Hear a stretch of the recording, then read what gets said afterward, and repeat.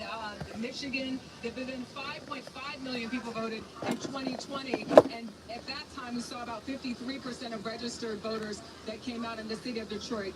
Wayne County's executive telling us within the last hour or so that he believes that numbers. Let's go, y'all. Tap that screen. They took me off the FYP. The number of registered voters that came out in Detroit from 51% in 2020 to about 50% in this election. But again, all of those numbers are not in just yet. Oakland County is another one. You got notified for YouTube? Kansas strong, baby. We in Kansas. 75% of registered voters came out and voted. And then Kent County, which is where I spent a couple of days about a month ago during that vice presidential debate and spoke to voters there. Kent County is interesting because this is a space that usually went to Republicans, but it became sort of a... When you're doing Northeast, man, I'm probably doing my traveling Tommy Tube at the beginning of the year. I'm not sure who's winning. I think Trump's winning right now. Right now, CBS is posting 62 electoral votes for Harris and 162 electoral votes for Trump. Knocking on doors here in the state of Michigan. Lindsay? Jerika Duncan in Detroit, thank you so much. Polls close in 3 more states at the top of the hour. Nevada, Montana. Let's go, baby. You're watching CBS News, America Decides. Superstar approaching. Each news place is gonna put their own predictions and stuff in.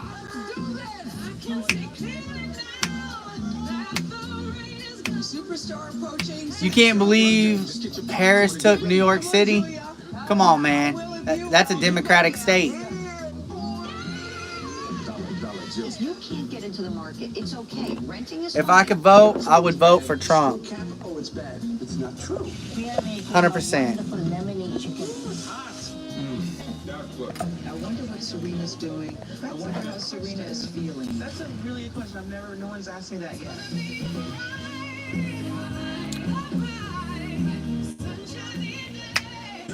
Uh-oh, we getting more people. Are we getting back on the FYP?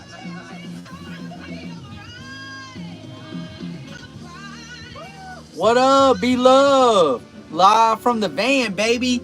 We're live from the van. Watching fake news. Welcome back to CBS News Election. That's what's up, man. Let's go, baby. 2024. Nah, I didn't vote. Some of the striking I voted I didn't vote. that have caught our eye. Take a look at Michigan. It shows a werewolf pulling apart its shirt while howling at the sky. The image was actually created by a 12-year-old from Grosse Pointe, Michigan. It was Welcome in, man. Welcome in. Sticker design. Nathan, what up, bro? Everybody loves their What up, brother? sticker. Yes, you saw them all, of course, on social media today. Welcome back to... Not much, man. I'm just hanging out in the van, watching our election. And in the race to 270, Donald Trump has 162. Kamala Harris, 62. We're going to check in with the battleground states. Here's a look at the blue wall states. CBS News projects them all as toss-ups. At this Michigan, hour, Pennsylvania, and Wisconsin are toss-ups. also toss-ups at this hour. Nevada, there's no tally there because Nevada does not close until 10 p.m. What'd you say, Carissa? News ain't fake news. The news nowadays, Carissa, in my opinion, from what I've seen, is all biased. It's all biased news, and they only tell us whatever they want us to believe. I want to go to Major Garrett now, who has new information from the CBS How do I say News. it? They only tell us what we want us to believe, what they want us to believe for their benefit. Something interesting is happening there. Something interesting is happening in Virginia. That's what I feel. Currently as Lean Harris, you can see 59%. And I believe that on all. They're all manipulative. They're all manipulated. It's a manipulation network. Is how much farther behind she is running than. That's how I feel about it. Joe Biden did in Virginia. It's a manipulation network. 54%. She's at 48.5%. I will show you where the outstanding vote is left to be gotten in Virginia. That's why we rate this as lean Democrat. But that's not as encouraging as you might think, and here's why. I'm going to show you 3 counties in northern Virginia. Loudoun County. Way too many gullible Leading people. income in all of the United States. That's where Kamala Harris is right now, 56.7. Everybody Look at Joe corrupt. Biden, running almost 4 points behind Joe Biden in Loudoun County. Same thing in Fairfax County. Let me go to Fairfax County. Oops. Not Fairfax, We're on the Fairfax FYP, County. baby. Running behind Fairfax We're County, dancing for downloads. William County. All of those Washington, D.C. suburbs, Kamala Harris is not performing as well. One of the emphasis of the Harris campaign to all of us leading into this election was how well they were going to do in suburban areas around large major metro areas. At least in Northern Virginia, that is not manifesting itself. As I said before, and this is key, we still rate this as lean Harris. Let's go, baby. I showed you where the outstanding vote is, show you what she needs, and what we project. A narrow victory in Virginia, not nearly as large as Joe Biden achieved in 2020. That's a story of itself. So, and just a reminder that Donald Trump was in Virginia last week, and I am hearing from one source close to the Trump campaign that Trump is actually performing better, 2 to 4 points in these rural counties in Virginia and North Carolina. Essentially, he's turning out his vote there, which blunts any advantage that Democrats have in the cities. And when you're not running up Ready for the next bingo bash? Biden did in the suburbs, Baby, I becomes more need it. popular. Hey, Because what you turnout is want? a decisive problem in Virginia. Baby, I It could be need part it. of the story as it plays out in North Carolina, and we'll have to see in Georgia as well.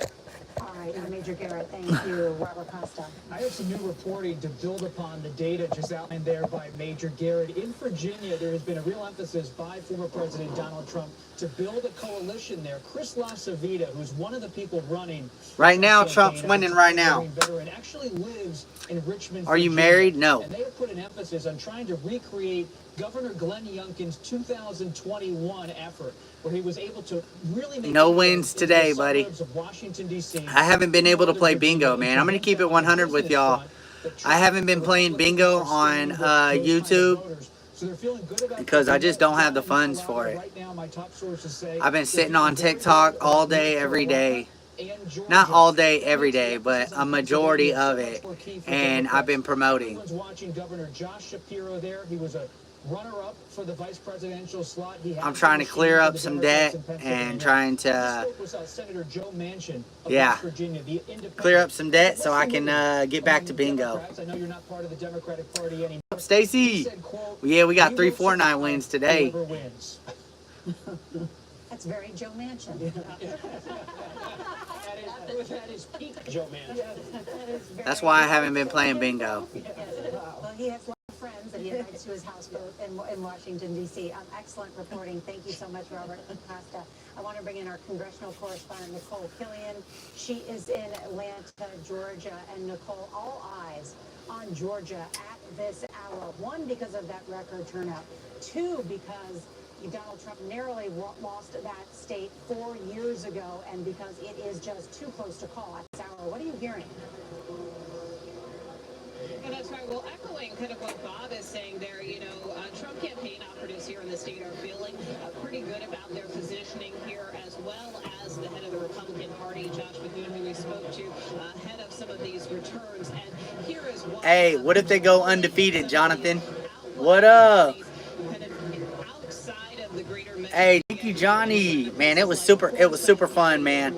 Super fun. Indiglo threw a good ass bingo bash for their Indiglo. What the points now? So right now they're showing right now CBS is showing 62 electoral votes for Harris, and they're showing 162 electoral votes for Trump. Is what CBS is showing right now. What up to here? Their focus has really been on these rural counties, really trying to drive the turnout there, targeting some of these low propensity voters in particular. So they do believe that strategy is working. Also, Trump campaign operative told me they're feeling pretty good about their performance with African American voters, particularly African American. Let's go! Although they don't have firm numbers there just yet. Now, voters here in this state, they are continuing to keep their fingers crossed because Thank you, Southern Mama. and note that there are still a lot of outstanding votes out there, particularly in Democratic strongholds right here around Metro Atlanta, places like Fulton, DeKalb, and Justin, thank you for the army. some more numbers and pick up some more steam. So they are continuing to watch and wait these returns as they come in. Nicole Kellyan with that great reporting from Georgia. Thank you. I want to bring in CBS News contributor Ed Gordon. He's at the Harris campaign headquarters at Howard University in Washington, D.C. Got to get ready for the power plant life early in the morning. And waiting to potentially hear from the vice So that means you're getting some sleep? You're going to go to sleep? You're going to wake up? It is a celebratory mood here in Washington, D.C. on Howard's campus. Every time the announcement Let's go, comes that the Thomas. state won by Kamala Harris, there are huge I don't know if I'll ever hit the FYP. We'll see.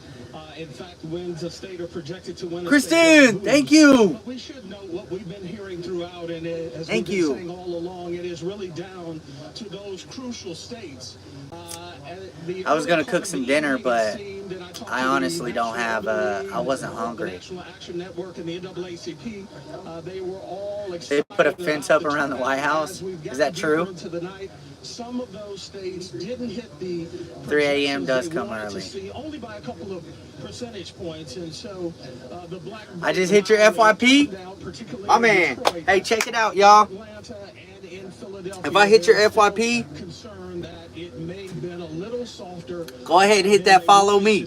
But it is, as you all have been saying, all evening long, so What's good? Listen, y'all, help a brother out today, man.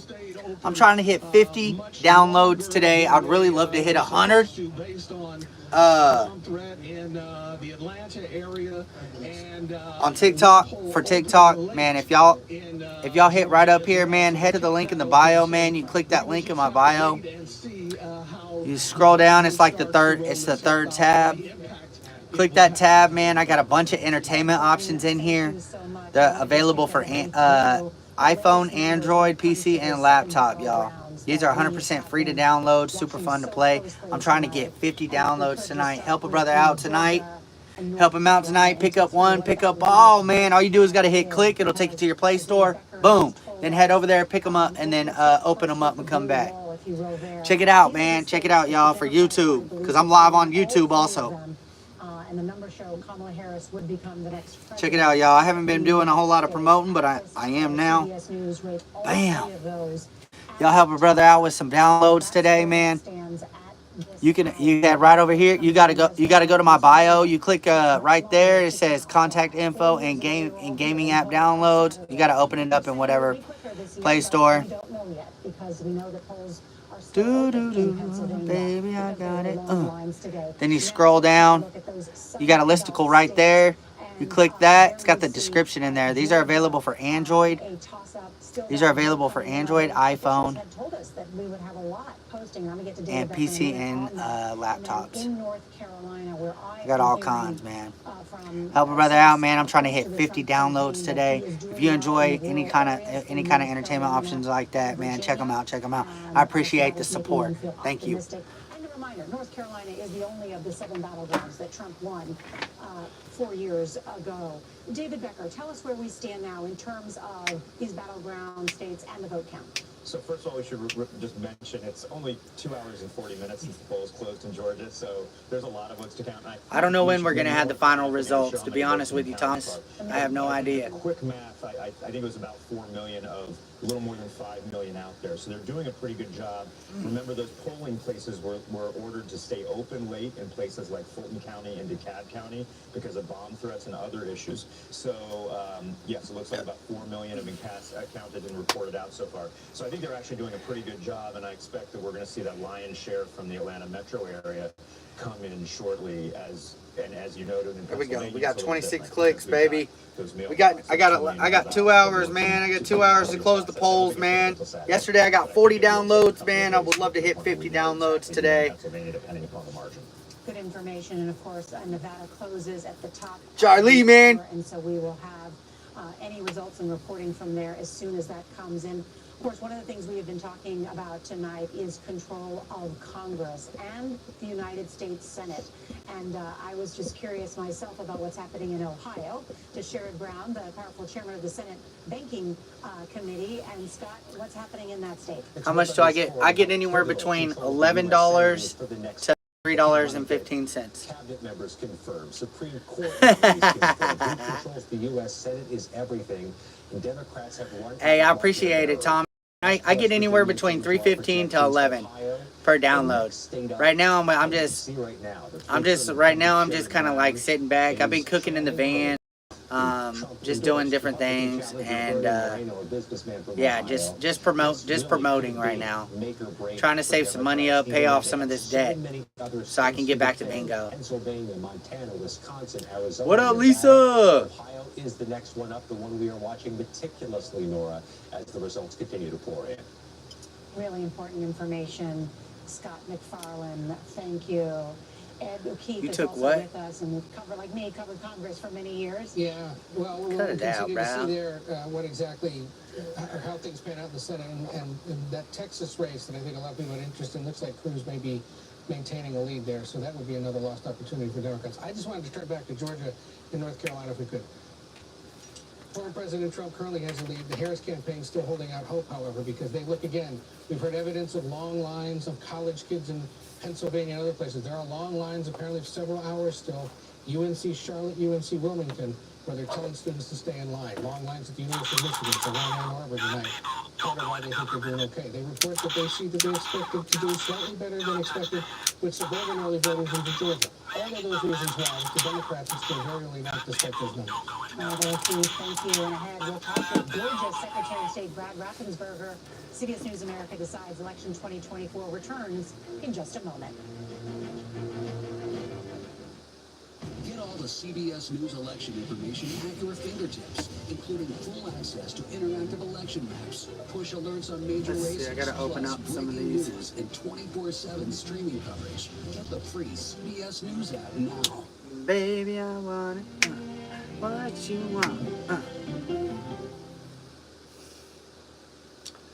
Sign in. Come on, bruh. That should hold it for now. What should we do? I know what to do. You do? I'm going to cashnetusa.com. I can apply in minutes, and if approved, we can have the money in our account as soon as the same business day. You're my hero. Saving the day is easy with CashNet USA. When you need money fast, be the hero. Go to cashnetusa.com to apply for the money you need now. For more than a decade, Farsiga has been trusted again and again and again. Alright, this is so I can watch chat, baby. So I can watch chat. Ask your doctor about Farsiga. I'm gonna give you who won Kansas? I don't know who won Kansas, Tahir. I'm not sure. Do you have? Probably just redacted on Spotify. Alright, it's saying you have 13 subscriptions, which is costing you around $270 a month. What? Oh, what is this? It shows you all your Make Super Chat more fun with goals. Budget, which I think you need. Coming for me, but okay. Don't worry about those 13 subscriptions you didn't know you had. You can cancel the ones you don't want right through the app, and it can even help you try and get a refund. When my hair started to thin, I thought, am I going to have any hair left? After I gave birth, my hair wasn't even thinning, it was gone. As I got older, I couldn't grow it past my shoulders. Nutrafol has different formulas for all the different changes so many women go through. Within 3 months, my hair is significantly fuller. It's longer, it's thicker. My friends noticed it. I felt like a completely different person. Try the #1 dermatologist recommended hair growth supplement brand at Nutrafol.com.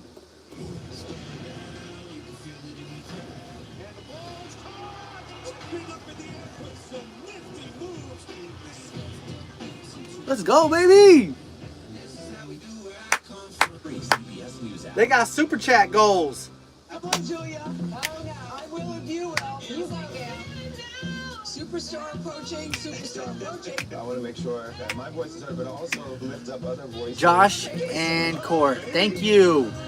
Don't forget to open. Most importantly, I just downloaded and started playing. Thank you, Ashley Nicole.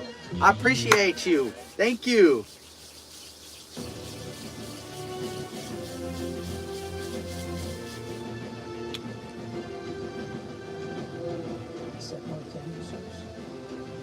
Welcome back to CS News coverage of Election Night 2024. You're looking live at vote counting in Fulton County, Georgia.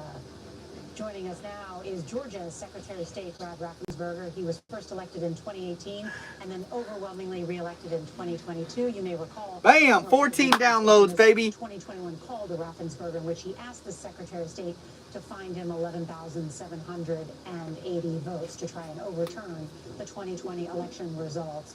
And Mr. Secretary, thank you so much for joining us. Will Georgia break a record? Good evening to you. Will Georgia break a record tonight? Well, we already did.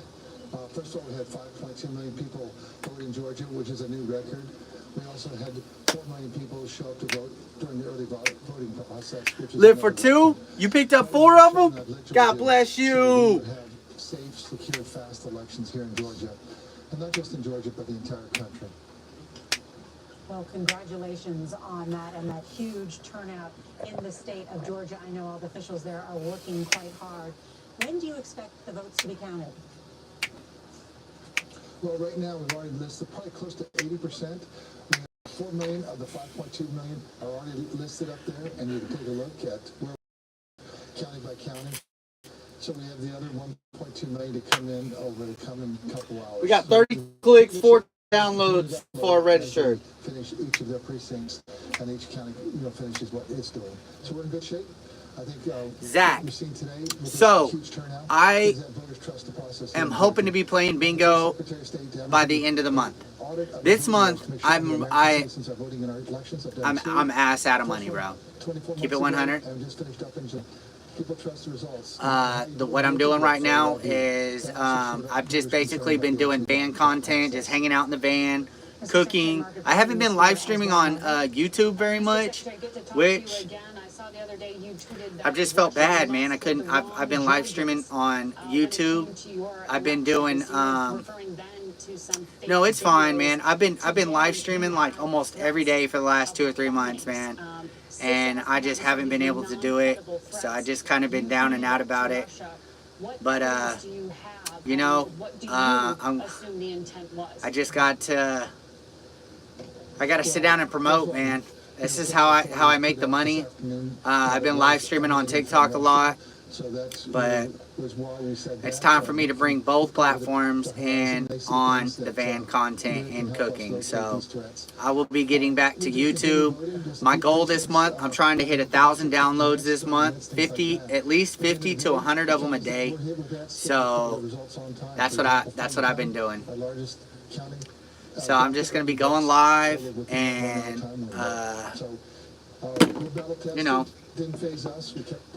and promoting. Look at them. There's a press in our live. 34, 36, y'all. Let's go. Welcome in, man.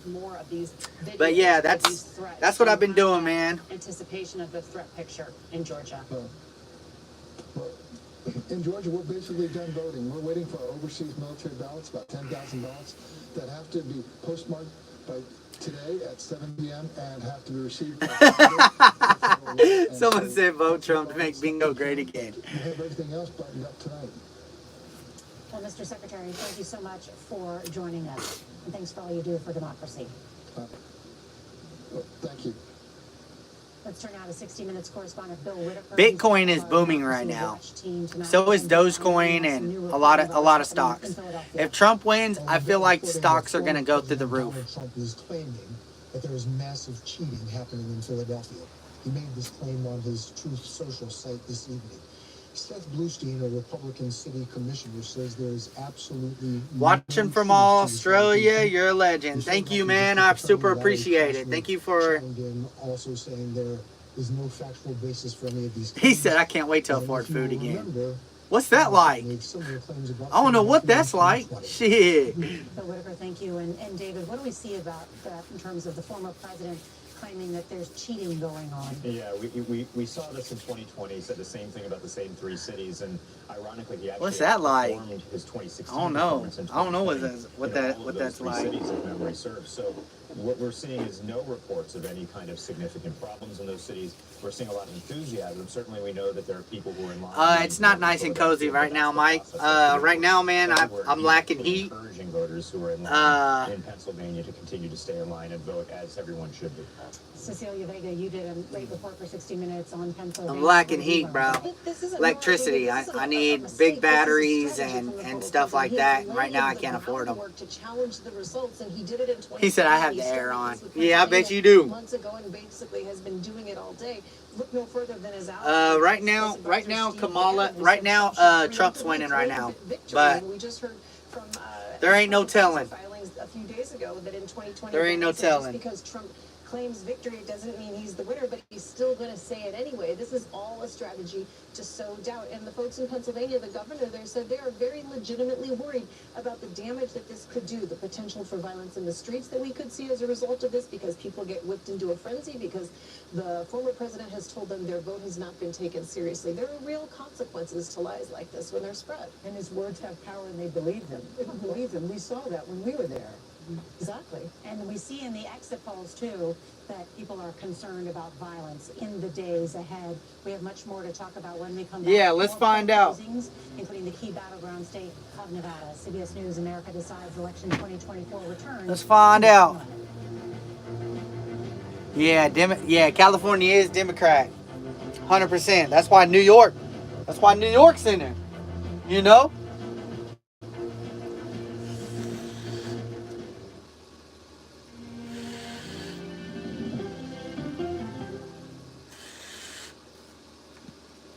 United Healthcare knows you've got your whole life ahead of you.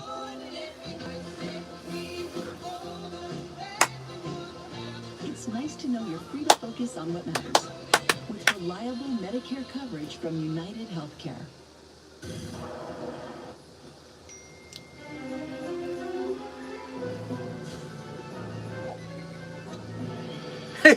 Hey, you know what, Thomas? If you got Bitcoin, man, that's crazy. Bitcoin is through the roof right now. There ain't no debate, man. When all the votes are in is when it ends.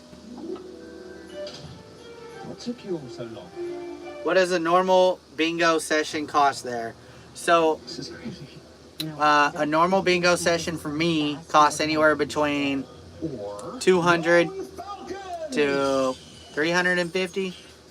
It just depends on where I'm playing and what I'm playing. Stacy, you got a Bitcoin? There's a better way to get a fast small business loan. On Deck. Nah, I didn't vote. That makes it easy to choose your loan, and if approved, get funds as soon as the same day. Your loan is on deck. We can stop this together. CBS Tuesday is FBI Night. The FBI's new season's now streaming on Paramount Plus. New CBS Tuesday. Asked and need to be answered. Like a John Grisham novel. A gripping true crime original. 48 hours. Now streaming on the free CBS News app. I'm on, Julia. Oh, no. I will if you will. You go, yeah. Superstar approaching, superstar approaching. I want to make sure that my voice is heard, but also lift up other voices. Hey, give me some love, baby. See you, 7 o'clock sharp.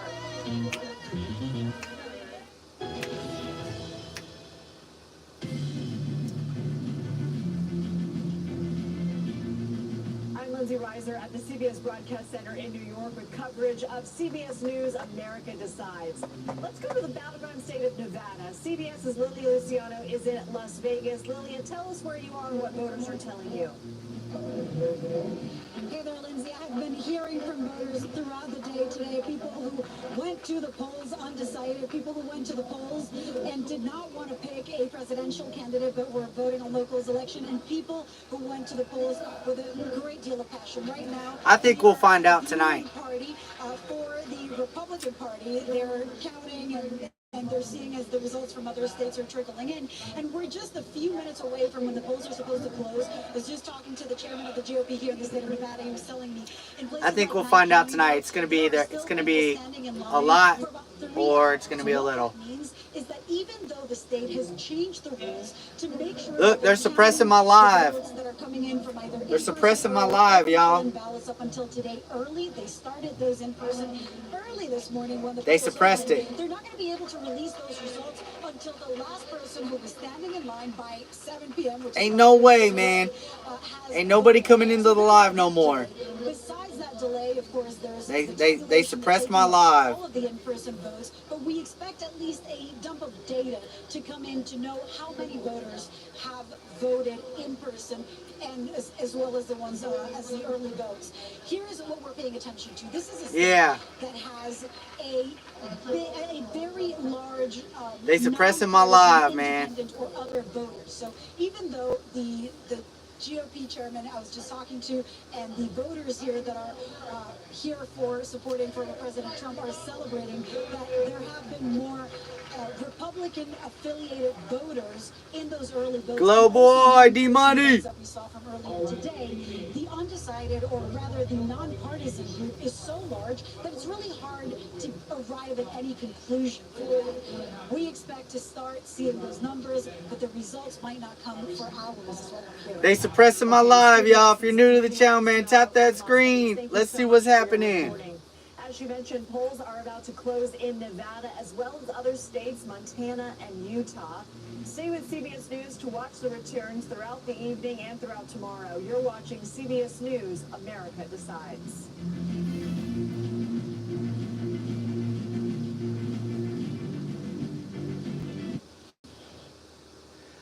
What you said? Nicholas says, I'm Swiss and I'm watching you, so they don't suppressing your live. Believe me.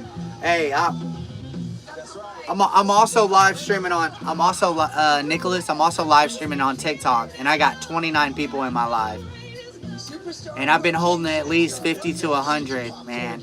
Come on, Julia. Oh, no, I will if you will. You go, gal. If you can't get into the market, it's okay. Renting is fine. Box, oh, it's bad. Screw cap, oh, it's bad. It's not true. We are making a wonderful lemony chicken. I wonder what Serena's doing. I wonder how Serena is feeling. That's a really good question. No one's asked me that yet. Where are you streaming? I'm streaming in my van.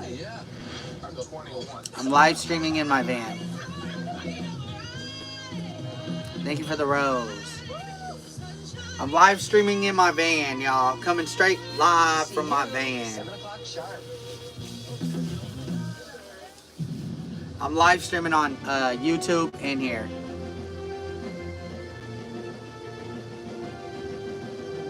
CBS News, America Decides. Election 2024. Here again, Norah O'Donnell. Welcome back to CBS News Election Night headquarters in New York. It is 10 p.m. in the east, 7 p.m. in the west, and polls just closed in 3 more states, including a key battleground. Here's where we stand. Trump needs 100 more electoral votes. Donald Trump has racked up Thank you, wins in D-Money. Florida, Texas, and other red states. And so you can see he has 172 electoral votes. Kamala Harris, 81. We're still watching these 7 battleground states. You can see them all here in purple. The polls just closed in Nevada, and CBS News rates it as a toss-up. What's the YouTube? If you click the link in my bio, I have my YouTube link in there. Battleground states that we've been watching closely. And so Thank you for the gifts, y'all. Thank you for the gifts. how America decides and who they 2020-24 D-Money. of the United States. But now, at this hour, all of the battleground states have closed. And Not 100 here. I can see 80 more. So that's just what CBS is projecting. New data from inside those states. Quickly, let's take a look at these new projections in Utah. You know they're not gonna give it to us straight. They're gonna hold us like puppets. They're gonna like hold it back. They're not gonna let us see it. In Montana. Montana. Montana has voted for a Republican. They want to keep you tied in, suspense. Presidential elections, key Senate race there that we also are going to be watching closely tonight.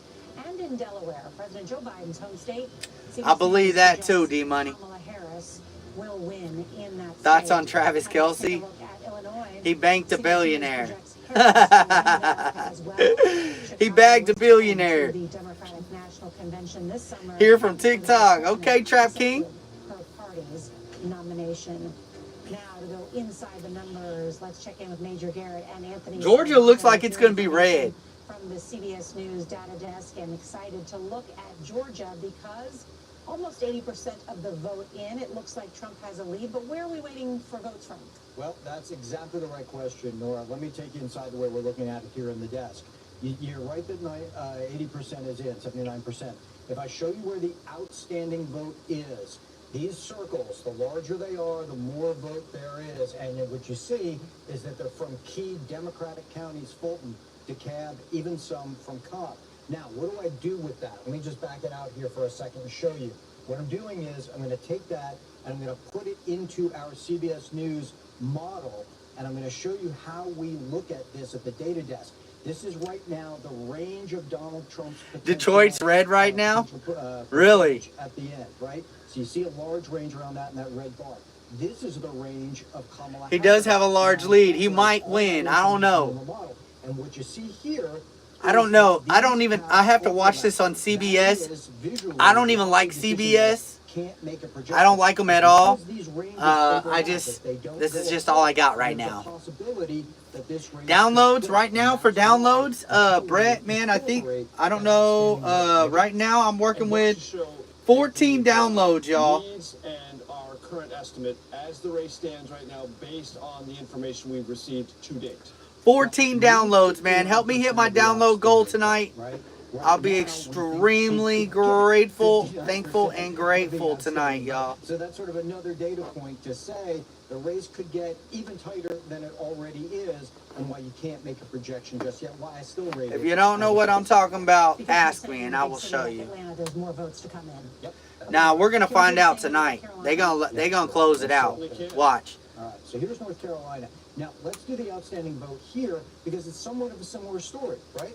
In and around Raleigh, you see the large blue circles, Wake County, okay? So you even see some here in Durham. So those are Democratic areas, and those, if they come in, and they come in for Harris, but I will add this, it's not just the percents, though. She's got to get the turnout there in order to catch Trump, because what you also see is around Charlotte here, see these large red circles? That's a lot of Republican vote that could still come in. 50,000 votes there. Major, go ahead. Look at Mecklenburg County. That's what's remaining there. That's one of the things that the Harris campaign has to look at and say, boy, they really need to run up the margins in Mecklenburg County because you almost have 500,000 votes outstanding. Wake County, 156,000. We can actually put numbers on this.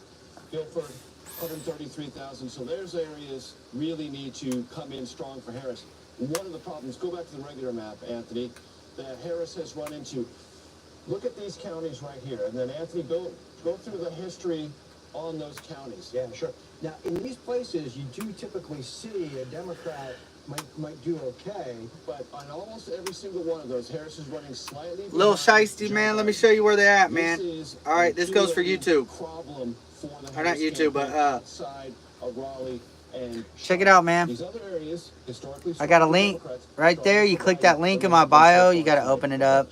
It says open. You scroll down. It's like the third tab. The listicles down there. It's got the description in it. Click that. These are available for Android, iPhone, PC, and laptop, man. 100%. All you do is got to click get. It'll take you to your Play Store. Super easy, super fast. Don't cost nothing. Nothing. I'm trying to get 50 downloads today. Help a brother out, man. But Anthony, well, what's going to happen here is we're going to tell a similar story and see if she gets turnout, especially in Detroit, it's Wayne County. You're going to hear a lot about that. Hey, he might have, Tahir. He might have. Joe Rogan did a big endorsement too in the last minute. I show you this though, just to give you the historical context here. Let me go back to Michigan for a second. So if I show you the 2020 presidential race in Michigan, and then I do that, tilting the state. Well, let me help you out here. You're giving me a virus. See these larger, higher bars here? That's where there are more votes, right? With more people in Detroit, for example. And and Democrats have to get large margins there. So in the case of Detroit, we're going to be watching, can Kamala Harris not just win by You don't see it?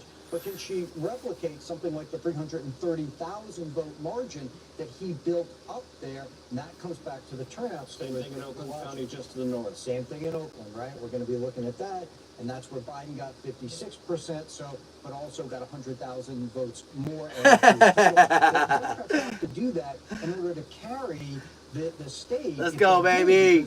The rural Republican counties add up and add up. In this case, for Donald Trump. Okay, great. Gentlemen, thank you very much. The exit polls have some really interesting information. I, of course, got a sneak peek of them because I get to sit next to John Dickerson. One of the many advantages of that. That's right. So tell us what you're seeing. Well, we're going to zip all the way to the other part of the country. We're going to look at Arizona and Nevada. But it's essentially the same story that Major and Anthony were telling, which is, when we look at this election, the Democrats have to turn out their voters, and Donald Trump has to turn out his voters. Well, Latinos They are suppressed key my to the live, Democratic, man. to the Welcome Democratic in, y'all. Welcome in. Let me know if you get notified. Let me know if you came in from the FYP. Well, she's up by 14 points, so you might think, well, she's doing pretty well. But if you compare that to what Joe Biden did in 2020 in the state of Arizona, he won them by 24 points. Yeah. So Kamala Harris is underperforming what Biden did in 2020. Also, just a sideline, an interesting story of the night, if these exit polls are solid, there seems to be a much larger Latino vote in Arizona. The share is much larger than it was in 2020. That's something in the future to look at. But now let's look. That's just the future of Arizona in general.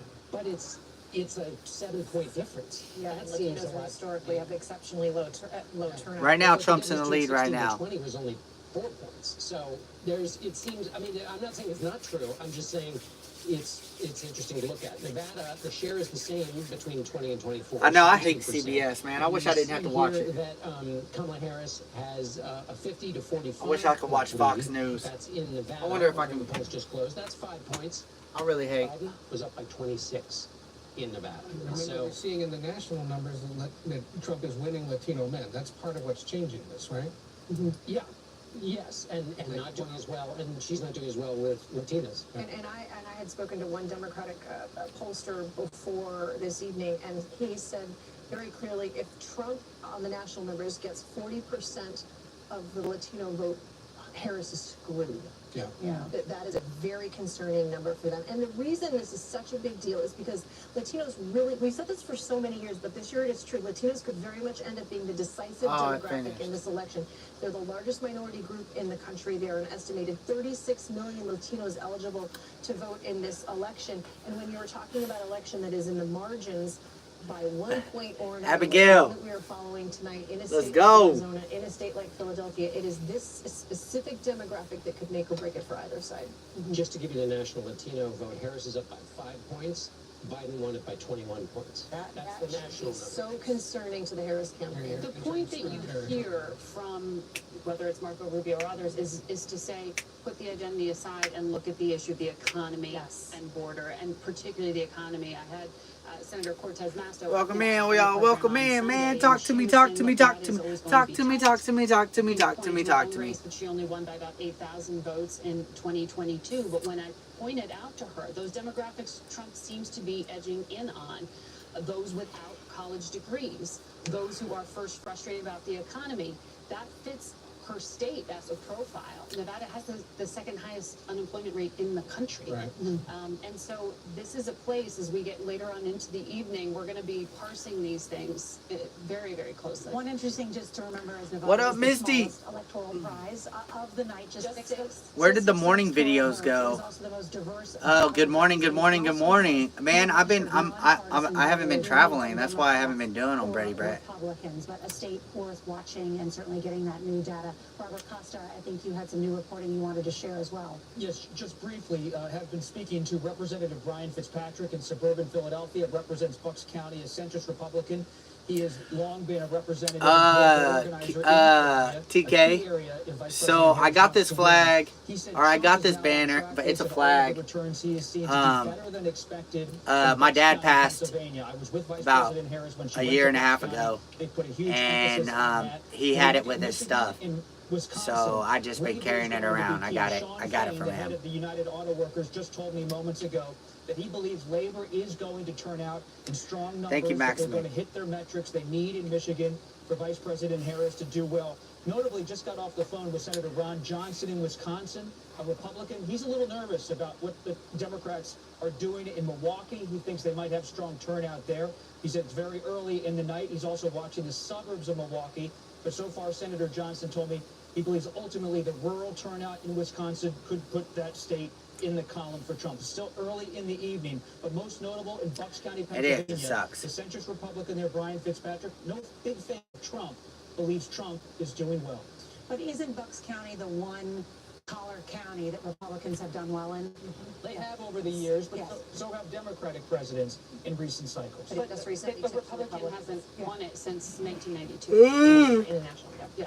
Let's check in now with Chief White House Correspondent Nancy Cortez with Vice President Harris at Howard University in Washington, D.C. Nancy. Check in with Trump, man. Nora, it's funny that Robert Costa just heard from Senator Ron Johnson saying he's a little nervous about Wisconsin. I just heard from a top Democratic operative who says he's worried about Wisconsin too. And so I think the bottom line is that everyone is pretty nervous right about now. They're certainly nervous in this crowd here at Howard University. Unlike all the Kamala Harris rallies we've been to in the past few weeks, it's totally silent here. People are watching the That's screens. right. They're checking their phones. They're having hushed conversations. They're waiting for some good news, and they haven't seen any in a while. And the Harris campaign knows that. It knows that Democratic supporters across the country are getting worried. And so they are trying to reassure them that they are seeing some bright spots. And I'll just walk you through what they say those bright spots are. This is coming from Ian Sams, the senior campaign spokesperson. He says they are tracking slightly that's awesome. expected support levels among suburban early voters in Georgia. No, that's not all suburban voters, just early voters, but they're feeling good about that. Still waiting to get more information about same-day voters, I guess. He says in some larger suburban counties, and maybe we can hear more from Major and Anthony about this, they are currently outperforming Biden's winning 2020 margin. They're talking about Douglas County outside Atlanta, where she's running 5 points ahead. They're freaking out. Yep. Biden from 2020, and They're looking for some good news. of what Biden did back in 2020. So they are feeling good about that.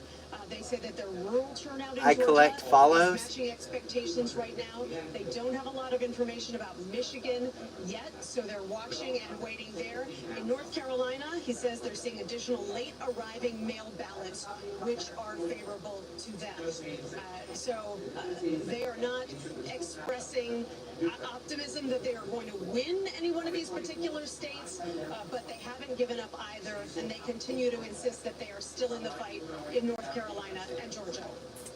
Nancy Cortez, thank you, and stand by because soon we're going to go to John Dickerson, who has some information about Michigan and Wisconsin. But first, I want to check in with CBS Mornings co-host Tony DeCopel, who's at Trump headquarters in Florida. Good evening, Tony. Hey, good evening again. You know, as we get a little bit deeper in the night, a little bit closer to some of these key calls in this race, projections that could swing things one way or the other, I want to give you a little bit more context on the conversation around political violence from the perspective of people in this room. They are ready for anything in terms of results in this room, and that's because Donald Trump in recent days, up to and including today, has said just about everything about this race. On the one hand, today he said he would accept the results if they are fair, but then on the other hand, in radio interviews just tonight, he has referenced unsubstantiated rumors of alleged fraud in Detroit and Philadelphia, things that a senior federal official has told us are flatly untrue. But what you end up happening is the population of people are in this room and in many rooms like them all over the country who think they won in 2020, think they're winning again here in 2024, and think the only way they can lose is if there is cheating. And so you can understand why. That's how I feel. Really That's what I believe. CBS poll out today. 7 in 10 I believe it. are concerned about violence. I hate CBS. In the days ahead. Hate them. Welcome in, y'all. Welcome in. Tends to be Republicans, they imagine, protesting, demonstrating, rioting because their candidate has been somehow quote-unquote cheated. But when you talk to people here, they say, yeah, we are also concerned about violence. Violence by Democrats. And their imagination is going to happen tonight and in the days ahead. That's what's going to happen. In blue cities, Nora. And all you have to do is look at our nation's capital, which is boarded up and fenced up in anticipation. The nation capital is boarded up. I wish I could watch Fox, man. I freaking hate it. I hate CBS, man. I wonder if I can watch Fox.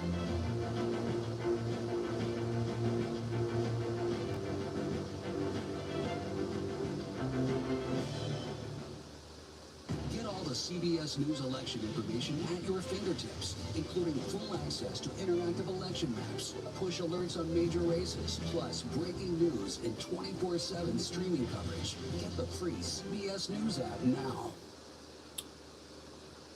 I hate him.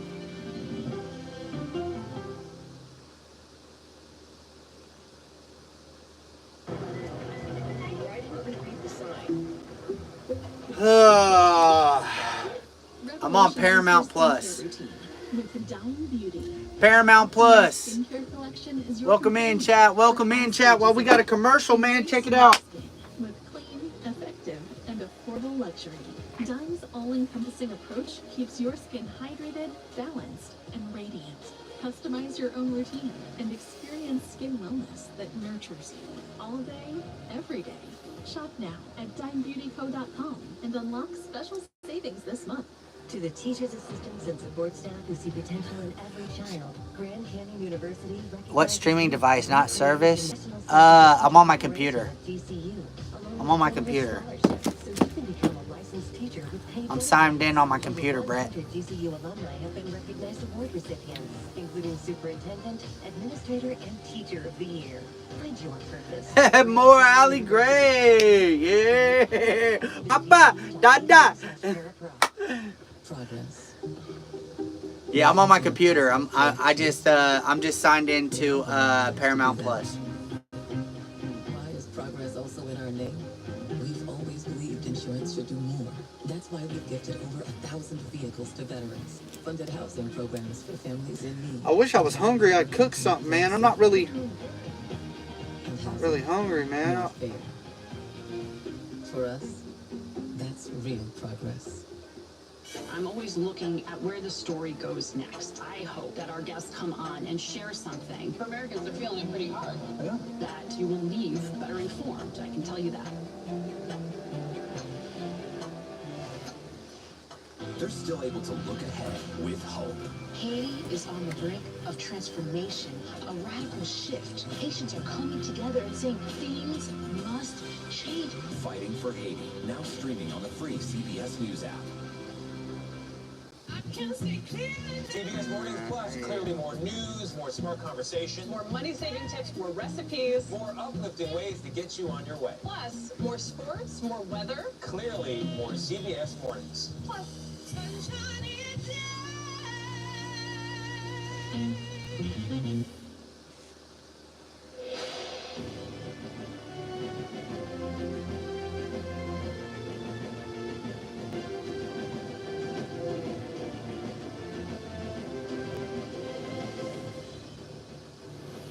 Welcome back to CBS News coverage of Election Night 2024. Just in from the CBS News data desk, CBS News projects Donald Trump will win the state of Ohio, the home of his running mate, Senator J.D. Vance. And in the state of Mississippi, CBS News projects Donald Trump wins there as well in Mississippi. Also, CBS News projects Kamala Harris will pick up Colorado's 10 electoral votes. And in the hunt for 270 electoral votes, Donald Trump has 195. Kamala Harris has 91. The former president racking up a number of big electoral wins with Texas and Florida early in the night. But as you can see, a number of states have still not been called. And in those key 7 battleground states, each of those. About them Chiefs, and I got Trump. But we will dive into the details. Trump 2024. States could break. CBS News correspondent Janet Shamlian is in Milwaukee, Wisconsin for us tonight. And Janet, what are you hearing? Laura, good evening to you. The polls are closed here, but the count is going to take longer than expected, and that is because of what happened in this room a couple of hours ago. And that is when authorities here started a recount of some 31,000 absentee ballots after it was discovered that the 18 tabulation machines in this room didn't have the doors completely sealed. They say the machines were not compromised, ballots were not compromised. This is for transparency's sake and out of abundance of caution. But what was going to be a count going until 1 or 2 in the morning, authorities now say will be several hours longer than that. Nora? That's important information, Janet Shanley. Thank you for bringing that to us. Now, KC all the way, every day, all day, every day.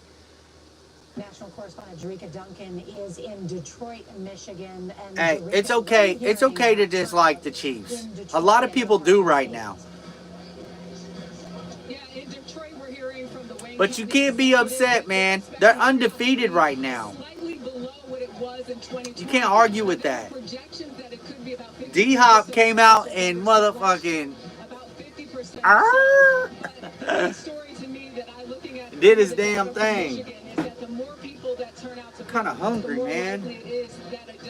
I wasn't hungry, but now I'm kind of hungry. A lot of votes have not been tabulated just yet. The UAW president took the stage not too long ago, encouraging people, trying to create that celebratory mood, telling me earlier today that they Do I like bingo? I love bingo.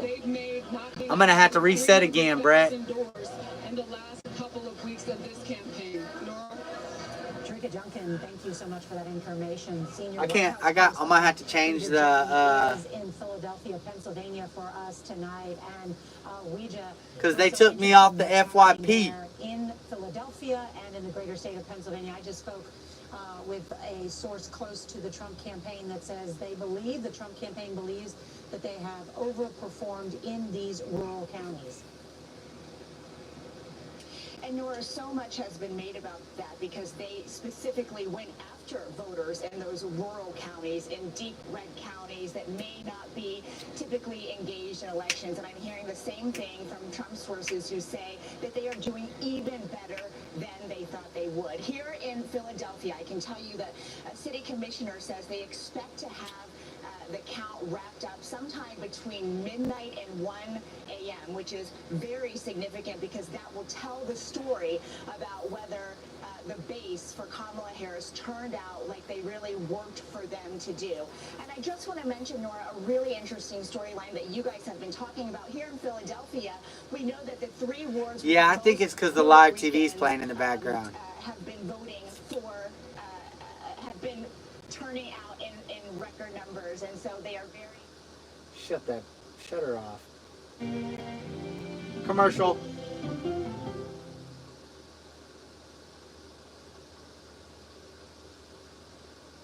Oh, not now. Yeah, dude, that doesn't look good. Ugh. I know what to do. What's that? You go to cashnetusa.com. I can apply in minutes, and if approved, I can have my money as soon as the same business day. Oh, nice save. Saving the day is easy. The CashNet USA. When you need money fast, be the hero. Go to cashnetusa.com to apply for the money you need now. With Chime, I can get paid when I want. Why do we accept waiting 2 weeks for payday? I work hard every day, but I don't get paid every day. Because of Hey, I'm going to try live streaming on YouTube in vertical mode. So on YouTube, I'm going to come back. There's no interest, Wait, no, I can't. no mandatory I already tried it. I love being in control. I know, I'm of my kind of money, hungry, and for the man. First time, I can control my payday, and you can too. I'm going to be honest. I wasn't hungry like 30 minutes ago, but now I am. Chime.com and get paid when you say. Choosing between my hair and sex drive? Not anymore. Support visibly thicker, fuller hair with 100% drug-free hair growth supplements.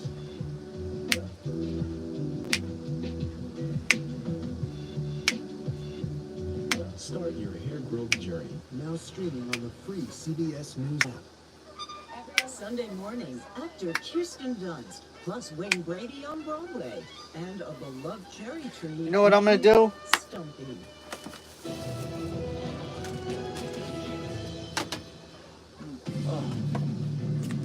gonna do a little peanut butter and honey on a tortilla. Riser at the CBS Broadcast Center in New York with coverage of CBS News America Decides. I wonder. Coast to coast in big cities and small towns, millions of Americans cast their ballots for the nation's highest office. Oh, Bomb threats that shit ain't no good. Polling, including at several locations in Georgia. CBS's Nicole Skanga joins us with more. Oh, I gotta get rid of that. The origin of those bomb threats. Oh, that ain't no good. Peanut butter and honey. Polling places in about half a dozen states. Baby, I got it. And targeted by these bomb threats, as you mentioned, Georgia there. Among the handful of states, all pretty much battleground states here, Arizona, Michigan, Wisconsin, Pennsylvania, of course, in those cases where there were any delays, there were voting hours that were extended, and these are isolated cases in Pennsylvania, in Georgia, as well as in Arizona. Now, as to what we know about where these bomb threats are coming from, secretaries of state in Georgia and in Arizona have alluded to the fact that there seems to be some sort of link to Russia or Russian bad actors. Here's what we know. There is an important caveat on that. The FBI has only said that some of the threats came from Russian email domains. That means that the actors behind them aren't necessarily from Russia. You or I could sign up for a Russian email domain, and cybersecurity officials and law enforcement officials I've been speaking to. I think my peanut butter and jelly is bad.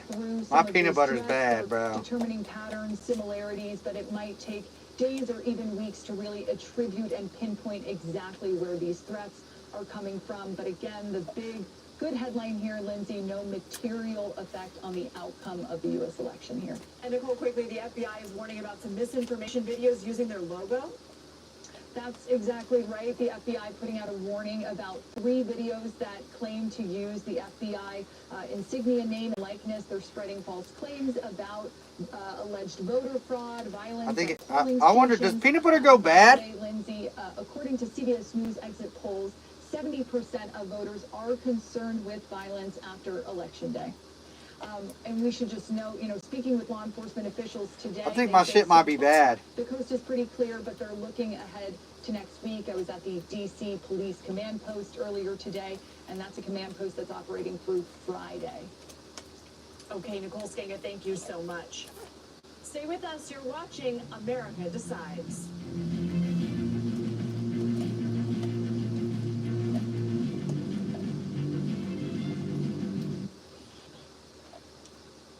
Get answers in a tweet on Face the Nation. We try to separate the noise from the news. You need to be able to have an actual conversation.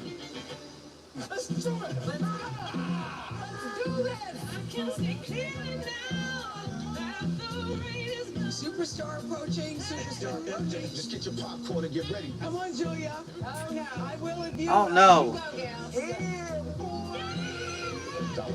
If you can't get into the market, it's okay. Renting is fine. Box, oh, it's bad. Screw cap, oh, it's bad. It's not true. We are making a wonderful lemony chicken. I wonder what Serena's doing. I wonder how Serena is feeling. That's a really good question. No one's asked me that yet.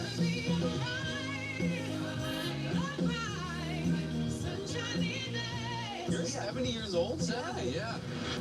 I'm doing bad, bro.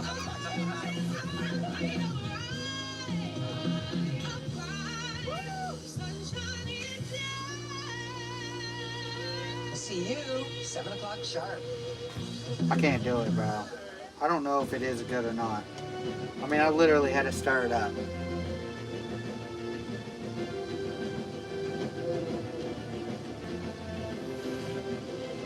Welcome back to CBS News election headquarters here in New York. It is 10:30 p.m. in the east, 7:30 in the west, and we have a I don't know. It doesn't smell ranch. in a closely watched Senate race in I mean, it Maryland. smells like peanut butter, but I mean, I only had a little bit in here anyways. Has won in that state over the former governor.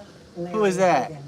All night we have been Obeachy. focused on those No, we ain't battling no Obeachy nothing. here in purple. We have If it's yet natural to peanut call butter, it does have project oil. You have to any stir. of these 7 It's states. fine. They are all toss-ups. It doesn't smell bad, but Let's take a look at the peach state of Georgia. I mean, we could try it. This hour. We You could can try see it. 86% of the It looks a vote, little and we're chunky. gonna dive into the What do y'all numbers think? about what's still left to count. I mean, Let's I only go had, to now I stirred it up. North Carolina.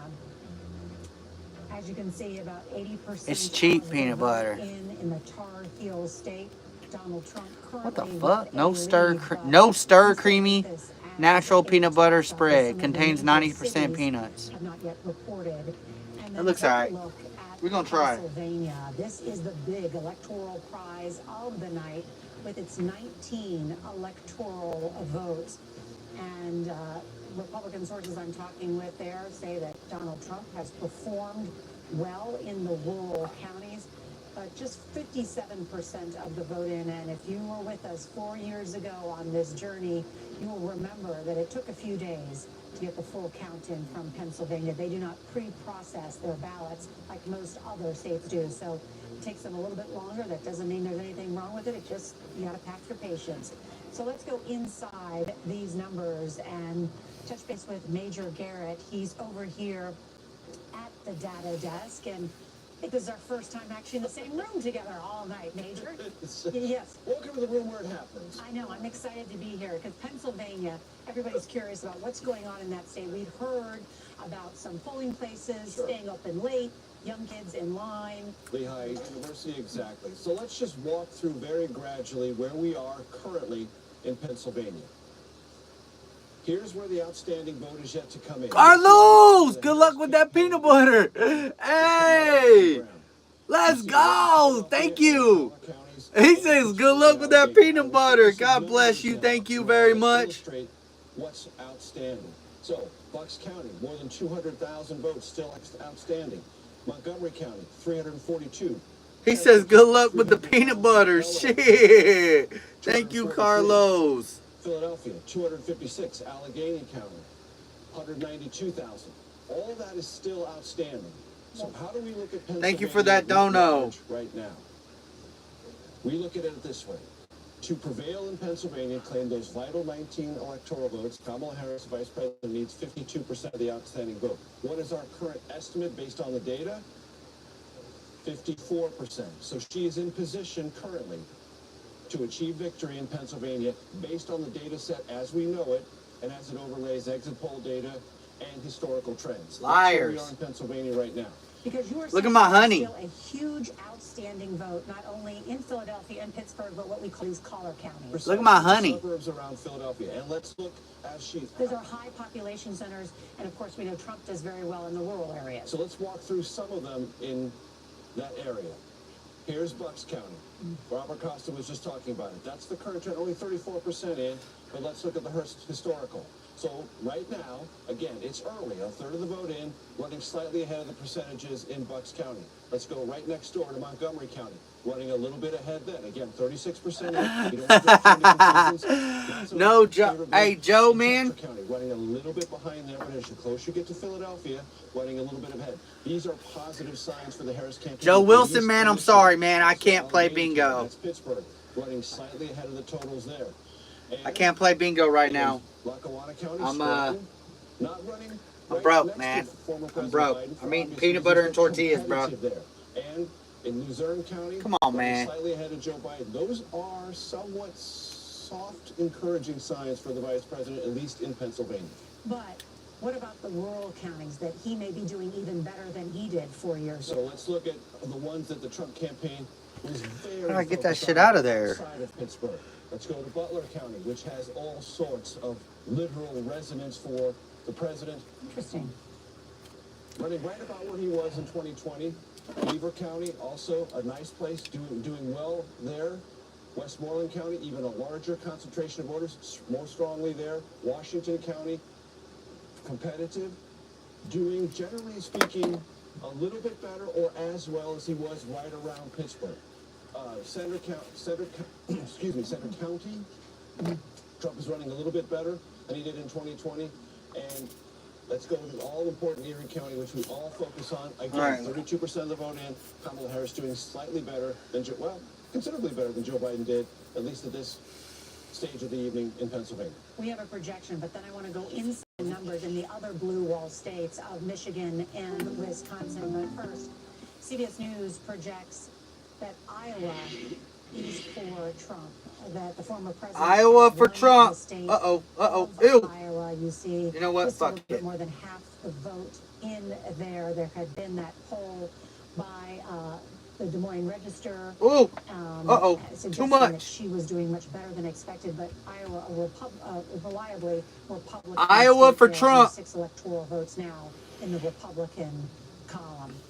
John Dickerson. Iowa for Trump. What's the poll showing us? Breaking news. There's different splits with the electorate. We've also talked about how there are shifts going on. Donald Trump is getting more of the African American vote than you might have expected, or you would have expected a Republican to get in the past. We've talked about Latino voters. Another key way to think about the electorate is between college and non-college voters. Particularly, let's look at white college voters. That's to say, voters with a college degree. So let's look at white voters with a college degree. Kamala Harris, 54 to 44. So that's a 10-point margin. The reason this is important is this is a key part of the new emerging Democratic base. I don't know how to, Lisa, I don't know how to get on Fox. 7 points better than I don't have Fox. I'm watching Paramount Plus. Somebody let me use their Paramount Plus. So I'm on Paramount Plus, and I don't know how to get Fox on anything. I don't know what. I hate CBS. Hate them. Degree, so that's a 32-point difference, but that's a little bit less than he did in 2020 when he beat Joe Biden with that same group by 35 points. So this is we see this could be good. This could be bad. Overperforming with white college voters. Donald Trump doing essentially as he did in 2024, although a little bit worse. Why, of course, this matters is in the key battleground states. White non-college voters are a big part of Wisconsin and Michigan. In those states, the picture is a little bit more mixed. Now, I'm not going to have exit poll slides for you or graphics, but just to give you a sense of the picture. In Pennsylvania, the picture we just described, where Kamala Harris is doing well with white college voters, she's doing 19 points better than Donald Trump in Pennsylvania. Biden beat him only by 9. Trump is beating her by 29 points with voters without a college degree who are white, beating her by 29 points, but he beat Biden by 32. So the Pennsylvania story matches that national story. But in Wisconsin, and I'll just wind it down here, Wisconsin and Michigan, it's much tighter. White college vote for Harris is about what it was for Biden. White non-college, Trump is doing a little bit better in Wisconsin than he did in 2020. In Michigan, Harris is doing a little bit better among white college voters, but in white non-college, Trump is up by 3. So in those two key states, the picture's a little bit more mixed than at the national level. Nora, back to you wherever you may be. I know, John. I decided to stay over here with Major Karen. Sure. Well, who can blame you? No offense to any of you, but of course, I'm geeking out over here at the board, and I wanted to know. What did you just say? Michigan and Wisconsin, because we haven't yet got to dive. What into did you those just numbers. say? So, Major, take it away. So, again, Michigan, 23% of the She vote. said she's geeking out. We have a current lead for the vice president. Where's the outstanding vote? Well, okay. As we mentioned earlier, as Anthony went through this, Wayne County, Washington, that's Ann Arbor, Oakland. Very large What up, concentration of Azul? outstanding vote there. What is the overall needs for President Trump to prevail in Michigan? What is our current projection? She says she's geeking out. 46%. Again, these are projections based on the vote that's come in so far, our estimation of what the overall turnout will be, and overlaying that with exit poll data. So that's what we can basically say about Michigan at this hour. Okay, Wisconsin. Let's go there now. I'm eating a peanut butter 52% and honey of the vote. tortilla. Where is that vote? Trump won Kansas. Come in. Where is it concentrated? Whoop, whoop. And Madison. Whoop, whoop. Those are good, strong areas for the vice president. What is the general orientation? Vice President Harris, according to our estimates, needs 50% of the outstanding vote. We saw just a moment ago where it's concentrated. Madison and Milwaukee and the surrounding suburbs. According to our estimates, I'm going to have another one. That was kind of good. It's been a minute. That could be problematic in Wisconsin for some of the reasons that John mentioned on some of the exit poll data in that state. showing the difference of the coalitions and the assemblage therein. So she may be in trouble in Wisconsin. She may be in trouble in Wisconsin. She's gonna be in trouble in Wisconsin. I know it fucking hurts your heart to fucking say it. Door County, I know it hurts your fucking heart. Door. Interesting. 76% in. But sometimes Door County has, well, I think. I know it hurts their heart. Potential. Door County has a near perfect record, and she is running slightly behind Joe Biden. Trump is currently in the lead there. We have it a light shade of red, leaning Trump. Yeah. Really interesting. All right. Thank you, Major, for indulging me. Now to Maurice Dubois at our Path to Victory table. And Maurice, I know we're all looking about the importance of Pennsylvania.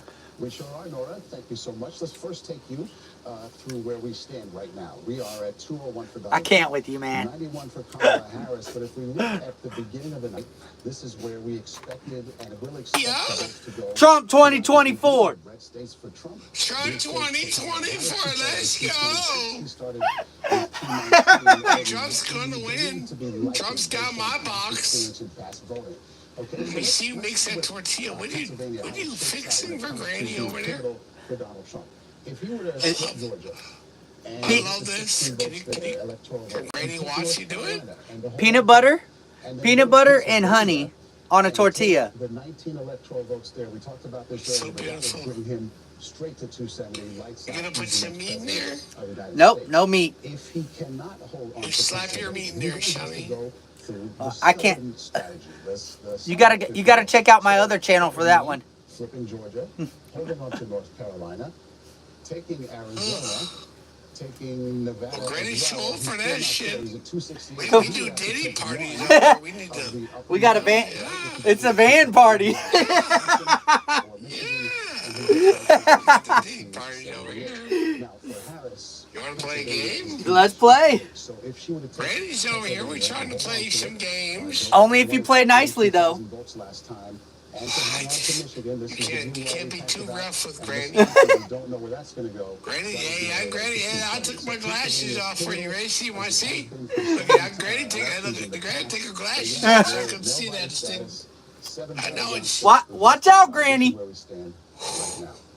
Let me see that. Let me see that. Put Junga Junk. So beautiful. So beautiful. It's got a beautiful little badunka-dunk. Get out. Play with it. Oh, Granny would just love to play with it. Granny can't see shit, just so you know. Gotta put her glasses. Granny ain't gotta see nothing. Granny can't see nothing. Just take them teeth out. Granny SP. This is Granny SP money stealer over here. We can't see shit. You make a mean tortilla over there. News and 24/7 streaming coverage. Get the free CBS News app now. So beautiful. You like the way I spread it? You like the way I? Can you? You like? Thank you, Megatron. Thank you. I love you. You like the way I spread it? Let me show it. Do you have a dog? Do you know what dogs do with peanut butter? Yeah, that's why we got it. Freaks. You need a good dog. You need a good dog. Oh yeah. They do nasty things with peanut butter. You'll never be lonely again, young man. Let's go, y'all. Speed challenge. Hey, we're gonna have 2 times the gifting points. Now, for the next 60 seconds, everything counts as 2. Calm down. You see what grandma does to a small boy? 2020, 40, 2024. Never. You voted for Kamala. Nah. I'm going to remember that the rest of my life. Let's go, baby. Granny's getting nasty with it over here. Granny's getting nasty with it. Net credit is here to say yes. You better do something special with them tortillas. Even when other lenders won't. Tomorrow you're good, thank you. I appreciate you so much, for real. Megatron, thank you. Business day or soon. You're fucking well. Sassy with a donut. Megatron with the hand, or thank you. Tammy. Let's go, y'all. Double up, double up, double up. You ain't doubling up nothing. You should double up that bank on Granny when you got that Granny. Ooh. Megatron! try with a meerkat, sure. Granny's coming for you. Granny's coming for you. Oh my God, we're coming for you again.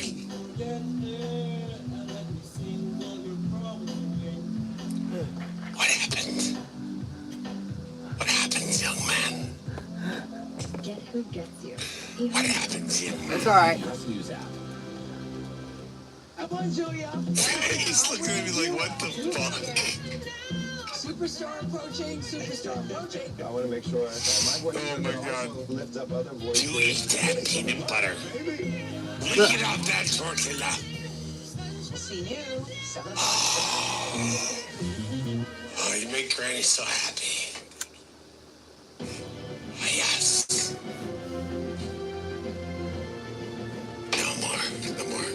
No more for Granny. Oh, shit!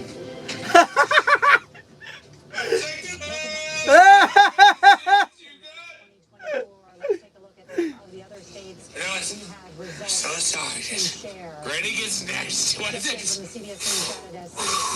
Woo! Granny's a little nasty sometimes. Look, Granny. Granny gets a little nasty sometimes.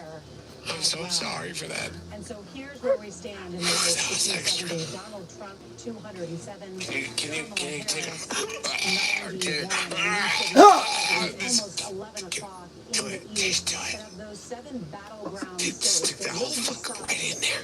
who wins the Do it like Granny would. are still a toss-up at this hour. That is how close this contest is tonight. But we are getting some clues as more and more of the vote tally comes in. I had to take a moment to Granny self. Benson, she was elected Secretary of State Take a moment. oversaw the Michigan 2020 and 2022 general elections. Put that whole fucking thing right in there. He's putting it right in there. Ah, stick the whole thing. Thanks for having me. Stick it all. Do it for Granny. Tonight, I know Michigan No, Granny. was on track to break records. Where do you stand tonight? We're still on track. We're waiting to see. Oh my God. Really, Freak. efficiently tabulate the absentee Granny gets a little freaky sometimes, yeah. So we're on track to Hey, it's okay. It's okay. in the next few hours. It happens. Megatron. You're being sassy. Yes, thank you. Kelly, Tammy, Brandy. Bad legs, bro. I appreciate you. Don't. You ain't gotta do that, bad legs. Thank you, everybody. Thank you, Brett. We're just Grind Motivation. Amber. We're just playing a national little grandma here, trying Thank to you. check our little boys.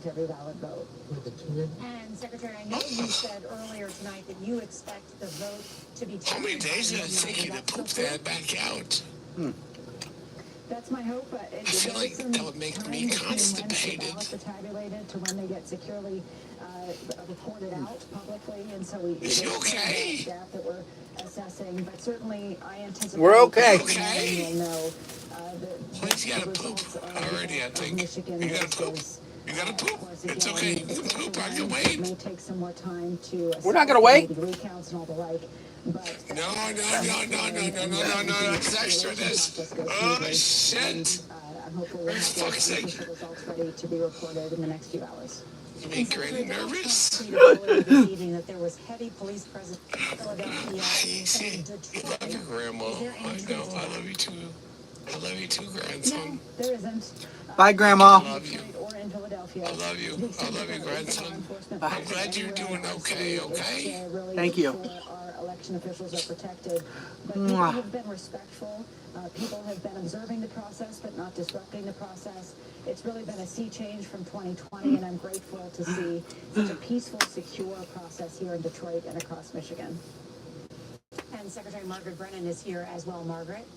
Good to talk to you again, Madam Secretary. There were a number of incidents today with bomb threats in your state. What can you tell us about what the impact was, practically speaking, on just administering this election? Yeah, we know there were 4 bomb threats made. Our office building in Lansing. All all of those were investigated and debunked and essentially treated like squatting attempts.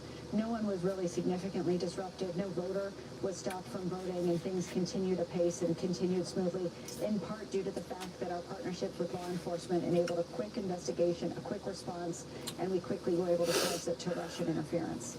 Woo! Secretary of State Jocelyn Benson, Blaze! thank you so much for your time tonight. Good luck with the count. Thanks, and thanks for having me. Absolutely. We want to head back to Major Garrett and Anthony Salvanta at the CBS News data desk with some new insight into the Pennsylvania turnout. Good evening, gentlemen. He said, eat it for grandma. Eat it for granny. Granny wants me to eat it.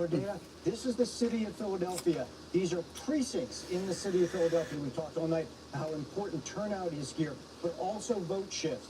We're looking at some analysis that my colleagues Corey and Kabir have been running on those precincts, and I can tell you that we're seeing a vote shift at about -2 overall from Democrats 2020 to now. And you can see it coming in live, populating here. But the really key thing here, Nora, is in neighborhoods that are Latino, Hispanic neighborhoods, including up in here in the northern part in Fair Hill, as we get up here and away from the center city, perhaps a 6 to 8 point swing from 2020 away from the Democrats. I know a lot of folks talked about that might go the other way after maybe Donald Trump's comments or other comments that they'd heard, but no, in fact, that is going back towards Donald Trump right now. So all in all, the other thing that's really important here is it looks like turnout is also tracking to be a little lower. So between that little bit of a vote shift, between the Hispanic vote shift that we're seeing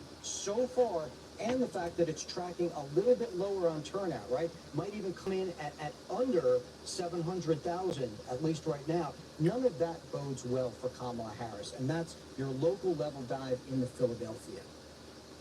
All right, Anthony Salvanto and Major Garrett, thank you. Were you going to say something? I was going to say, viewers may hear what Anthony just said and think that that sounds counterintuitive, right? Given the rhetoric that we have heard from Donald Trump over this campaign and his 4 years in office, the campaign leading up to it.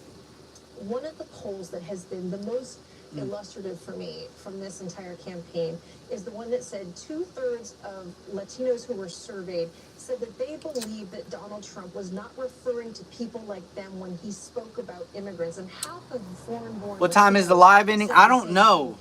Broadly speaking, Latinos are still overwhelmingly Democrat, but Donald Trump has very successfully started to get into this population. Many Latinos seem to be finding a sense of belonging. I don't know when the live's ending, man. Because he is talking to them the same way he talks to white voters. We're going to keep track of this election. That's their message from him. All right, when we return, poll closings in 4 western states, including California and its 54 electoral votes. CBS News America decides election 2024. We'll be right back.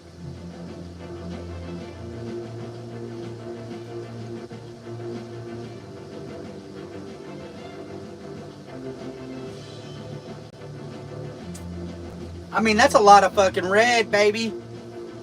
Red Kingdom. Oh my God, bro.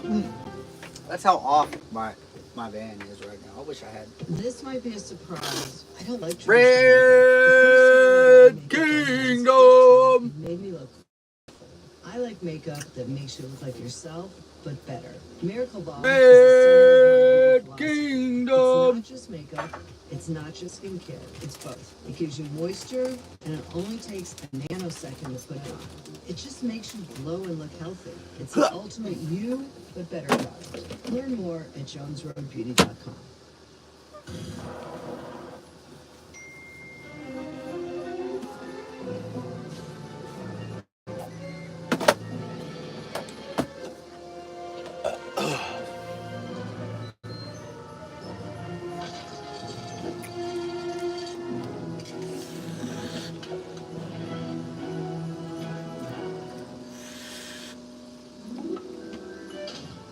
What took you all so long? Your hair is personal, and so is hair loss. Through Hims, you can get access to proven ingredients and simple-to-use formulas for all types of hair loss. Your prescription and any follow-ups or questions are handled by licensed medical providers, 100% online. So whether you want to shave, pop, spray, or drop your weight or regrowth, Hims can help you find the hair loss treatment that works for you. I think Trump's gonna win, Blaze. Regrowth in 3 to 6 months? Am I using McDonald's Wi-Fi? Why? Do I got bad Wi-Fi right now? CBS News app. Come on, Julia. Oh, no. I will if you will. You go, Gail. Superstar approaching, superstar approaching. I want to make sure that my voice is heard, but also lift up other voices. Hey, give me some love, baby. It's blurry? Oh, it is blurry. 7 o'clock sharp. What's that?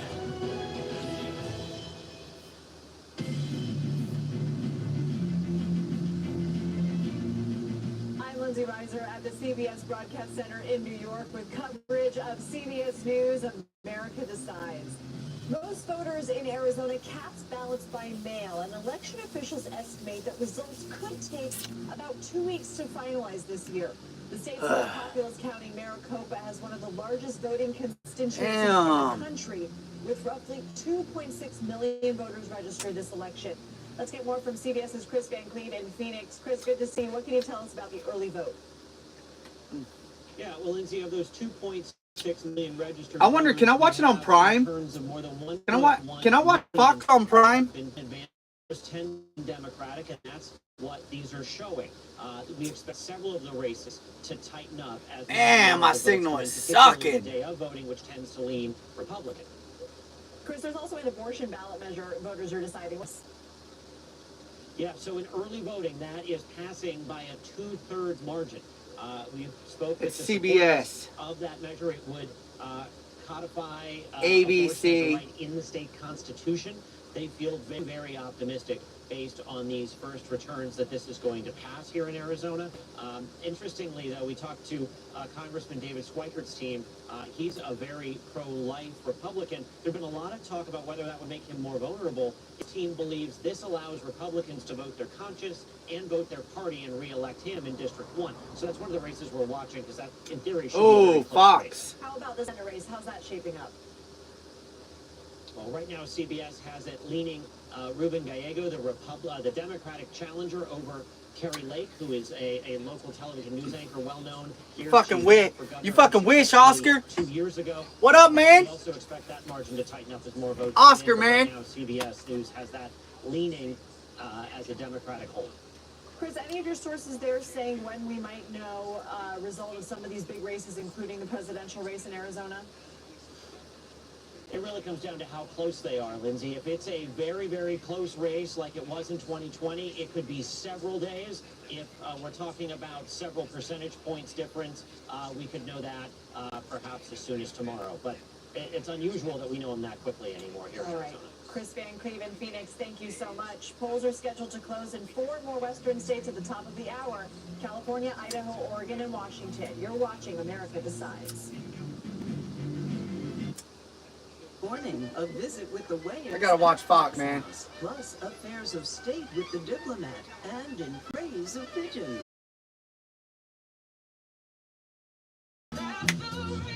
Superstar approaching, superstar approaching. Just get your popcorn and get ready. Come on, Julia. Oh, no. I wish I had some popcorn. You go, Gail. If you can't get into the market, it's okay. Renting is fine. Box, oh, it's bad. Scoop jack, oh, it's bad. It's not true. We are making a wonderful lemony chicken. Watch that shit, baby. I wonder how Serena is feeling. That's a really good question. No one's asked me that yet. What up, Mara? You're 70 years old? 70, yeah. I'm 21.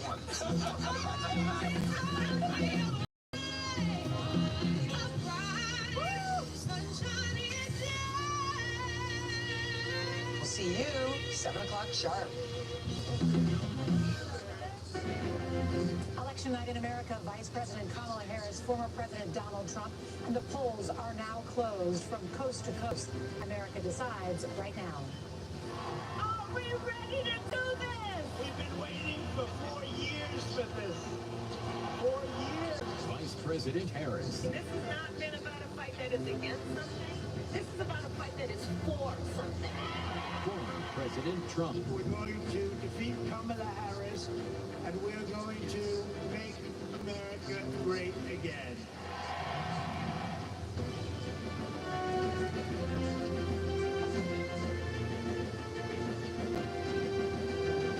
CBS News, America Decides, Election 2024. Now reporting, Nora O'Donnell.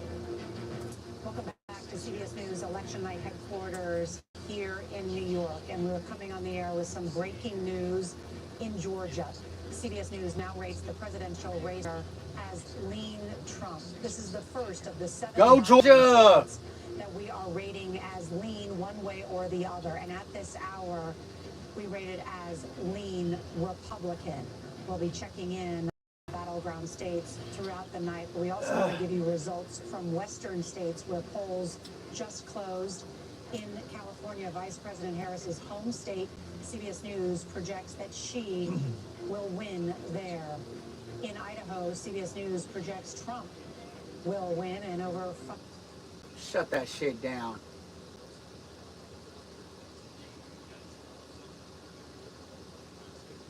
We want to see Fox, baby. Live now by Fox election.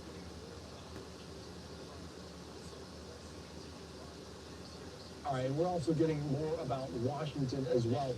So let's continue to follow the latest here. As you can see, just the excitement within this watch party there in Red Kingdom!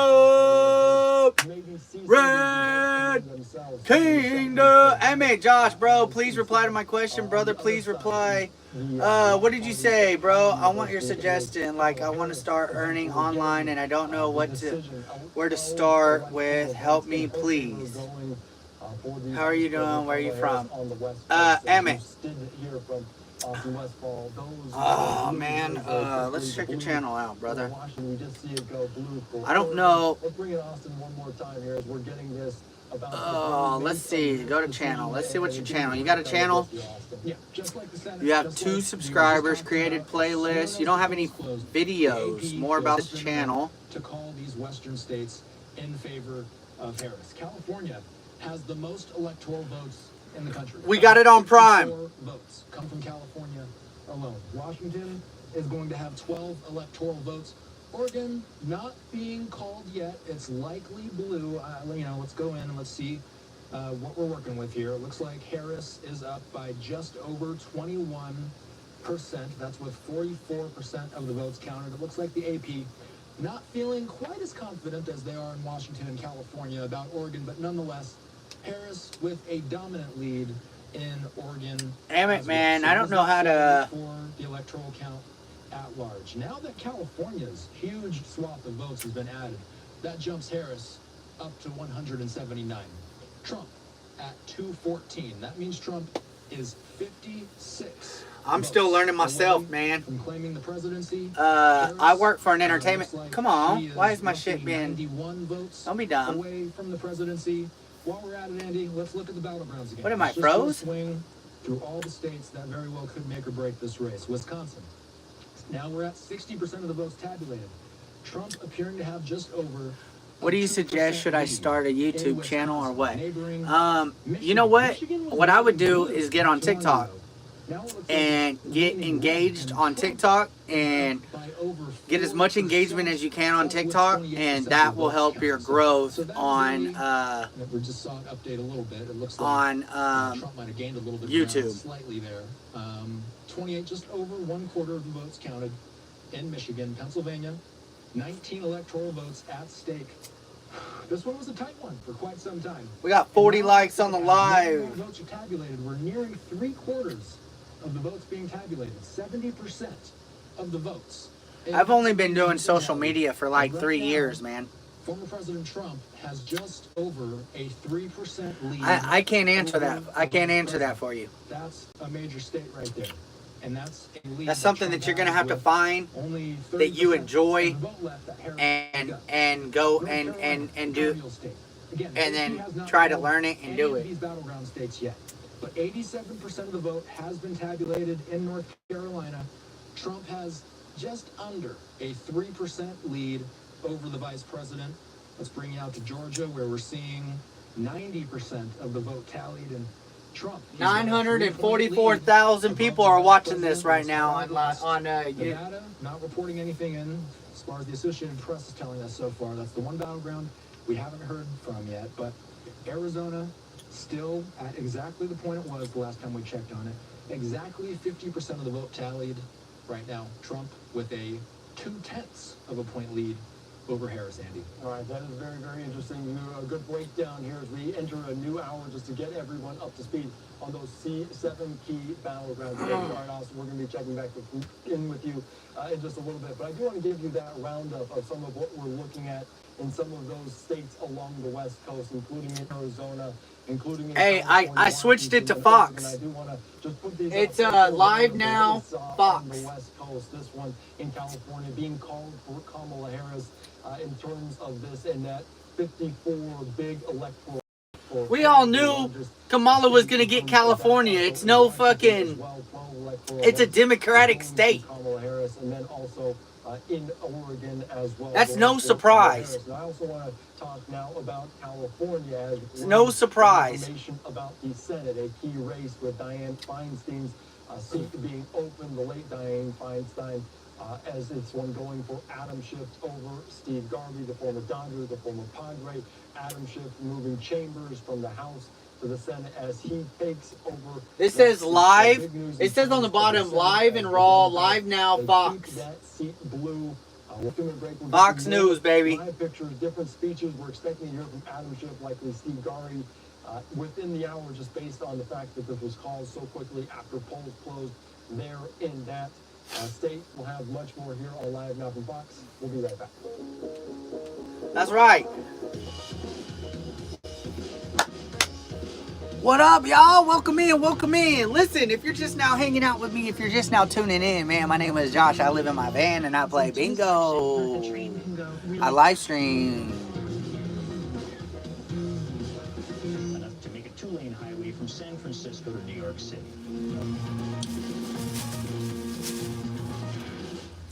Man. Some breaking news. November 5th can't come soon enough. No. Fake! Fake! Bitch! You've been in the office for 3.5 years, you phony ass puppet! To be a showdown. We appreciate everyone continuing to join us all in real time. Here at Live Now from Fox, we have you covered, live, raw, and unfiltered for all your election-related needs. We're here to sweat the details, to test and retest. Because when you're known for speed and reliability inside, fake, bro. You need to deliver speed and reliability outside. It's been they show not time after time after time of her fakeness. Because if it can handle all of this, and motherfucking people are falling for that shit, man. Euro Outdoor 7, Euro, the way Wi-Fi should be. Unpredictable. It's nerve-wracking. The whole country's on the edge. I think they're gonna try to do us like Elon Musk said. Elon Musk said they're trying to turn us like California, and everything's gonna be ran like California if she wins. A lot of us thought that it would come down to this. The way only CNN can bring it to you. Election night in America. Special I can't stand you! November 5th on CNN Headlines.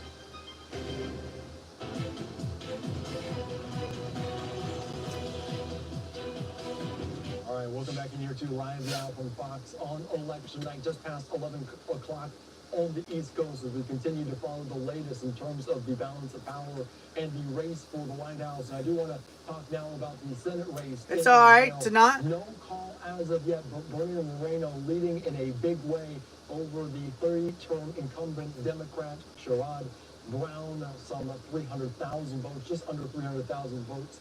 A lead for Bernie Moreno. We do see him speaking to the crowd of supporters in Westlake, Ohio. Let's take you out to this right here on Live Now from Fox. Republican leadership. With President Trump and J.D. Vance in the White House, we are going to advance an agenda that is an American agenda. An agenda that says we are pro-immigration, but not pro-invasion. We're going to make certain that the people who come to this country are invited here. are invited here like I was, like my family was, on our terms. We're going to make this country an energy-dominant nation so that my kids Thank you, Brett. do not grow up. We ain't got no time for none of that bullshit. For energy ever again. No time for none of that bullshit. Right here in Ohio, that means coal, that means natural gas, it means oil, and it means nuclear. And in terms of EV mandates, they need to be gone first thing in January. And we're going to make certain that we tell California, you don't get to dictate to the country what our emission standards are. We're going to dictate that at the federal level. We're going to allow consumers You know what? the kind of car they want. I know what you mean by that. The piece that I want to talk about is what President Trump has brought to this country, which is peace and stability around the world. America will Man, they are going to be so far up Trump's ass. If Trump wins, they're going to be on Trump's ass like the hairs around his little booty. That's how bad they're going to be on him. I mean, there's nothing that he's going to be able to do without resistance. So even for the next 4 years, as much as he would like to do, he's going to do whatever he can. Anything that requires a vote, they're going to be they're going to stop him. Like under a microscope, they're going to stop him. And they're going to make it hell for him. And then they're going to say, he didn't do anything he promised. He didn't do nothing. Nothing at all. Oh, I wonder why. They'd rather shut down our government. But pretty soon, we're going to get rid of a people that need to be gone. First among them, Randy Weingarten should start packing her bags. Because what we need in this country is school choice for all Americans. And then as I look at my children, I'm blessed with 4 kids. And by the way, can I give my wife an amazing round of applause, please? Come on, man. Fix the damn video. Nobody wants to see blur. Bridget.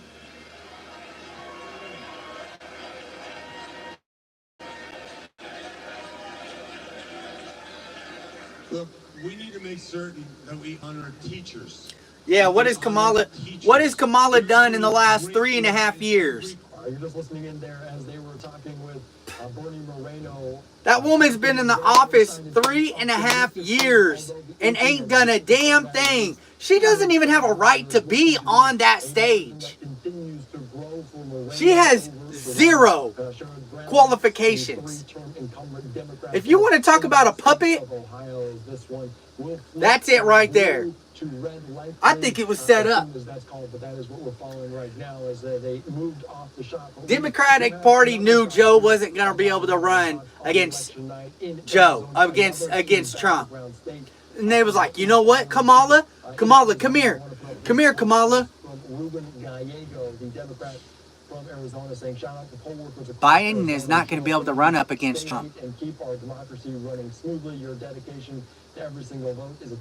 But when the day comes, you'll be able to step in for him. You'll be able to step in for him. That my uncle Al gave him could not be here today. He gave it to me because when I went to college, I couldn't afford That's what it is. a new suit. So he gave me one of Wait, his. why are you putting a phone number in that College, I saw all the kids were happy. in the chat? What is that supposed Happy to to be be? there, happy to be at Harvard. I was happy because I finally got a bed. In college, one of my beds was cleaning the bathrooms of fellow Harvard students. Right. Scrubbing the toilets of the kids I had to see the next day. But I did it all proudly, because I believed that if I worked hard and followed the rules, even a poor kid would succeed in America. That's America. In that, I decided I wanted to serve my country. I wanted to serve my country, the country that gave my family a chance to live the American dream, the greatest country in the world. So I enlisted in the infantry of the United States. I know there's some out there. I had the honor of fighting alongside my brothers in Iraq and Lima Company 325, assigned to Al-Anbar, Iraq. They called us Lucky Lima at first, but unfortunately, eventually our luck ran out. Our company saw some of the hardest days of the war. And those were tough days. The fight for my brothers was always worth it. And so is this fight for Arizona. We have a mantra on this campaign. Oh yeah.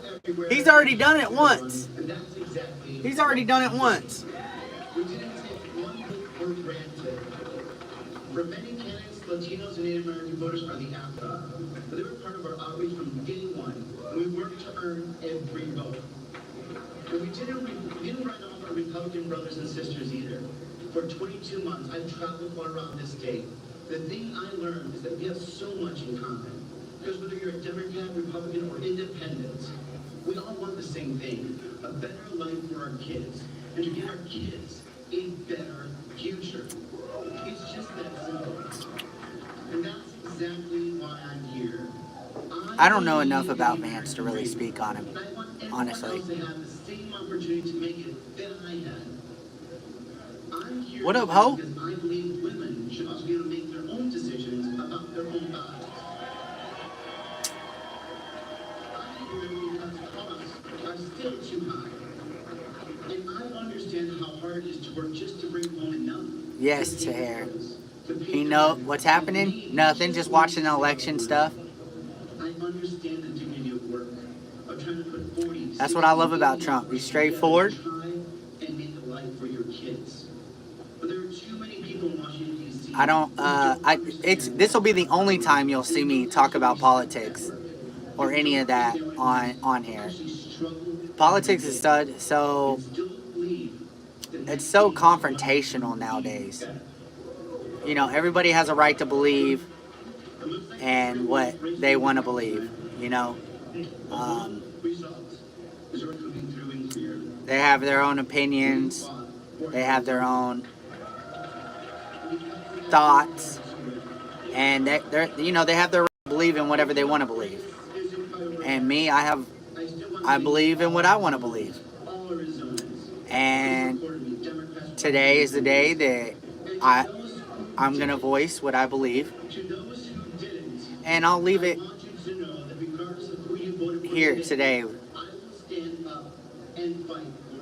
with this. You know, moving forward, this isn't a political channel.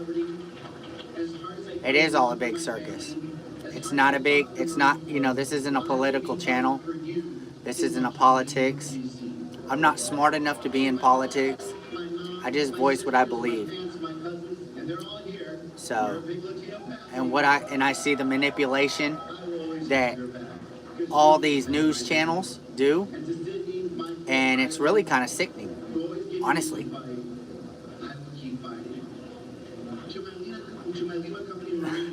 Hey, easy, Brett. Easy, bro. Brett. Here, Brett.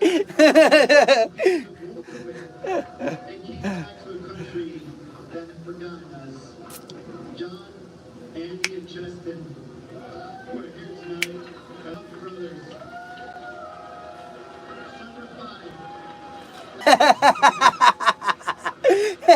I'll see you, Brett.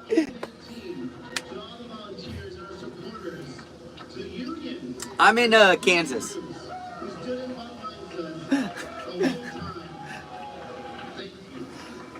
Kansas, baby. So for the veterans out there suffering from PTSD, for the single moms working 2 jobs and raking crazy in 3 days, for the dads who have to miss that bedtime for their kids to work that overnight shift, and for the kid. Is there online? Dreaming of a better future. Yeah. So I don't think there's really like too much online in Kansas. I think there's sports betting, but that's about it. Noting that it would likely not be called tonight just based on the... Yeah, I'm on I got my YouTube channel up and running too right now, Ho. Confident, optimistic person there speaking at that rally there in Arizona. I'm live on YouTube and tickety-tockety. Sizable margin he leads over Kerry Lake at this point.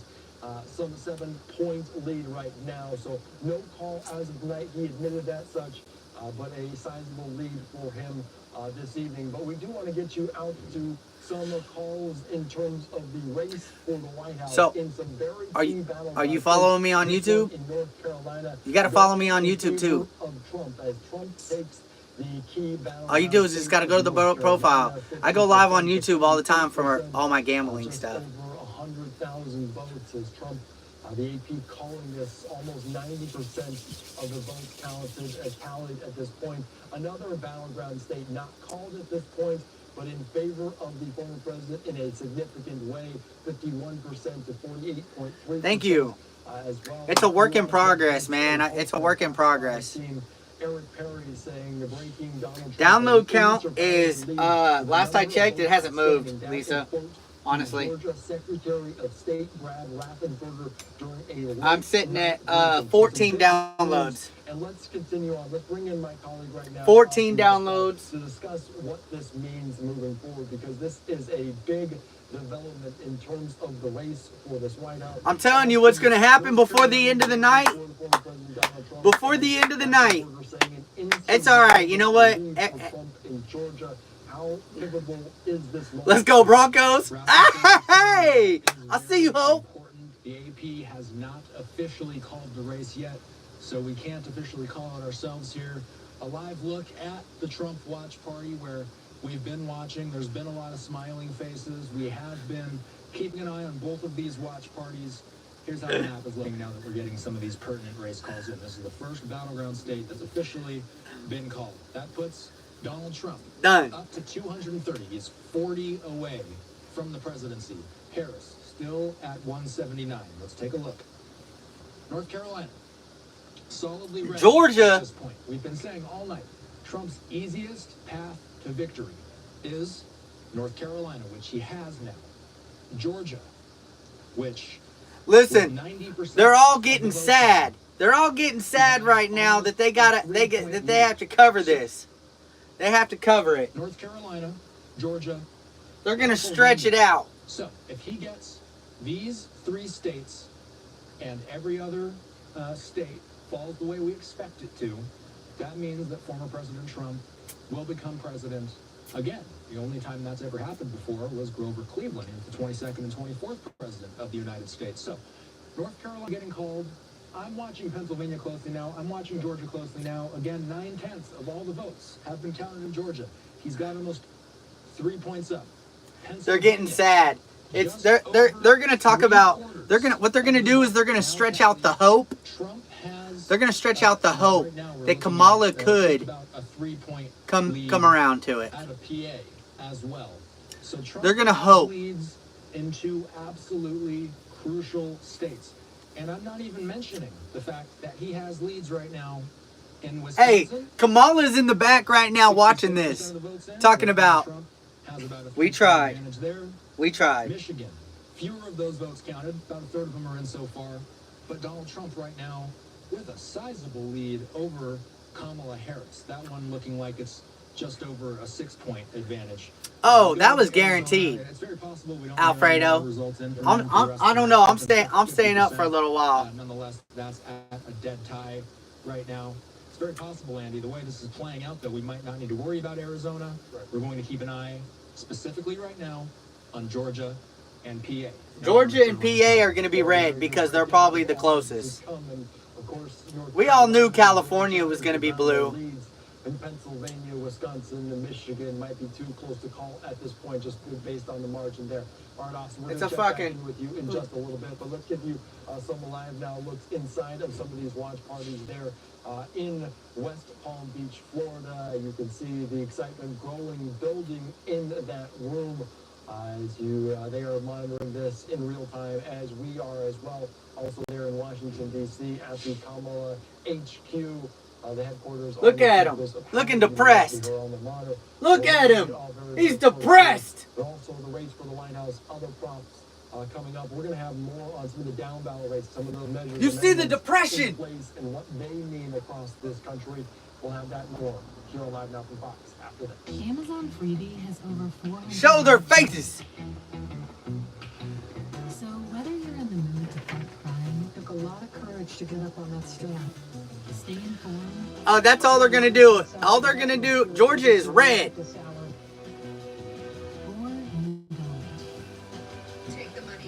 They're just all they're gonna try to do is talk about it was this was. Nah, they're not gonna do. I don't know. They're not gonna do what Trump did. They're not gonna do what they did. What Trump did. They're just gonna lick their wounds, and they're just gonna they're gonna put every roadblock, everything they possibly can on Trump to stop him. And support for males and Hey. as well as the young and not so young. So what are you waiting for? Join the thousands of satisfied. Let's go, Norwood. In your new journey. 2024, baby. Free sitting today. I mean, yes, yeah, bingo and slots. But right now, I can't do none of them because my ass is broke. Magnets reduce friction so that the train can go really fast. They did. Enough to make a two-lane highway. Red Kingdom. Yes. In the U.S. election race, with so much going on, it can be hard to know what matters. We'll cut through the noise and give you the facts. The contest is close. In-depth expert analysis with no agenda. The 2024 presidential election campaign is heating up. So you're clear about what you need to know. The U.S. election 2024 on BBC News.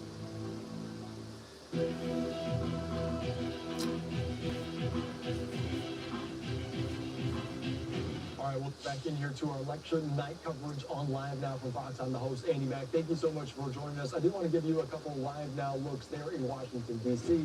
at the Kamala Harris watch party taking place on the campus. Look at of him. the University of Hey. Austin in West Palm Beach, Florida. You can see just some of the excitement in the eyes of some of these viewers just approaching midnight on the East Coast. All right, we're also monitoring the latest inside some of these different polling locations, some of these tabulation centers, including in Gwinnett County in Georgia, as we're hearing from Brad Raffensperger talking about potentially an insurmountable lead for the former President Donald Trump, but they will continue on late into the night there. All right, let's talk more about the race for the White House, but other amendment proposals on the table in different states. Let's bring in right now my colleague, Christina Evans. Christina, thank you so much for joining us. Break it all down for me. What are we seeing in some of these votes and some of these I can't wait to be able to afford to live. Absolutely, Andy Max. So again, right now in the Live Now Social Center, we're going to show you what things are looking like from my vantage point. We're keeping up with some of those storylines that you may not see on the regular news. This is the stuff that we're seeing on social media.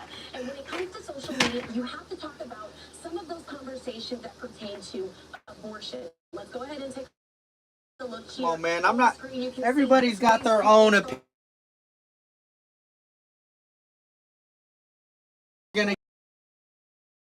Subject. Because Marylanders did vote to protect reproductive rights. Abortion is there in the state, but by approving the amendment, voters have made it extremely difficult for lawmakers in the future to pass a law that could limit reproductive care without violating the state constitution. Now, we all know that with some of these younger voters, again, with Gen Z and other places, abortion has been a huge measure that they have been following. I want to show you another one that we have here is a post on X from Fox 5 New York.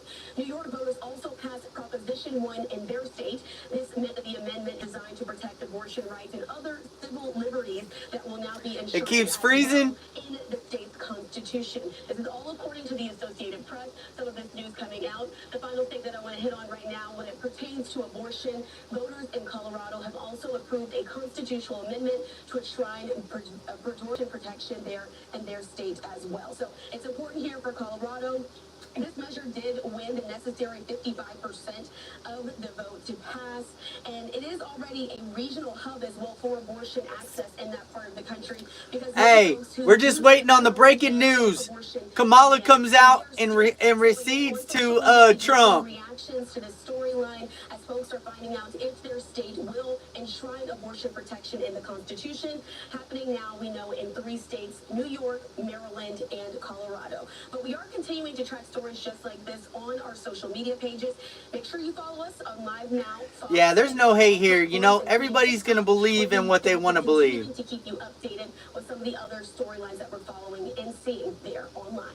All right, thank you so much, Christina. So important for so many people. We're glad you shined the light on some of these propositions as well. We appreciate your time doing a great job back there in the social media center. Absolutely. Thanks, Andy. All right, thanks so much. All right, let's continue on. Let's give you a wrap up of some of what we were seeing in terms of some of those propositions. Let's see the headquarters. 79 in Colorado in favor, yes, the right to abortion. So we're following it very, very closely. Frozen. Abortion over 1 million, 1.3 million voting in favor of Frozen. What does that mean? In proposal 1, talking about equal protection. What's going on with Trump? Nothing's going on with Trump, man. 63 to 37 in favor of that. Also, the right to abortion in Maryland. Coming back to that question one more time. Question 1 for it is almost. Go out and come back in.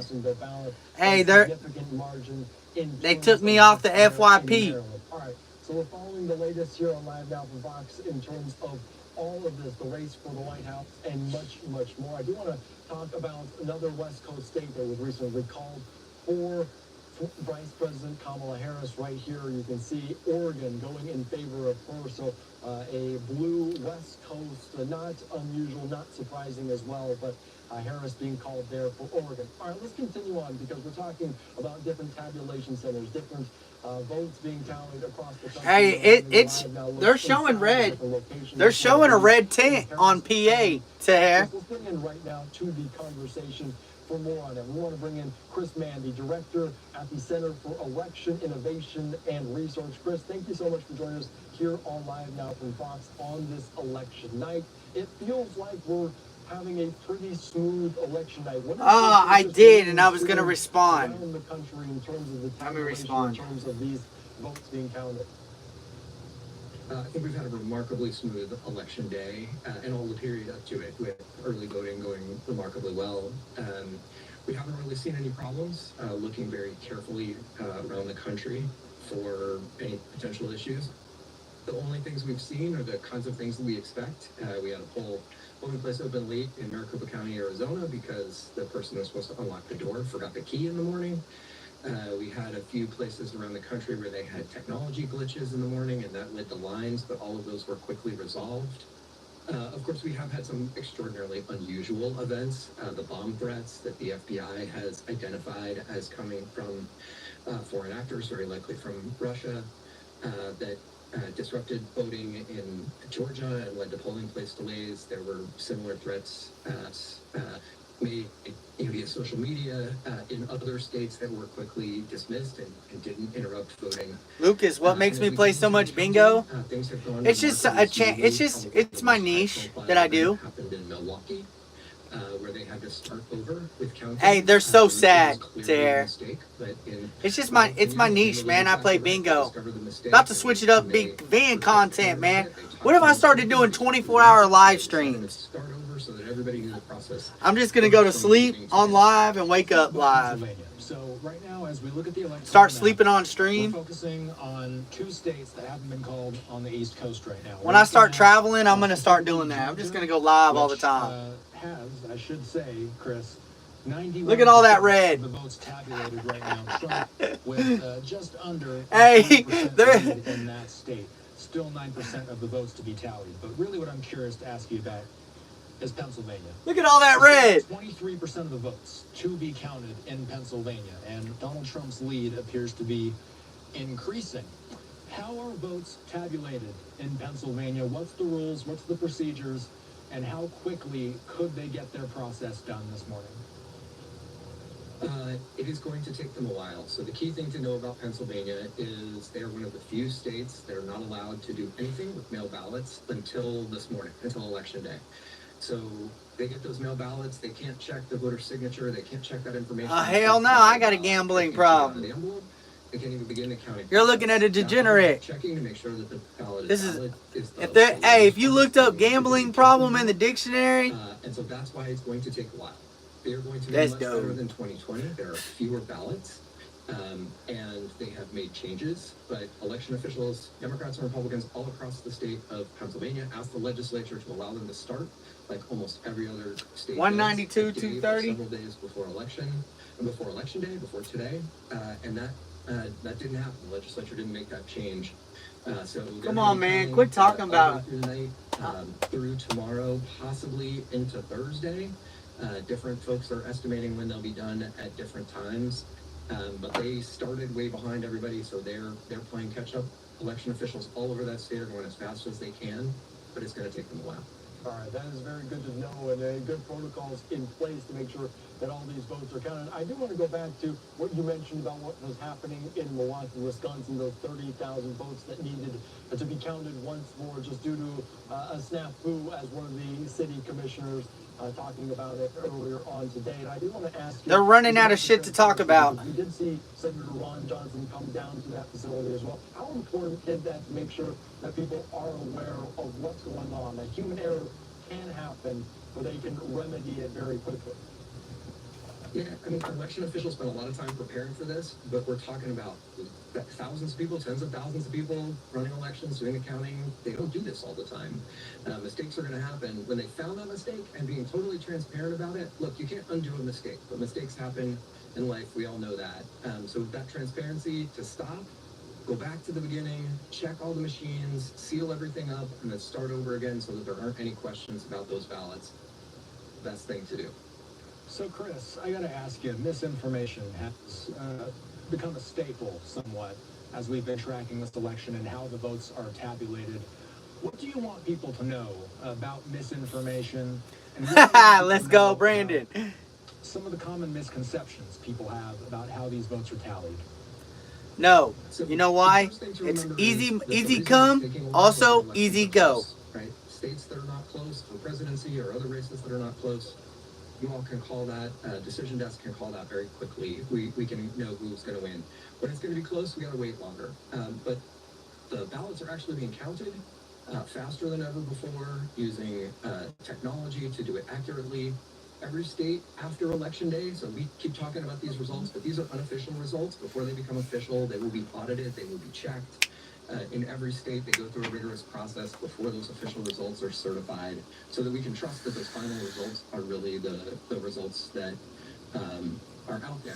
You know, in terms of misinformation, what I would say is, if somebody's telling you something that's really what you want to hear, be a little skeptical of it. Oh, okay. Well, that is a good advice for people moving forward. My question is a little bit of a piggyback of what Austin just asked you as you're talking about disinformation, misinformation moving forward. What are you looking at over the next several days? Because some of these states, like Pennsylvania, which absolutely should be the not denominator for the race for the White House. Come on, man. Come on, let's see what happens. Let's see what. What are you looking at over the next several days? What are you focusing on? The biggest thing that concerns me is actors out there, particularly foreign actors, that may be just trying to rile up anger on both sides and disrupt, you know, how we operate as Americans and our trust in this electoral process, in the political process. And so, you know, if something is out there. All right. NBC News Now, election night decision, BBC election. Oh, ABC News. Let's see what ABC's talking about. Right? She might win it by a 2-to-1, 3-to-1 margin. Then you start to chip away. The suburbs are still very big, and there's a ton of vote there. And just to add this up, you know, that's 228, that's 200, that's 400, that's 750, 800, 900,000 votes. But they have to break very decisively for Harris to come through. Certainly plausible, but that doesn't take into account that there still are Republican-leading communities that are still to report, and so many. Harris 172. See, ABC showing Harris 172, Trump 230. They're all showing different. Donald Trump overperforming his numbers by 4 or 5 points in places like this, 2,000 votes, 3,000 votes there. That is really the story of the night when it comes to the maps. Governor Christie, they're all showing different. You're looking at right now. Well, I spent a lot of time there during my time as governor, and it's all on how they want to spin it. It's all on how they want to spin it. That's it. Keeps getting tougher and tougher there. That's it. That's all they want to do. You got over a 200,000 vote lead now, so it gets tougher. But That part of it's not over. I look at Michigan and still see Harris in a pretty good position in Michigan. And as Ryan said before about Wisconsin, I still think that's a jump ball. Although, look, you have to say at this point, you'd rather be Trump than Harris, given the way the map is being laid out as we sit here now. And the other thing, when you mentioned Moreno before, that's a Just really be. Thank you for the thank you for the gifts. as well. And given the way this is moving, I think you have to assume that. The reason is that gives him 52 Yeah, votes. it's all on how they want to spin it. Each station is going to spin it, and they're going to talk about it. They're going to try to. They're going to try to. The choices a new President Trump might make. Give hope. 51 would have been a potential problem.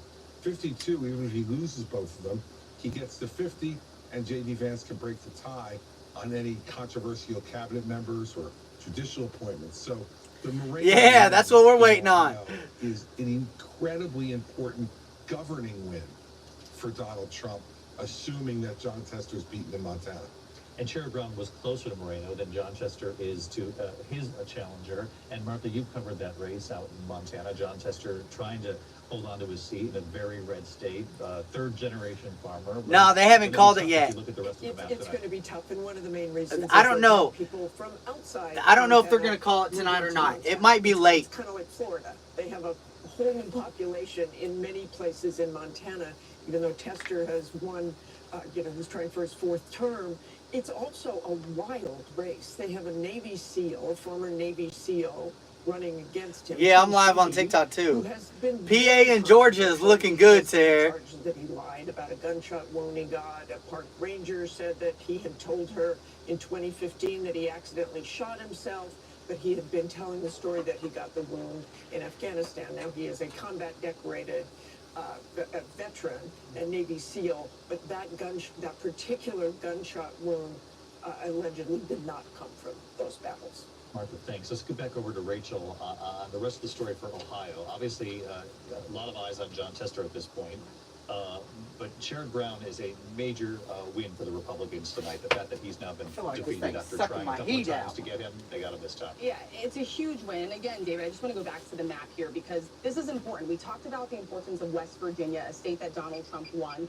Also, Ohio, now that we've called it for Sherrod Brown. This is basically it here in Montana. John Tester, the last statewide Democrat, as Martha just mentioned, Democrats have a razor-thin majority in the Senate. Reminder, Democrats currently holding 51 seats, Republicans holding 49, and they're playing so much defense tonight with 23 seats that they are defending. That's why all come on, PA and Georgia. That's right. It looks like it, but we're just waiting for them to lock it in. Across the map. Can we look at Michigan, the Senate race there? It's an open seat. Debbie Stabenow retiring. Alyssa Slotkin, obviously a member of Congress, who's up against Mike Rogers, also a former member. What's crazy is to me is that the whole state can be red, but if a few cities are blue, then it beats all of them. This is always fascinating for us as we're talking about because of the population. Slotkin at 56%, Harris at 55%. Mike Rogers, 41%, Donald Trump it just at 42%. It blows my this mind. Is another one that we're going to be keeping our eyes. All right, enough with you. Let's see what BBC's saying. BBC. Research Triangle area in Durham in Orange County. She wasn't doing any worse here than Joe Biden, but she was performing a little worse in each of these rural counties. And the other thing we were looking at is out in the west part of the state. No, he's winning still. Such an effect. A couple of months now ago. It's showing 205 to 230.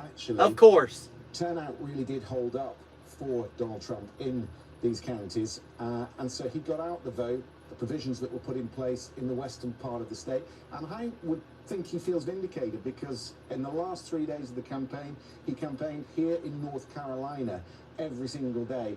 And he got out his vote. And when you look now at what the situation looks like across the battleground states, for the first time, it is red right across the board in all 7 battleground Nevada. States. That will make Democrats very uncomfortable indeed. As I said a little earlier, you have to be a little careful with this because we saw in 2020 the red mirage in the Northwest, in the blue wall states, and then as the mail-in vote was counted, as the urban, suburban vote was counted, and remember there's a lot of it, it takes a long time to count, then the blue vote started to go up. But at the moment, this is a pretty bleak picture for the Democrats.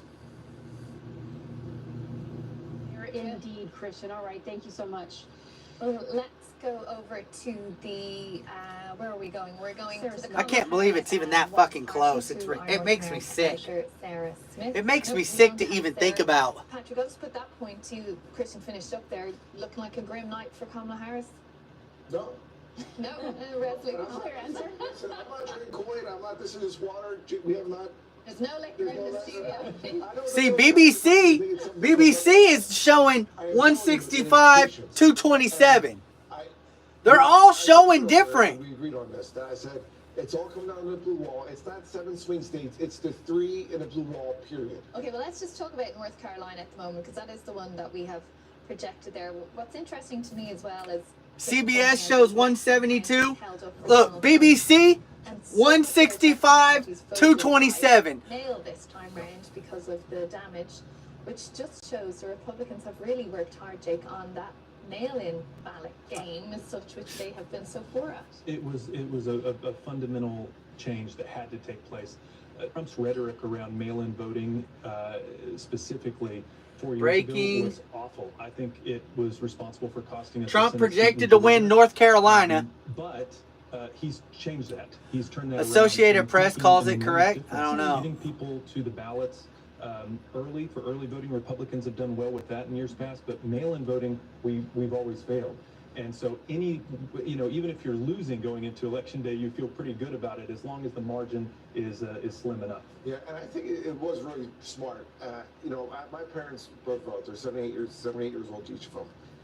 And they vote mail-in, right? Carter, thank you for the heartbeat. And I just think that, we got to make it easier. And by the way, not just the vote. No, I will not. I will not talk about politics after today. We shouldn't have this. It's just too controversial. I'm not, I don't want my channel. I don't want it to be politics. So after today, I'm just having fun with it today. After today, I won't be talking about it. And I imagine that there's a lot of cheers going around there. That's right, Sumi. About 3 minutes ago, a cheer went out for people who are still here. A lot of people were really in a buoyant mood even about half an hour ago as they started to see the map looking redder and redder and redder. Just to give you a brief look at those expected tallies that we've got right now, 48% for Kamala Harris, Donald Trump taking 50.8%. Just doing that kind of quick sketch out maths, we're seeing a difference there of about 2.8%. The reason I point that out is because in 2020 we were seeing a difference of 1.3%, so that would suggest Donald Trump and his campaign gaining ground here. You were just mentioning the devastation there from Hurricane Helene. We saw it ourselves in the western part of this state. 25 counties there were impacted, these rural counties that tend to be red as it was, but the question is would we see the response from the Biden administration impact how people felt? And certainly we saw a strong ground gain from the Republicans up in the Blue Ridge Mountain. Okay, buddy. Let's see what fake news CNN's got to say. Fake news CNN. In France, in Germany, in Austria, in Japan just a week ago, in India, in South Africa, and soon in Canada. But Trump is a uniquely unpopular and increasingly seen as unfit presidential candidate, which is why this race is so incredibly close. And I mean, truly, you're guessing at this point if you say you have confidence about what's going to happen tomorrow. Gut feel, Ian, at this moment? Intellectually, I would say I think Trump is going to win because of what I just told you. But I will say that the momentum has clearly shifted over the last few days. The ground game for Kamala Harris in swing states clearly shows that she's doing better than she had been. My friends that are close to Trump are much more worried heading into tomorrow than they were a week ago. My friends that are close to Kamala are more enthusiastic. So if that tells you anything, I can't stand CNN. You'd say that I hate it. Has shifted a fair amount in the last, let's say, 72, 96 hours. Yeah, the bigger point, and you make it again in your State of the World was I hate no them. matter who wins, you're going to have tens of millions of Americans that think that their political system is broken. You're not arguing with them, and you can explain why. But also that we have a post-election period where half the country feels in some way. They want to talk about some other shit. You don't want to talk about the election. Get the fuck out of here.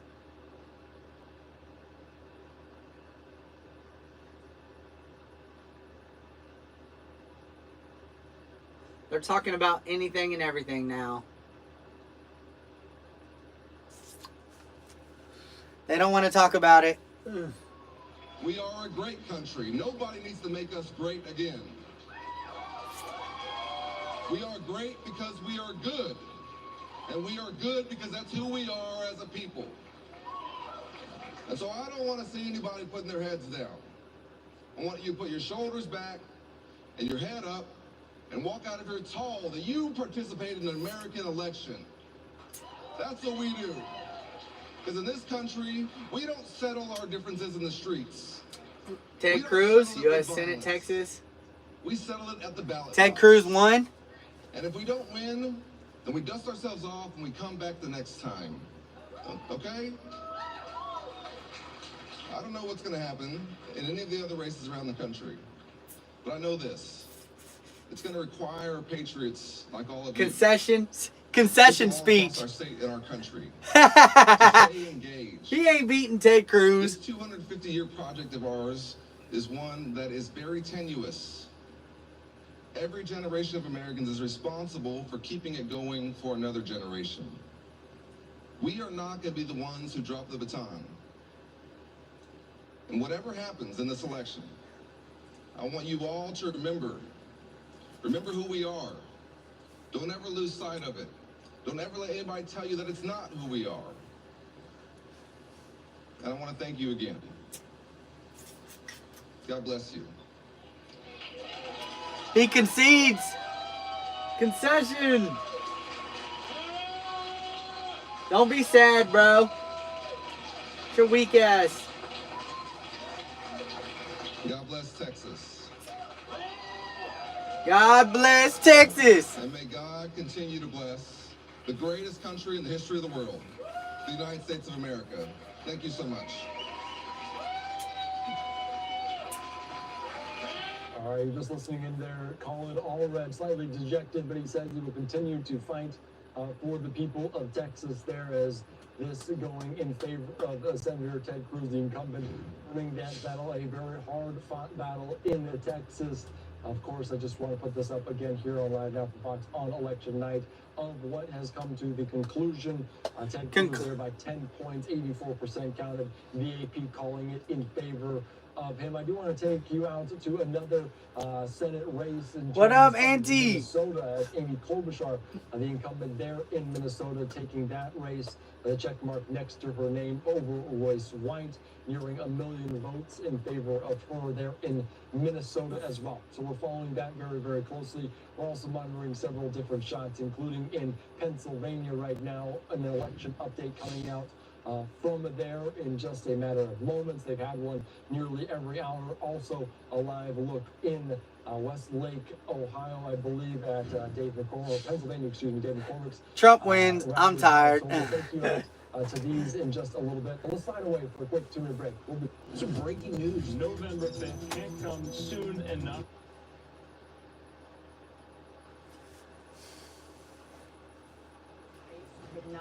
Any closer. An election like no other, and it all comes It down actually makes me sick that it is even close. It literally makes me sick. From the first votes to the critical counts. A lot of us thought that it'd come down to this. The way only CNN can bring it to you. Election I would dap you, my friend. I would dap you. November 5th on CNN headlines.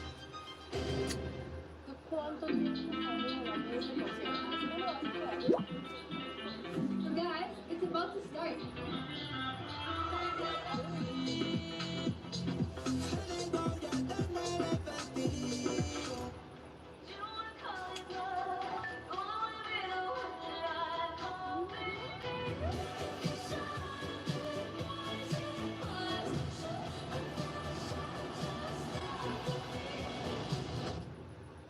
some breaking news. November 5th can't come soon enough. I know where I stand, and I know where the United States belongs.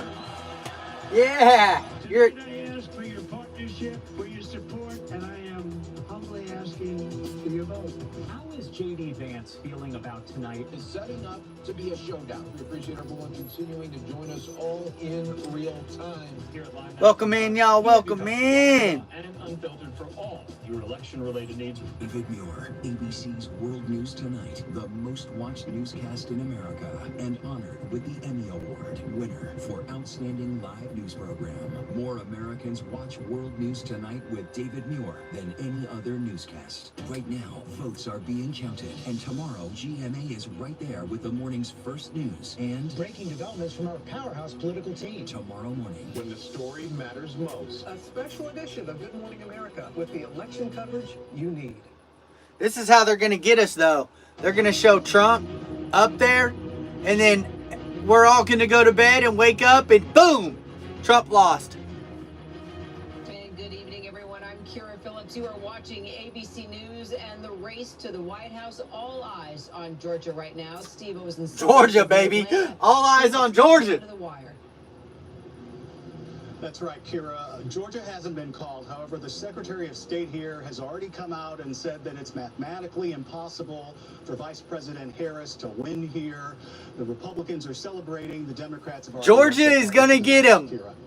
All right, Steve, thank you. I'm Kira Phillips. Stay with ABC News. That's what's going to happen. They're going to pull the whole fucking okey doke.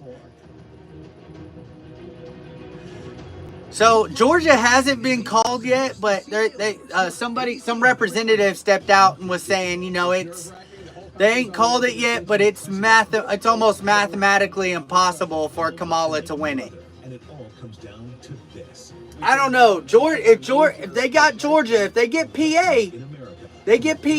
To the critical counts. A lot of us thought that it'd come down to this. I think that locks it in. CNN can bring it to you. Election night in America. Special coverage begins Tuesday. Just call it fair. That's all I ask. Call it fair.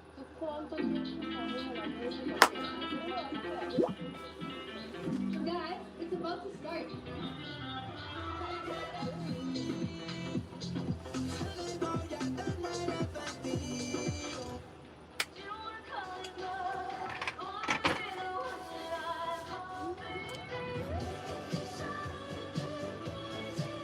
I want Trump to win.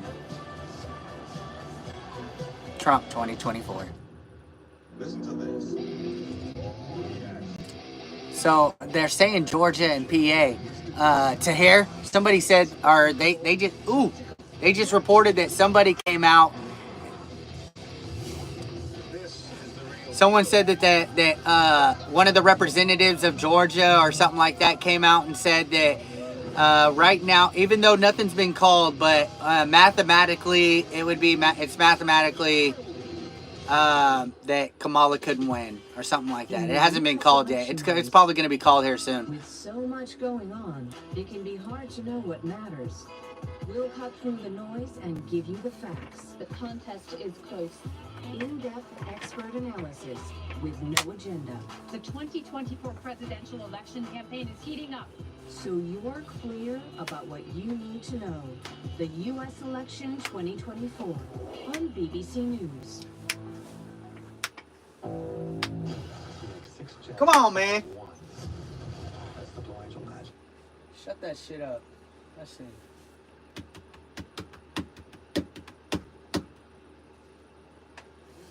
And we'll have them on in a moment here. Oh, baby, I want you. What you want? We're just seeing Amy. Baby, I got you. Microphone is, of course, she did take that, the incumbent Democrat there. We did see her just a little New Mexico. Live now from Fox. As you can see, she might be stepping away from the podium, so we're going to take you out to that.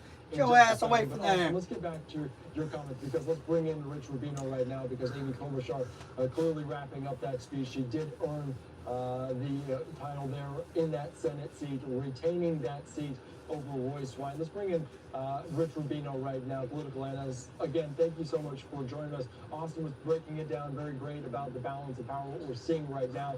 What do we make of the landscape on this election night, Rich?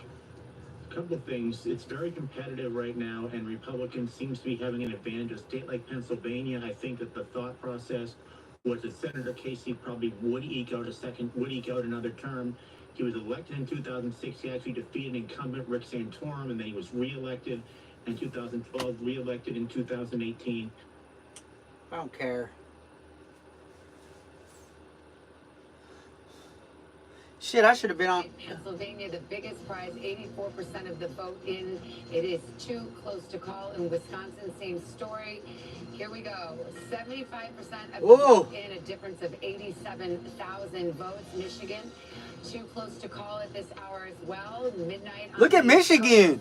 It's red. 15 votes up for grabs. They're too close. Arizona, too early to call. Just been counting for about 3 hours now. Out west in Nevada, also too early to call. And in Minnesota, Nevada's looking good. Democrats still feeling very good about their prospects there, but the margins are not at a place Minnesota ready to call that.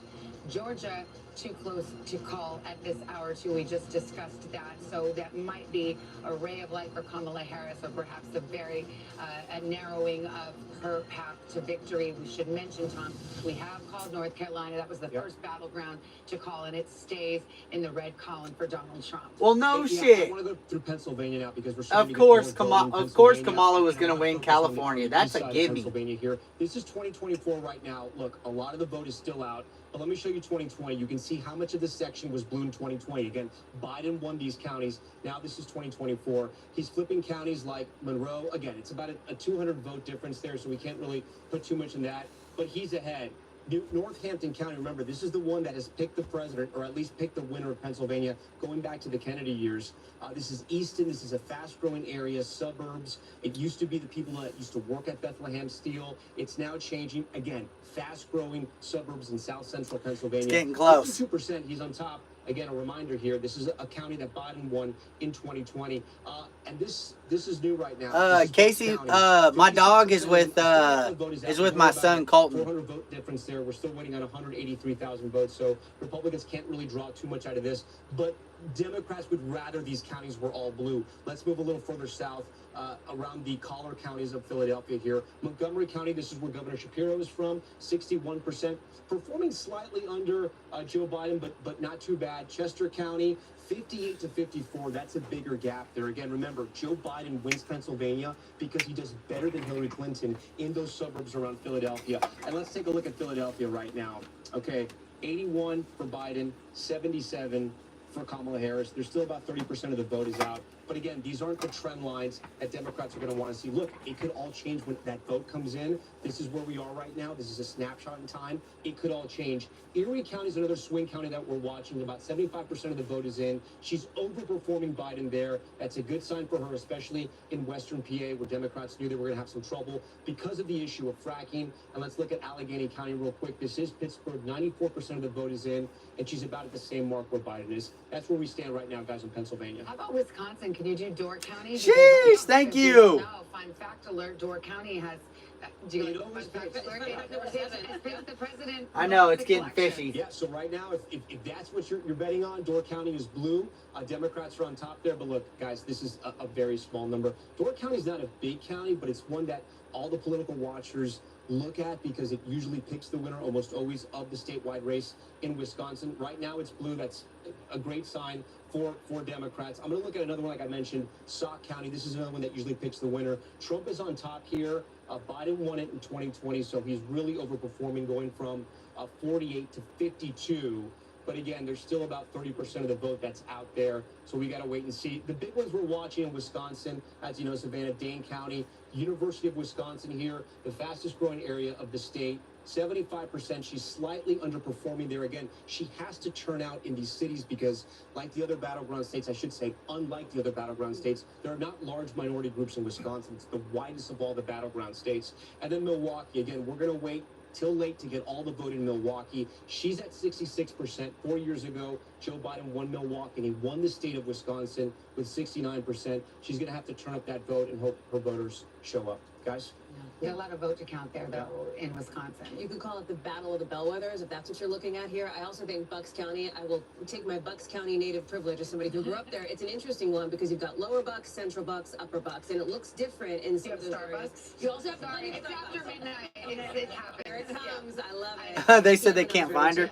But it looks different than like Montgomery County, Delaware County demographically here. And I was in touch with a good Republican source there who thinks that Donald Trump is going to do better. And we're seeing it, starting to see it in some of these numbers in Bucks than he did in 2020. That said, remember, this was a +4 county for Joe Biden back in 2020. It is represented by a Republican in Congress. So it's one of these places. I do have a portable, I don't have a portable AC. I have an AC unit installed in the top. And I have the nomadic, nomadic 12 volt. Going through it, one of the things that we're seeing over 12 volt nomadic. is underperforming where Biden was in 2020. X3. Doesn't mean that's where Biden would have performed, where he's still the nominee, but it does, and that's not just in Pennsylvania, where you're seeing it in Wisconsin, you're seeing it in other places. One of the things as we've watched this results that I've been thinking about that Democrats will have to think about, depending on what happens here, is there's been a realignment of states Democrats focus on. And, you know, Georgia and North Carolina are in many ways like baby blue. And I mean that because they've only been blue for one cycle, right? So they've done that because of organizing on the ground, but they're not reliably blue. And the problem is Ohio and Florida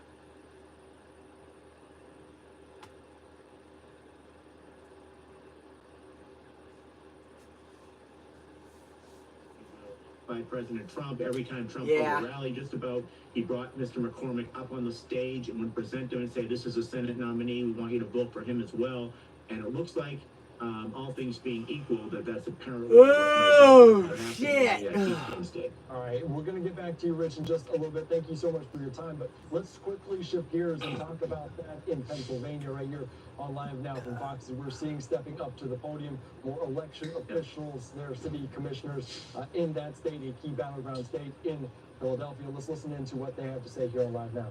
We will not stop until we are finished. Thank you.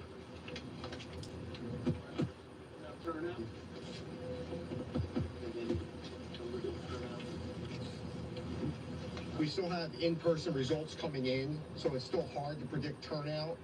What we do know is of the 202,000 mail ballots that we've received, not all of those will count because some of them are unsigned or undated, but we will have another update of mail ballots later this evening, and we're going to continue updating the in-person results as they're coming in.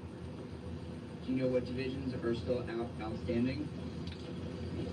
Well, again, you know, we will report them as they come in. You get election night, yes, a lot of logistical challenges. You got everybody just receiving all the results. So we will post them up on our website. Thank you. Do you give those numbers once more? It was a little painting back. I apologize. Do you want to read them? Oh, sure. So our mail results, 202,713. The polling place numbers were 437,427. And our posted mail results that we have on the website is 165,000. And again, our website is vote.phila.gov/results. And we will post them on a rolling basis, and we will continue until we stop. Until we're done. Thank you. All right, an update there from officials in Philadelphia talking about this, how they'll post updates in a rolling basis, as this is one of the most critical states, the live picture right now, courtesy of the AP, of what we're continuing to follow. Dave McCormick there up by, as the margin maybe slimmed a little bit by this latest batch, 49.4 to 48.1 in terms of that. The U.S. Senate race there, the incumbent Bob Casey, an uphill battle against Dave McCormick. All right, we're following this very, very closely. It's going to be super slow. Some race calls really quickly before we get to an interesting one in Hawaii. This one going in favor of Vice President Kamala Harris, the check mark next to her name, 4 electoral votes as it just closed. Polls just closed on that side. Also, the U.S. Senate there in Hawaii going for Mazie. Hawaii. So that is in terms of the Senate in Hawaii. Just wanted to bring you that. And we're also following right now in Nebraska. Deb Fisher taking officially the check mark over Dan Osborne, 51.5%. 48.5%. So Jeb Fisher, the Republican there. And Austin, I'm going to bring you into the conversation right now because this was a big one. Not a surprising one, but a big one. Can you talk about the meaning behind this? This was a surprisingly competitive race. The independent in this race did put up a fight. Nonetheless, we are seeing G-Man, I believe it.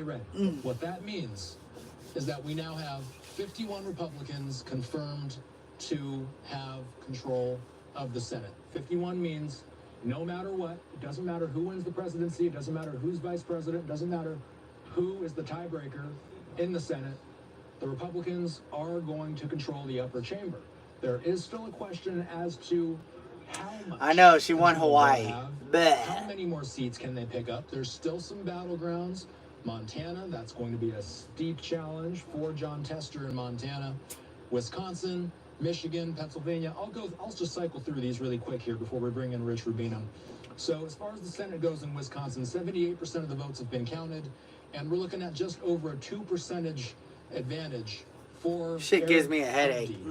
Talking about Michigan, that's Mike Rogers versus Alyssa Slotkin. I know, it's ridiculous, Colin. It makes me absolutely sick. Point lead. Not even half of the votes tallied yet in Michigan. I don't know. Right now, I believe they're looking at Georgia. They're looking at Georgia and PA as the deciding factors, I think, is what they're guessing and calculating. Those votes tallied. So the question is no longer which party will gain control of the Senate. The question is how much control will Republicans have? All right, very good, Austin. Thank you so much. As you just heard, GOP will control the Senate, but we want to take you out to a Senate seat that did go blue today, and that is in California. As we're following this, as Adam Schiff taking this one over Steve Garvey, the famous Dodger player, Padres player, who is currently at the podium making this concession speech there in the Golden State of California. Let's listen into what he has to say. Because you have truly been the wind beneath our wings. And we love you for that. But there's one thing, I see a little blue in the audience tonight. And I assume you're at the wrong party, but I think that you're still celebrating that Dodger World Championship.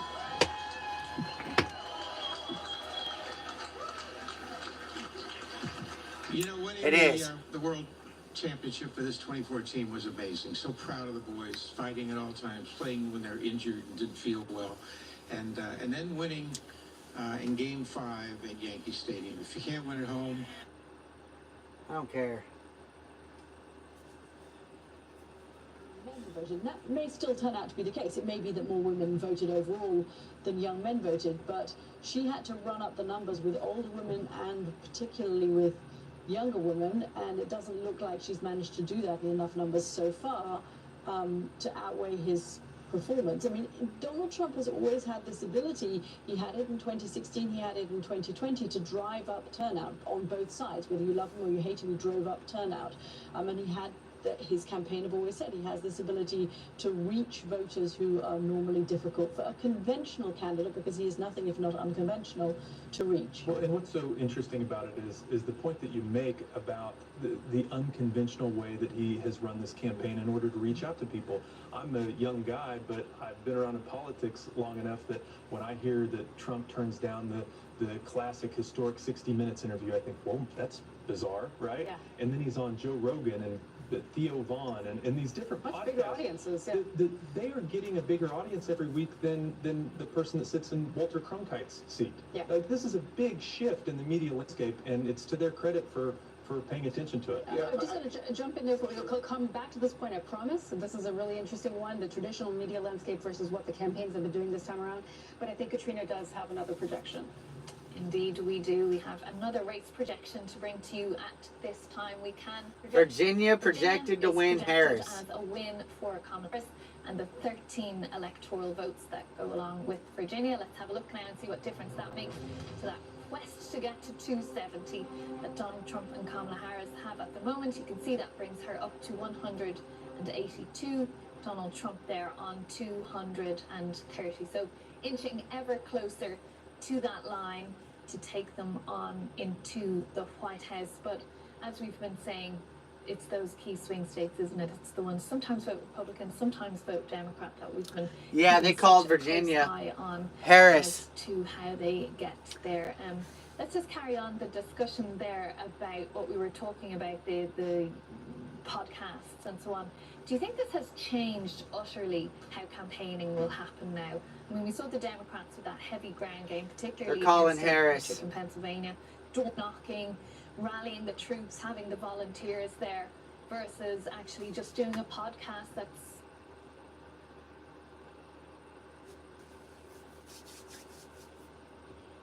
the state of New Mexico has been won by Vice President Kamala Harris. New Mexico is votes from New Mexico. She won in that state. About 38,000 votes. I'm sure Rick could show us. New Mexico is going for years ago. Come on, Kamala. This map in just about every single state. Yeah, this is what it looked like 4 years ago. 99,000 votes, 100,000 votes last time around, and so far tonight we're looking at like 38,000 votes. Now we know Donald Trump did a rally there in New Mexico that he said was specifically to shore up his support among those very Latino voters that Terry was talking about. All right, we're going to get thoughts from Chris Christie on all of this as well. PA and Georgia, man. The room, what we're witnessing here tonight, it's coming into a bit of a clearer focus here. I already know, Brett. But as you know, tight races do not win the swing states. New Mexico. Win them. You got to get over the finish line. That's on the ban list. Each one of them, see where things stand at this hour. 2024 continues right after this. New Mexico's on the ban list to travel to. We won't be traveling to New Mexico. The details. To test and retest. Because when you're known for speed and reliability inside.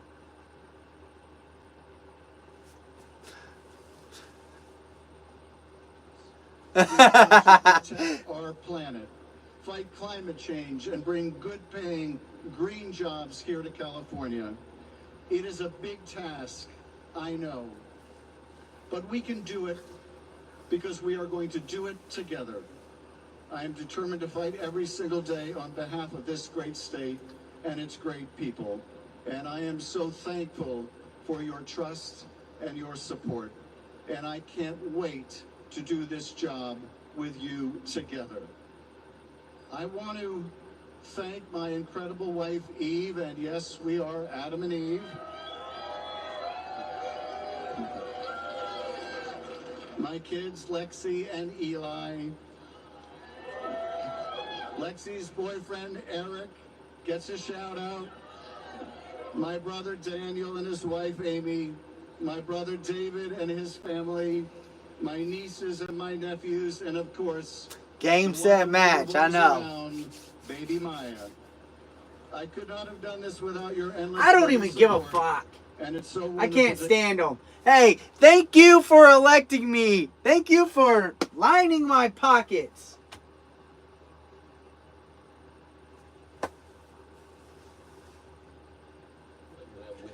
I won't be starving, but I will do everything I can to bring these jobs back and to help y'all.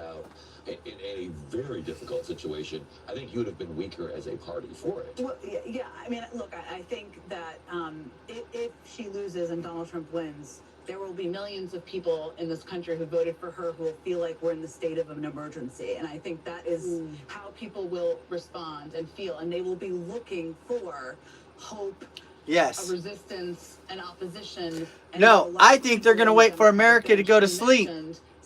I think they're going to wait for America to go to sleep. And then they're going to hit us with a bamboozle. Who I would expect would all be out there on everybody's shows in the coming days. Well, and that's what makes the timing, I think, of President. That's what they're going to do.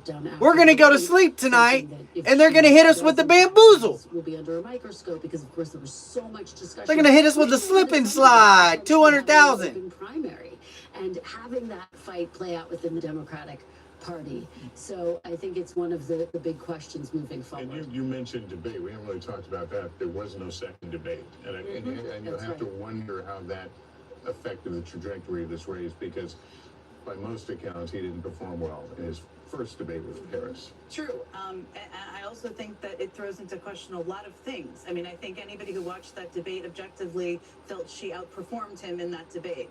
If she doesn't win, yes, there should have been a second debate, but do debates matter? They should matter. They're the public being able to see the candidates. She has a far superior ground operation that has been. You're on the wrong page, buddy. The Republican state parties, you can disagree with me here, of course, are falling apart in many states in the country. That will throw into question, does that matter? It should matter, but it will throw that into question. No, bro. Yes, I'm watching I'm watching the game this week. Broncos ain't beating the Chiefs, bro. If she doesn't win, it didn't benefit her enough. Broncos ain't beating the Chiefs, bro. We're still waiting on a lot of numbers from the battleground states and the road to 270. We'll be right back after this break.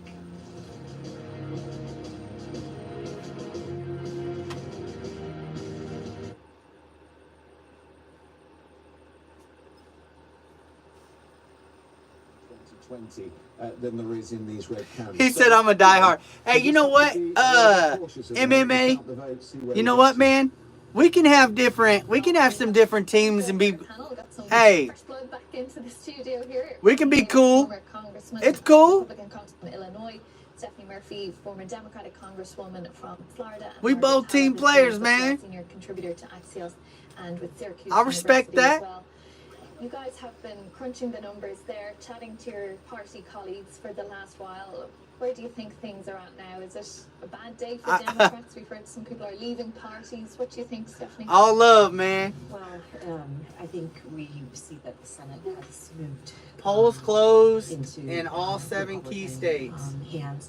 I think the House is still in play. I mean, currently, and we don't have all the votes in, so with that caveat, we're a net +2. We picked up some in New York and one in Alabama.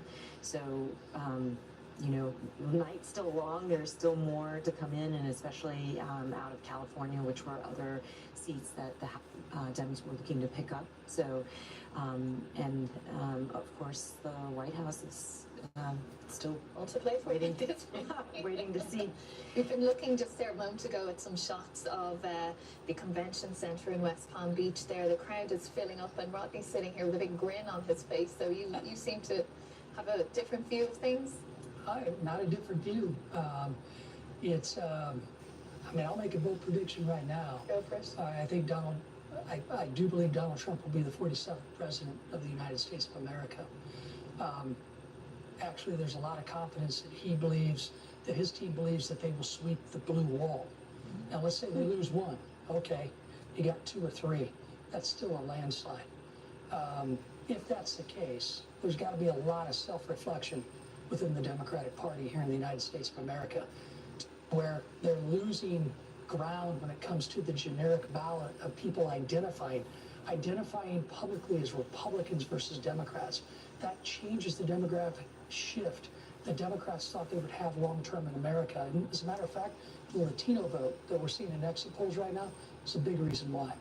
But hasn't Donald Trump actually changed the Republican Party a bit as well? I mean, he's changed some of the outlook on some of those long-held conservative policies, particularly around...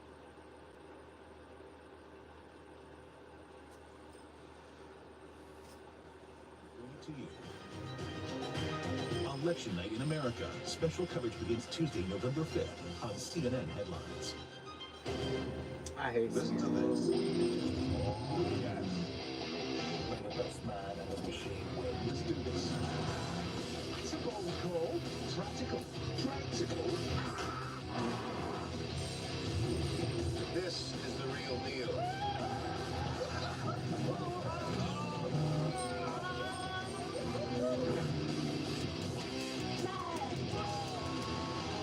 Georgia's just about to call it. They're 90% three.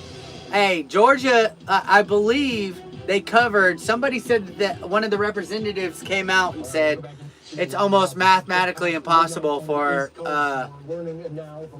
Georgia. Campaign, of course, potentially some uncertainty or turbulence within that Harris campaign, despite what we're seeing on the campus there at Howard University at this watch party.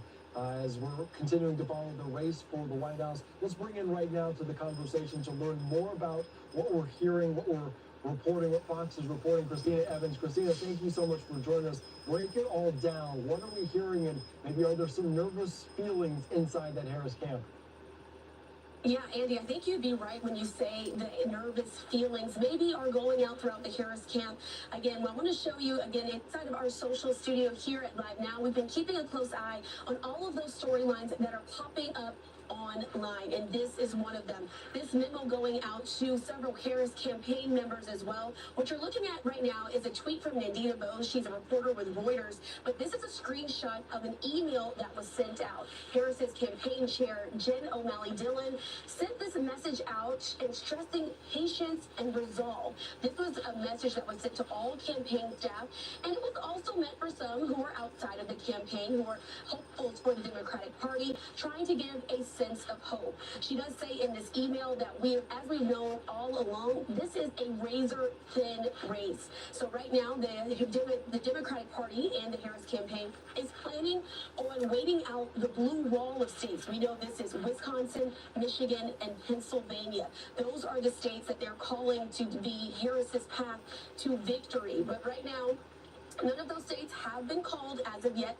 The only battleground state that's been called is, of course, North Carolina, but those blue wall states, Pennsylvania, Wisconsin, and Michigan, have not been called, and this is what the Harris campaign is now holding out for. Again, making this memo known on social media as well as sending it out directly to those campaign people who are working for Vice President Kamala Harris, saying at the end of it, Jen O'Malley Dillon saying, get some sleep. We're looking forward to tomorrow because they don't anticipate these results until the early morning hours. That's what we're seeing right now on social media as it pertains to Kamala Harris's campaign. Yeah, if the results continue to go the way they do, I don't know how much sleep those people within the campaign will be able to get. Christina, thank you, though, for that great reporting, as always.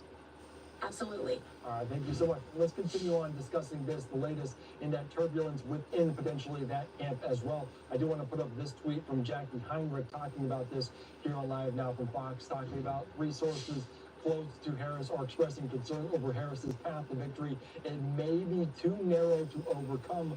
One source at the Harris Friends and Family Party says, quote, her path is so narrow that she is not doing what she needs to do in Pennsylvania, Michigan, and Wisconsin. The exit polls I saw hours ago are accurate. They need to suddenly outperform those. Don't believe that will happen. Asked about this, a second source close to Harris told me, quote, I 100% agree. The path is very difficult to victory. His numbers are higher than expected in counties where he should be losing by larger margins in Pennsylvania and Michigan. A third source close to the campaign said, I think we're losing this. Hearing word that Harris may be coming to Howard University soon, but not for another hour. So that's reporting there. Yeah, sleep, so we can change the results. With this race for the White House. Trump.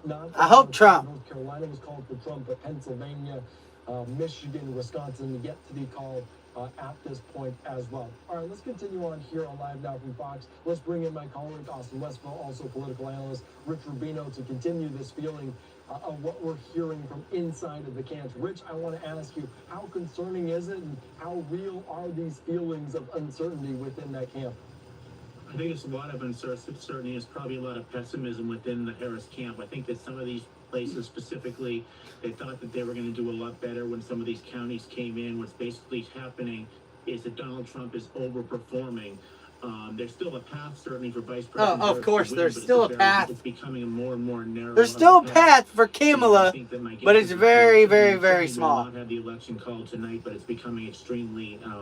There obviously is a lot of pessimism within the Harris camp right now about the results and what they've seen. I got to ask you about the blue wall, Rich. So as we look at our map here, the blue wall, that's something that everybody's been discussing ad nauseum. Of course, the blue wall states are Wisconsin, Michigan, and Pennsylvania. Ever since 1992, these three states, they have voted as a unit. Most of the time, they voted blue. In 2016, though, they voted red. Look at Why Illinois. These three states Blue. To vote as a unit. Is there any understanding? Yes, and they're very similar, although Pennsylvania is not a Midwest state. It's more of a northeastern state. Michigan, Wisconsin, of course, are both Midwestern states. But there are a lot of those, what's a very important constituency, and those are white blue-collar voters. Many of them are traditionally Democrats. Many of them were Reagan Democrats, but they came back to the Democratic Party, voted for Clinton twice, voted for Barack Obama twice, and then they moved over to Donald Trump. And I think part of that is trade agreements like NAFTA, for example, disproportionately had an effect on some of these counties and some of these parts of these states. As a result, there's been a lot of job losses, and whether it's right or wrong, they blamed it on trade agreements. Those trade agreements overperforming. Yeah. For example, had Bill Clinton signing it with Bob Dole, Newt Gingrich, Bob Michael in the House and Senate, respectively, getting it through. They said he's overperforming. Republicans, Oh no. Laissez-faire Republicans didn't really go very well. It didn't bode well in these parts of the country.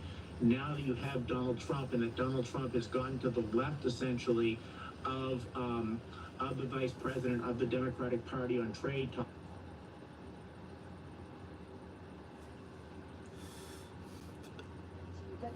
Let's go to Harris headquarters, campaign headquarters here in Washington, D.C., where one of Kamala Harris' campaign's biggest surrogates, Lindy Lee, is standing by for us. Lindy, very good to see you.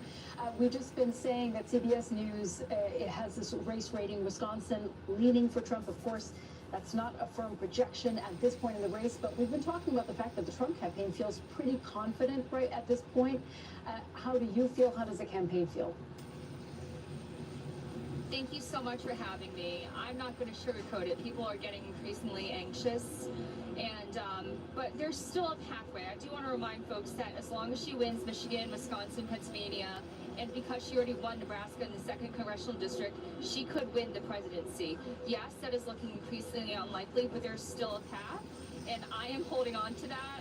But honestly, Yeah, you hold on to it. You I myself, I raised millions delusional. of dollars in the campaign, and there are a lot of donors here as well. We came in euphoric. We came in with high expectations, and once again, the polls are wrong, just like they were wrong in 2016 and 2020. Ultimately, the pollsters did not correct for that Trump, that Trump polling error that keeps happening time and time again. And jobs, apparently, imagine that. Reproductive rights just We're going off these polls. We donated. We're hoping that we're going to spend all our money because these polls are showing that she can win. But what's happening when it comes? Oh my God, Trump is overperforming on these unexpected polls. No shit. Shy voter phenomenon is very much in existence. People are just reluctant. Because the motherfuckers are going to feed them. I think it really comes down to they're going to feed the economy. Yes, inflation is now down the agenda. But cumulative price hikes still hurt, and it's caused immense suffering. And Americans, they used to pay $100 at the grocery market for something in 2019. Now it's $100. The first thing Biden did when he came into the office was shut down the gas, so we couldn't drill. That was his first fucking thing he did. How you think he got that job? How you think he got presidency? Trump was the one who intentionally torpedoed the bipartisan border deal. That's why our gas prices are so high. 107 days to fully introduce her to the American people. That is not sufficient time. She was still telegraphing. God forbid we do something for ourselves. People in the month of October. So there are a lot of factors that contributed to that evolving outcome. We're not there yet, so I'm not saying that it's over, but. I don't know what the turnout is to here right now. Are you saying then you think God forbid. If this doesn't work out for Democrats, that really that's partly his fault? Yeah, they should be closed. This is very hard for me to say because I know him on a personal level, and I have tremendous amount of respect for him, but I don't think he ever should have ran for re-election. Legislatively speaking, he had a tremendously successful administration, but he should not have run. Absolutely not. We should have run a primary. We should have had a contested primary to see which candidate was strongest and most formidable. Given the stakes, and I still believe that this is an existential election for our country. I was born in an authoritarian regime, so right now I have like a tornado of feelings inside me right now, and the last thing I want is for America to devolve into another authoritarian regime. Hopefully this is just overblown fears. Hopefully this will never come to pass. But you know, this is it's not looking good. Just say it. We'll just see what happens. She still has a path. I want to say that as long as yeah, she holds on to this. she's still got a path. She still has a path. It's very small, But there's a path, we believe. Saying that Wisconsin is leaning to Donald Trump at the moment, so that may be one that is about to slip away from her. But if you're seeing that Joe Biden is perhaps one of the reasons, you also mentioned inflation there. I mean, inflation, affordability, cost of living, that is the number one thing that voters have been saying for months now. So, you know, should the Democrats have done a better job at communicating that message or taking better action on it? I think perhaps a second pandemic check never should have gone out. That overjuiced the economy. But the case is, this is an extremely Linda, an environment. shut your ass up, Linda. You're fucking... It's crazy. Toward the southeastern part of the southwestern part of the state, but it's going to be very interesting to see what the final results are going to be in the Peach State. Yeah, Linda, I ask you about that because we're hearing different reports about Gwinnett County and maybe the delayed votes that they're going to kind of tally up there in that county. Talk about maybe some of the areas around Atlanta, because Gwinnett County around Atlanta, how strong are they for Kamala Harris? How important are some of those kind of areas? right is right, wrong is wrong. Critical will these I don't be care who even you if are. They are delayed. It's a very interesting state. Right around Atlanta, you have areas like, for example, if you keep driving, you run into places like Marietta and Sandy Springs, which was actually, used to be very Republican. Newt Gingrich was actually represented that area for that area. So it was a very conservative congressional district. But when I say conservative, they're more or less fiscally conservative, but they're kind of socially moderate. And Donald Trump is kind of inhospitable to their ideology. So consequently, a lot of them now have a Democratic congresswoman, for example. So it's become more and more Democrat. I think that this is what we're seeing around the country. This is part of the Trump effect, right? Trump does very well in rural areas of the country. He maximizes his vote, but he tends to falter in some of the suburban areas where Republicans like Ronald Reagan or George H.W. Bush were able to rack up big margins. They feel kind of alien to Donald Trump's kind of new populist type of an ideology. And those are the areas right around, the areas right around very much educated class, places like Marietta, where there's really not much of a Southern accent. Those are the types of places that Trump won Georgia. Really thought she could capitalize on. I got to ask you about Michigan, specifically about Wayne County. We see behind me here, 55% of the votes have been tallied in Wayne County. Right now, Harris has 50%. I feel like he did too. Back to the Biden election 4 years ago, Biden won. I feel like what they're doing, is they know this is all for the news media political bias shit, you know. I feel like they know who's winning, and what they're going to do is they're going to hold the audience on by, you know, basically dangle the carrot in front of the Kamala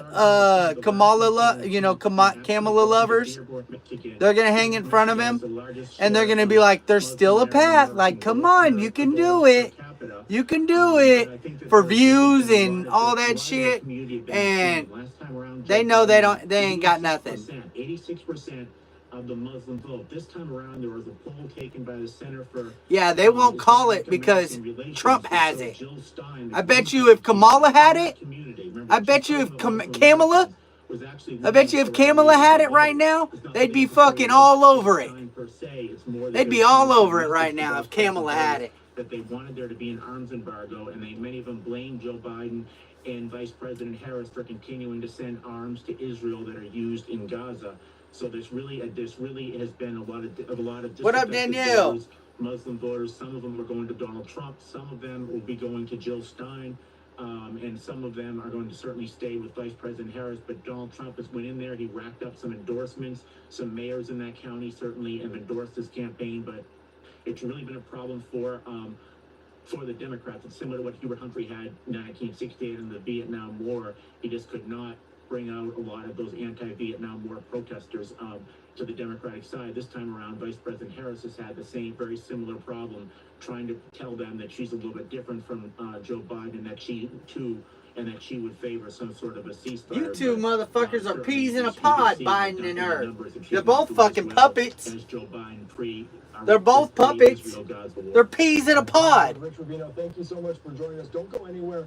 We're going to continue on covering all of the latest, but we do want to take a little bit of a break because we're monitoring all of these shots. But thanks to you again. All right, let's give you some looks at what we're following here on Live Now from Fox of all of these states, of some of these hotly contested battleground states. In Georgia, I want to put up this post here as Donald Trump there in a lead, almost over 2 points at this moment. 16 very critical electoral votes. In Pennsylvania, it is even tighter there. 19 electoral votes. Trump, though, in the lead at this point. So we're following the latest with that, as well as a key Senate seat in Pennsylvania up for grabs right now. Dave. Hey! Fugazi! Thank you for the cookie! From Dave McCormick. He's over here like. In a matter of moments, you can see the crowd somewhat get riled up at this stage there in Pennsylvania. So we'll take you out to this as soon as it happens here on Live Now from Fox. We're also seeing movement right now in West Palm Beach, Florida, at the watch party for former President Donald Trump. We see someone on the stage. We don't know if they're setting up the microphone, getting everything. The stage is set. Camera phones are out at this point, but we're following the latest here well past midnight now, 40 minutes past the midnight. Trump 2020, 24! Let's slide away. Continue here. Let me put up this before we go to break. Just a new post from Jackie Heinrich. New reporting here saying two sources tell Jackie Heinrich close to the campaign say Harris will not address the crowd at Howard tonight. Cedric Richmond will come out and give remarks. Harris is expected to speak tomorrow, and you can imagine the crowd. Yeah, you know why she ain't gonna talk? Because they know. They know. Hearing some about this and potentially leaving for the night to see Harris tomorrow. The enthusiasm going off as is past midnight there. So plenty of people still waiting here on this election night. Let's find a way for a quick 2-minute break. We'll get out to more top headlines. Amazon Freebie has over 400 live channels. So whether you're in the mood to fight crime, It took a lot of courage to get up on that stand.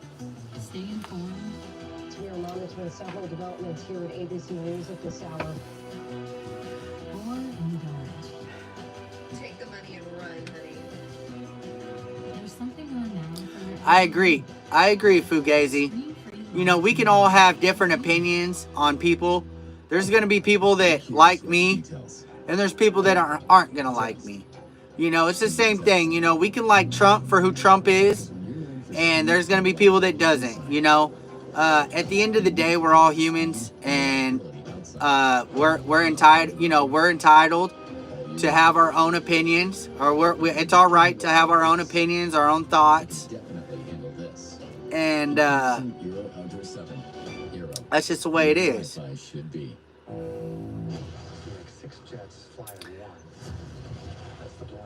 So, listen, while we're on a commercial break, man, check it out, y'all. If y'all can help me out, man, I only got 11 downloads, man, especially on Tickety Talkety, man. Hey, if y'all can help me out today, I would greatly appreciate it. I work for an entertainment company, and I try to promote their entertainment. I do all of that right here. If you click that link, open it up, scroll down to like the third tab, click on that. It's a listicle. All these are available for Android, iPhone, and PC and laptop, man. 100% free to download, super fun to play. All you do is click on the Get, it takes you to your Play Store. Boom. Help me hit my goal today. It's a new day, so it starts over. I super appreciate it. Thank y'all. We can all have different opinions. Just like we all vote, we all have different football teams. It's okay. Some will win, some will lose. It will be Cedric Richmond there, the co-chair of the Harris campaign. Let's listen in to what he has to say here on Live Now. It is okay. But you will hear from her tomorrow. She will be back here tomorrow to address not only the HU family, not only to address her supporters, but to address. She can't even go out. So thank you. Trump better come out. May God bless you. May God keep you. And go HU. Trump better come out and say something, man. You better come out and say something. All right, a quick speech there from Cedric Richmond, the Harris campaign. I got $5 free sign up, $1,700 today. Hey! Returning tomorrow to Howard University for alma mater to see her, and you can see he is. Crowds filtering out very, he better come out and say something. Look at him. Look at all the Harris fans. Sad. They're like, go on home, y'all. It's okay. We're gonna get it. As we're still learning the routes. Look at them. They're sending them home. They know what time it is. Picture right now in West Palm Beach, Florida. She ain't speaking. West Palm Beach, where former President Donald Trump is in attendance. You can see plenty of phones out right now. I don't know if anyone will step to the podium here in just a matter of moments, but the mic check is going to be in place. She ain't speaking. You know why she ain't speaking? Her ass ain't spoke no words since she started. It's all been a puppet. She's been a puppet. Donald Trump. We have not heard other checks being placed in yet, but Trump expected to speak to. That's right. To the crowd gathered, you just see the amount of enthusiasm on the ground there at this watch party. Almost 1 o'clock in the morning. He was in Grand Rapids about 24 hours. She's a fucking puppet. At the final campaign stop. That in politics. Of course, he is at the West you can't. Convention Center there. Plenty of can't convince me otherwise. For this, just down the road from Mar-a-Lago. So the excitement there is interesting. The contrast to what's going on right now on election night at West Palm Beach to what is going on at Howard University. Just hey, look at Harris. Look at him. Looking at right there. That's sad. All right, let's bring into the conversation one more time Rich Rubino, as we could be here for Trump in just a second, but we did. That's sad right there. They're like, go on home. You can't even talk to your fucking people. This is obviously not what they wanted to hear from Howard University. How unusual is it to not hear from one of the presidential candidates on election night? And she ain't gonna concede. Recent speech. You can't even talk to your fucking people that are out there supporting you. They put millions of dollars into you, and you can't even speak to them. This is an interesting one. Back in 19. Come on, man. Gerald Ford lost.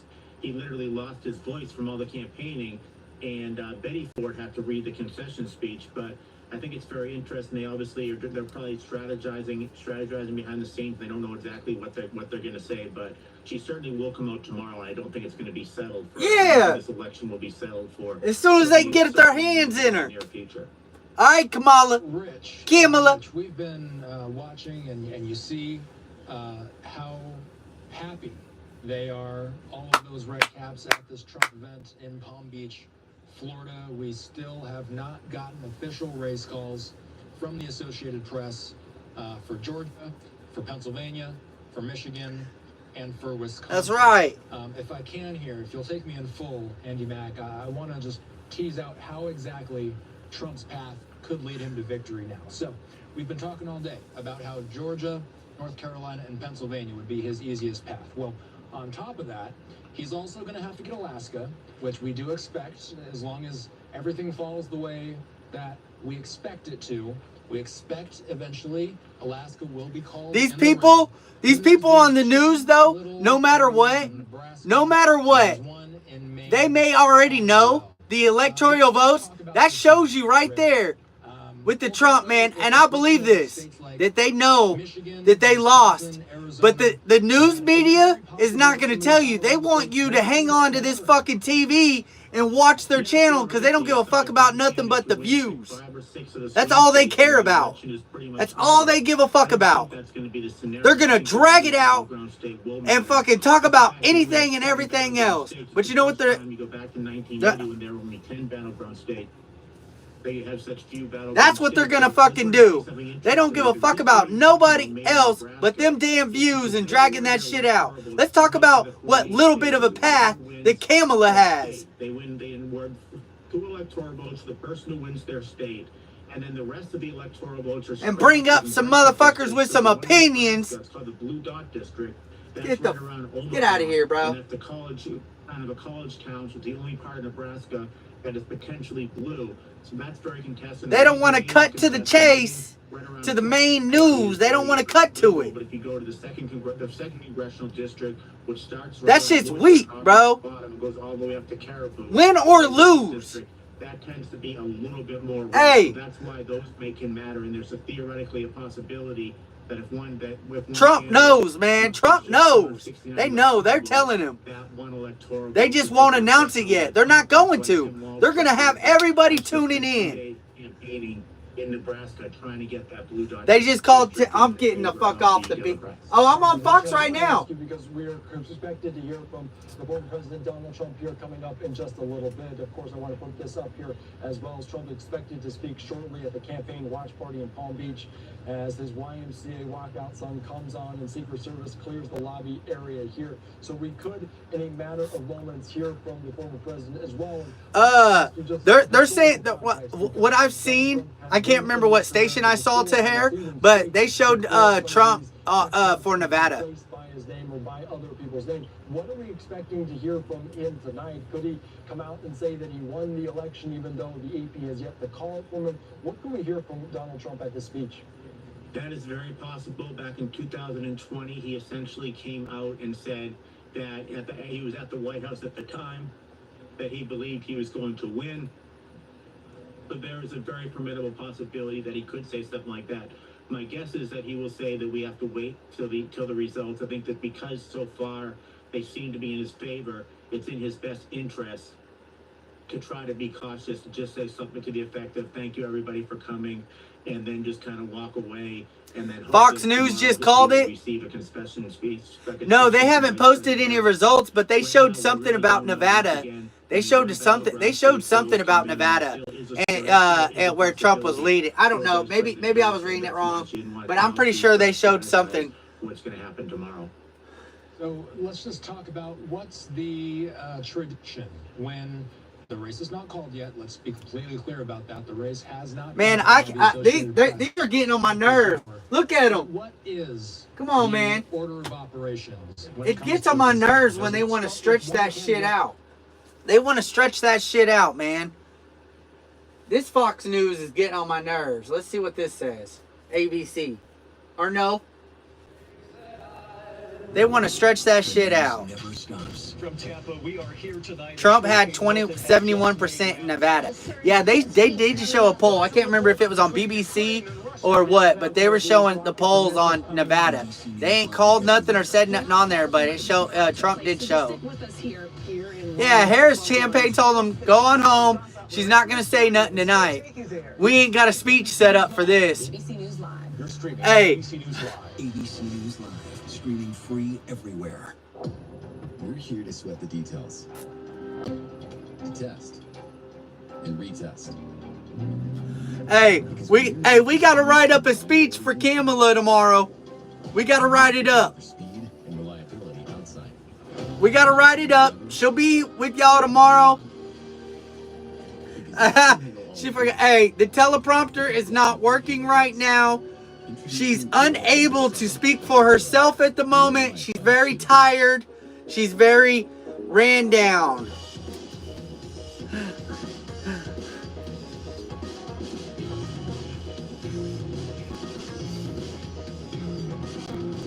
Magnets induce friction so that the train can go really fast.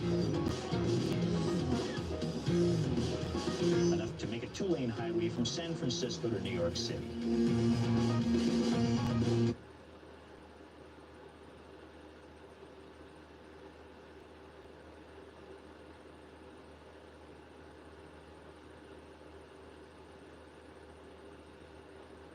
Let's see what Fox 5 Atlanta says.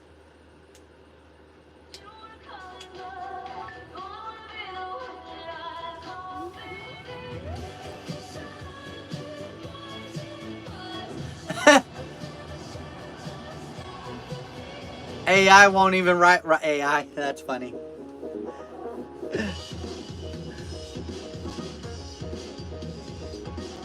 We didn't do it, Joe. We didn't. Magnets induce friction so that the train can go really fast. Come on, man.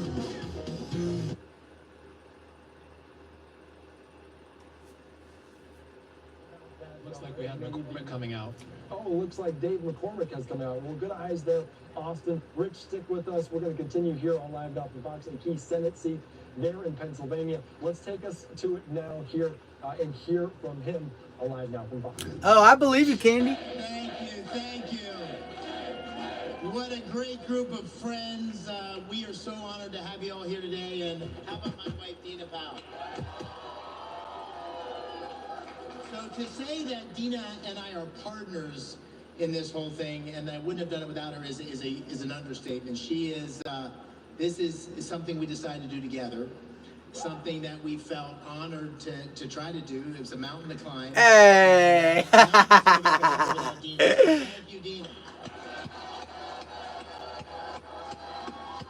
And now I want to just ask the question, who's ready to save America? We got to do it. We've got to do it. And listen, this election night's not quite over, but about 85% of the vote is in. And we've looked at where all the rest of it coming, and it looks like we're headed in a very good direction. I want to see what Trump's got to say. Listen, when we started I'm in Kansas. Dina and I looked at the country. We feel like we've been blessed by everything America. Yeah, they're going to wait. We're the luckiest people in the world. But that opportunity, that American dream is slipping away, and we got to get it back for every single Pennsylvanian and every single American. And we need new leadership. We need new leadership in the Senate to make sure that every single kid in Pennsylvania has the opportunity to be all that they can be, regardless of party, race, creed. We need to create opportunity for every single person. We need to create an economy that works for everybody. We need to secure our border. We need to have energy policy. Nevada's showing their results. The environment, but also makes us secure and creates great jobs. The bottom line is we need leadership. We don't have it, and we're going to get it. And so, listen, in the coming days, the election results will be finalized. And when they are, we will look forward to... Is it showing Trump, Lisa? New America. And we'll look back on this day, today, and we'll say that was the day that we turned the corner. That was the day that we had new leadership in Pennsylvania. That was the day that we got our country back on track. Yeah? It shows Trump 71%? Some of you know, I think most of you probably know, I had the opportunity to go to West Point, and my brother went to West Point, and my mom and dad went with us to West Point for 8 years in a row. And they hadn't gone back for 35 years, and we took them back last fall. And with Dina's parents. Oh, shit! We walked past the MacArthur statue, and it has a very famous speech etched in granite. And the speech says, duty, honor, country. Those three hallowed words reverently dictate what you ought to be, what you can be, what you will be. They are your rallying point to build courage when courage seems to fail, to regain faith when there seems little cause for faith, and to create hope when hope becomes forlorn. And that makes sense to me because this is a moment where we don't have enough leaders showing courage. This is a moment where Americans are losing faith. This is a moment where America is losing hope. But we can turn that page. We can look forward. We can have an America that works for everybody. It starts now. It starts with this election. It starts right here in Pennsylvania. And so, from the bottom of our hearts, we have been so honored to campaign across Pennsylvania. 450 visits. It is close. In every little town, in every city. And the people we've met along the way have given us hope. They've given us faith. They've given us courage. Nevada is 6% results in. Commonwealth. It'll be the honor of our lifetimes. Thank you very much.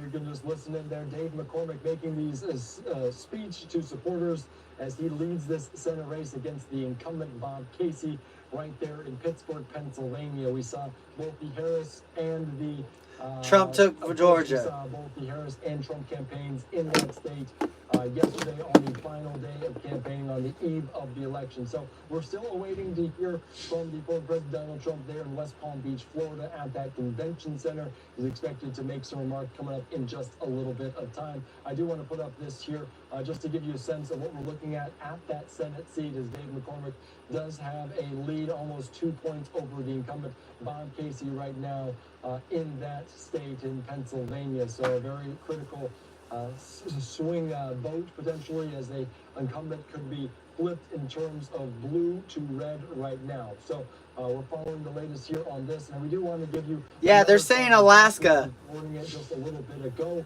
We are relying on the Associated Press right here about Georgia, and we are just hearing this call coming in right now at this point, talking about Donald Trump winning Georgia here just about 1 o'clock in the morning on the East Donald Coast. Trump wins Georgia, baby. Check mark. Man, they're running a little bit slow, buddy. President right now over Kamala Harris, the vice president. So it is now 2:46, closing in ever closer to that 270 mark right now. Some 24 away at this point. Kamala Harris 210 right now for this. So let's just continue on. I do want to give you just a contrast of what we saw just a little bit ago there in West Palm Beach, Florida at this convention center of what's coming up just a little bit, but also what we heard from Howard University in Washington, D.C. is Cedric Richmond did make remarks to a crowd telling the crowd there that Kamala Harris would not be making a speech tonight. Let's take you right now back out to this if you missed it, because it was very brief. A 90-second remarks from him, the co-chair of this Harris campaign. Let's listen to what he had to say just a little bit ago. Good evening, Howard. Eyes on PA.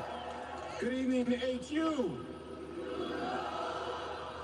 I want to say good evening to all of the Harris campaign, the campaign family. Thank you for all that you have done. Thank you for being here. Thank you for believing in the promise of America. We still have votes to count. We still have states that have not been called yet.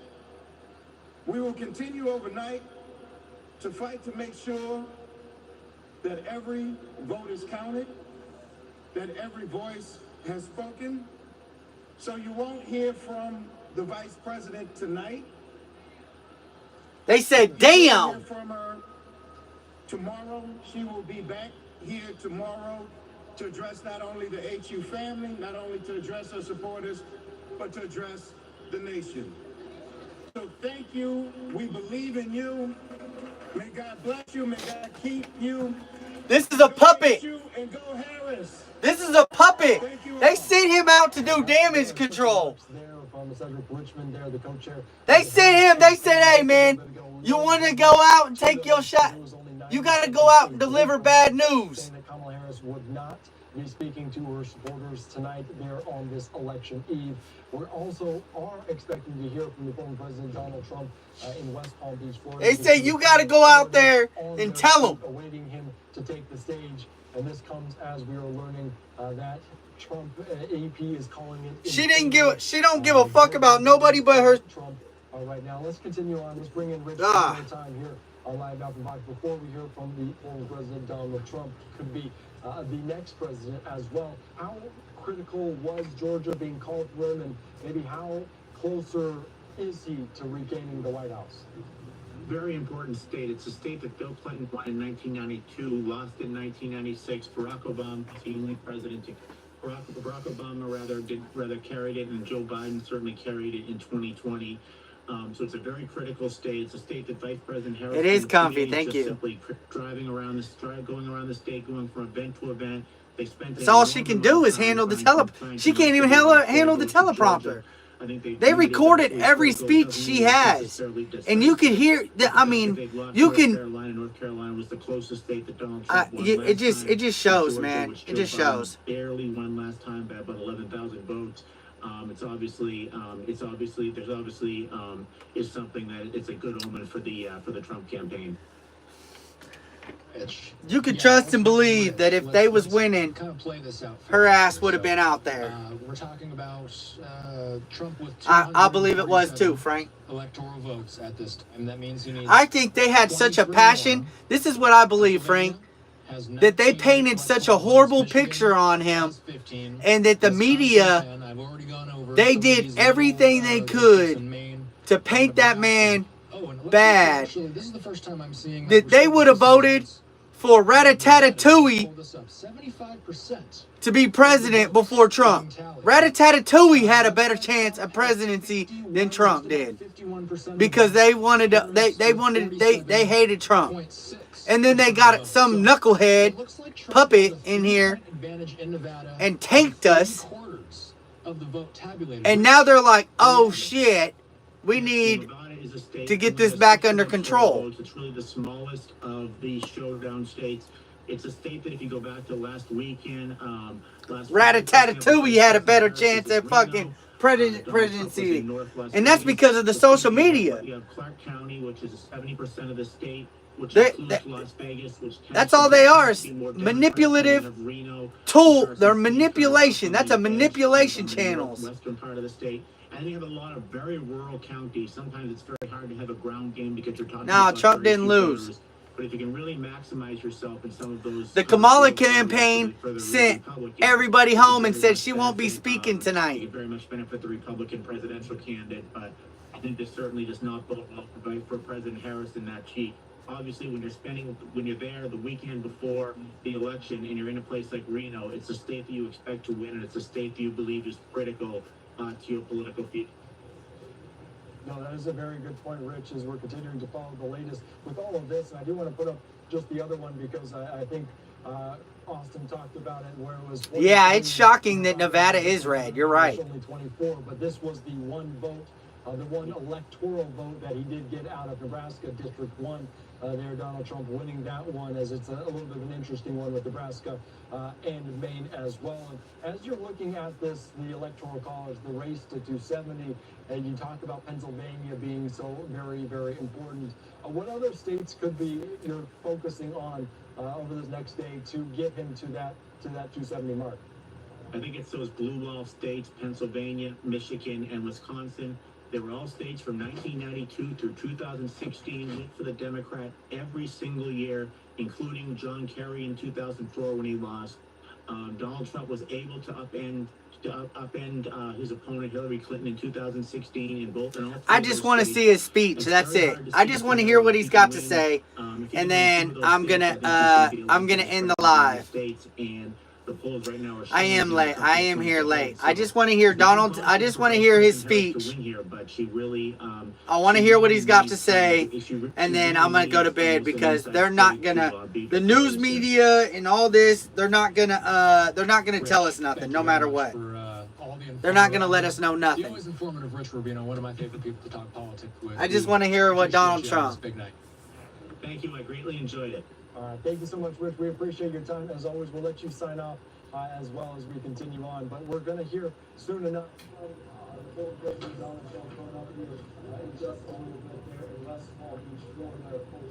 Of course, we're following it very closely here on Live Now from Fox. A live picture there inside of this convention hall as well. So he will be soon to take the stage. Let's slide away for a quick 2-minute break. We'll be back.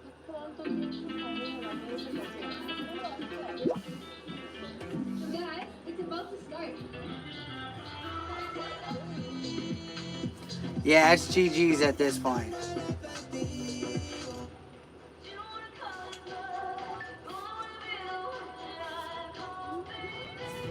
I feel like they already know.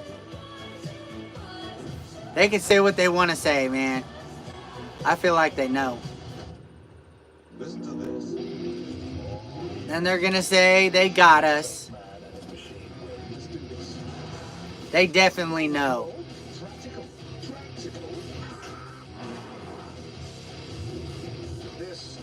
Yeah, we gotta go home. Prep the speech.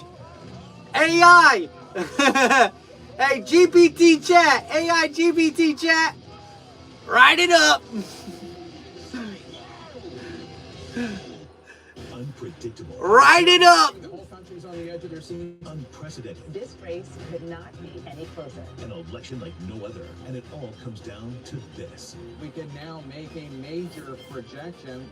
Election night in America. From the first votes to the critical count. A lot of us thought that it'd come down to this. The way only CNN can bring it to you. I hate CNN. I really did. I can't say I hate. I dislike their agenda. So breaking news, November 5th can't come soon enough. I know where I stand, and I know where the United States belongs. Bitch, you had the United States. You were in the... And I am humbly asking for your vote. How is J.D. Vance feeling about tonight? Is setting up to be a showdown. We appreciate everyone continuing to join us all in real time. Here at Live Now from Fox, we have you covered, live, raw, and unfiltered for all your election-related needs.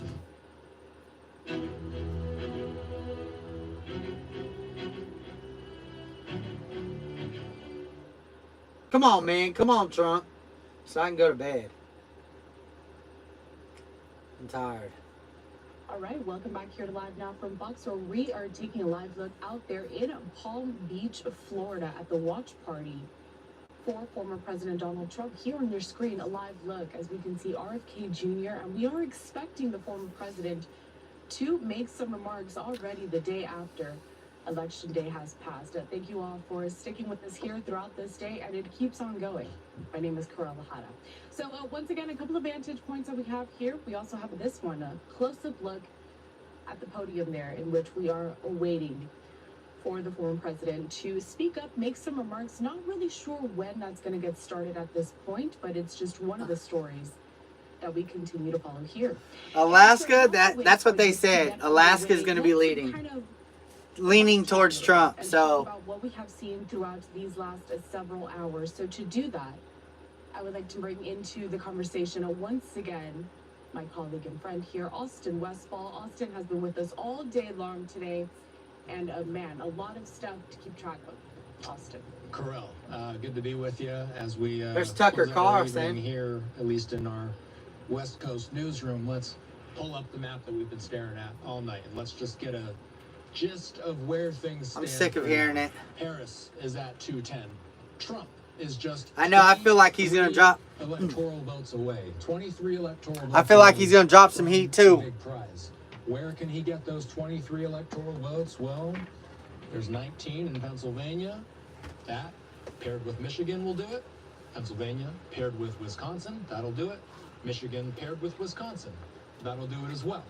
Alaska, pink right now. We're finally starting to get some results in from Alaska. Right now, the preliminary results, 15% of the vote in right now. Trump, as expected, has a pretty healthy lead, about a 15-point lead over Harris. Yeah. Electoral votes at stake in Alaska. Let's just zoom in before we bring in our next guest, because I just want to bring in the latest numbers and the latest vote tallies out of the battlegrounds. Wisconsin right now has tabulated 86% of the votes, and right now Trump has roughly a 4-point lead over Harris.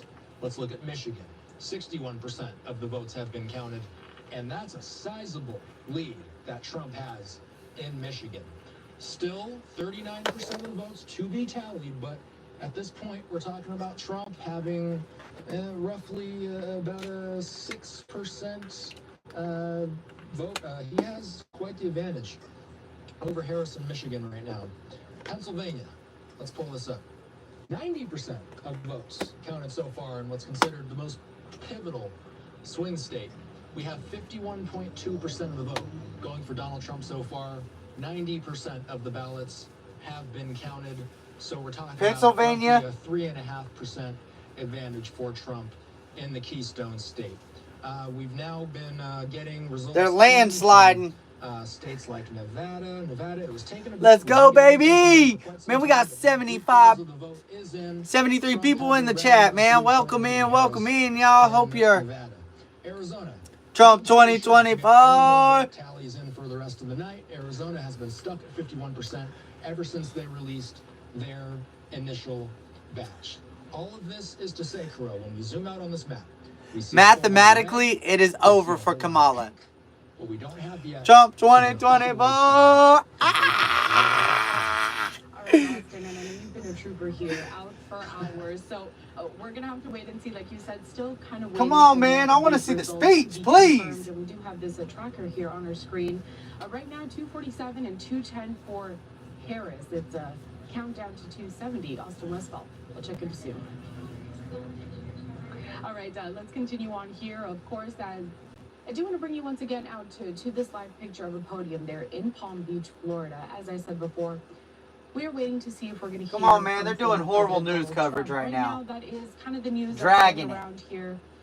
And we do know that a little earlier today, we were informed that Vice President Kamala Harris was not going to be speaking to all of her supporters that came out to see her at Howard University. That was her. Hey, that's like I feel like that's a spit in the face.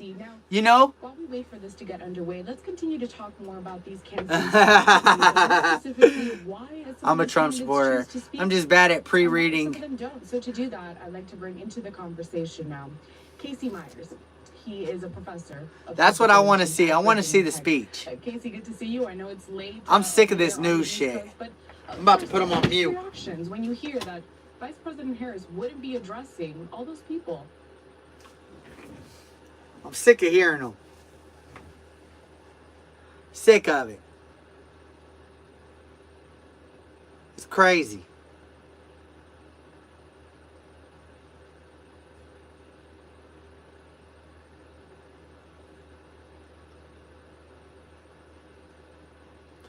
You're on a different news site? I only have a limited. Yeah, I'm still live. Yeah, they won the Senate by a landslide. ABC? I'm about to switch it over.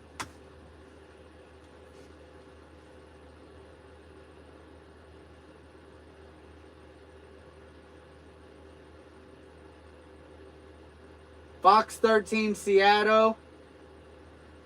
Detroit election results. Let's see what Detroit election results.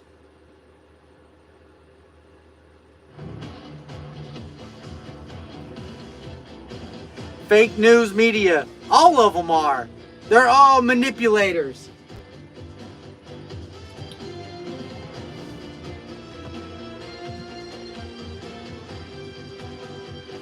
They're all manipulators, man.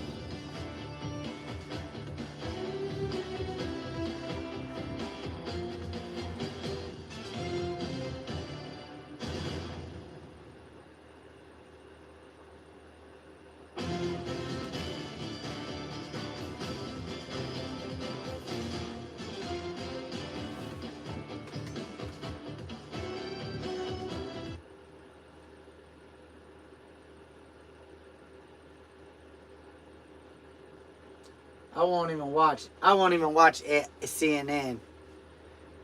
Is a problem for the Democratic Party, not just in I don't like ABC really either, because ABC is they're really biased because they stopped competing in so many different parts of the country, primarily rural areas. And just let's take a little quick walk down political memory lane.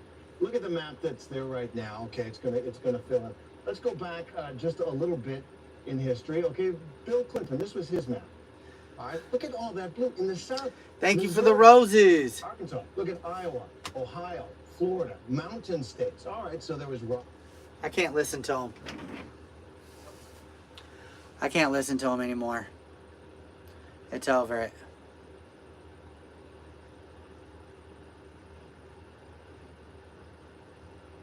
Yeah, Tahir. For real. I mean, if you just listen to the people, man.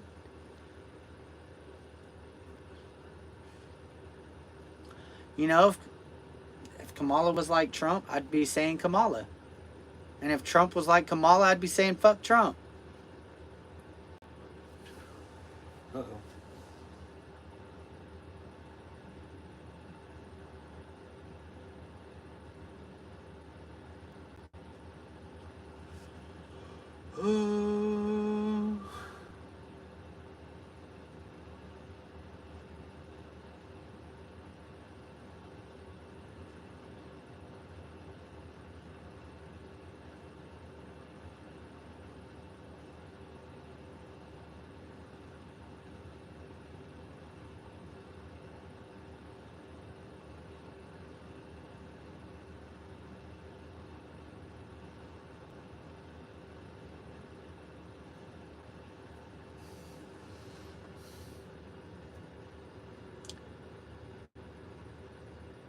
That's right.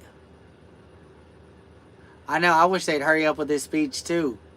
I just get tired of them here rambling on. Let's talk about Biden. Biden won these states then. Well, Kamala just couldn't pull it through that she had this. But there's still a small line of fraction for Kamala. You know, with Trump's.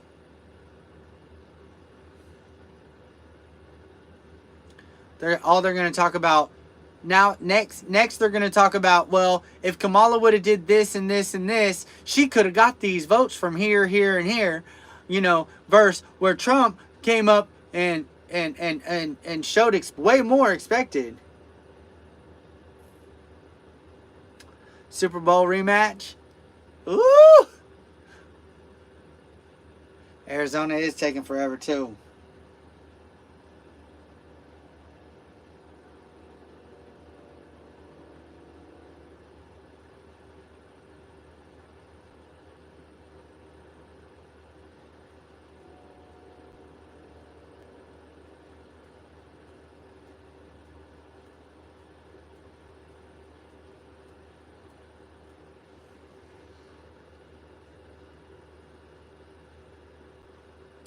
Hey, I saw that shit too. Fake talking.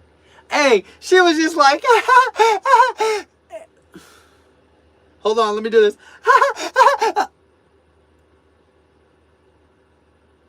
Oh, God. I got a phone call.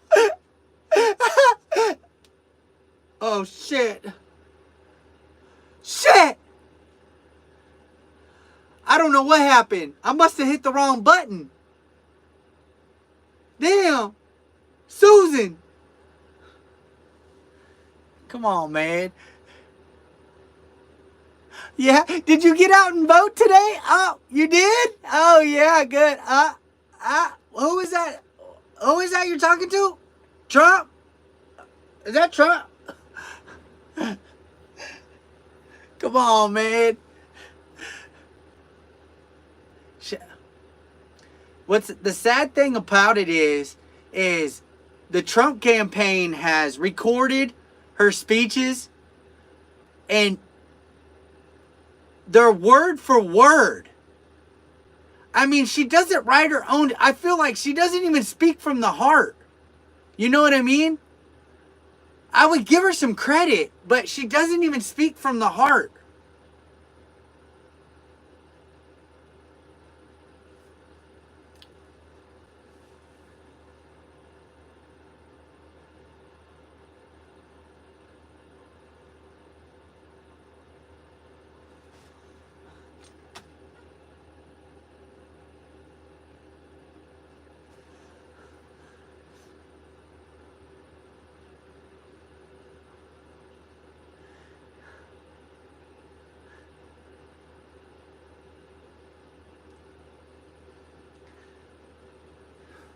It's crazy. It's just crazy. It just blows my mind. It just blows my mind. I'm telling you what. Sleepy Joe Biden I feel like he never had a chance at being president again. He was ruined.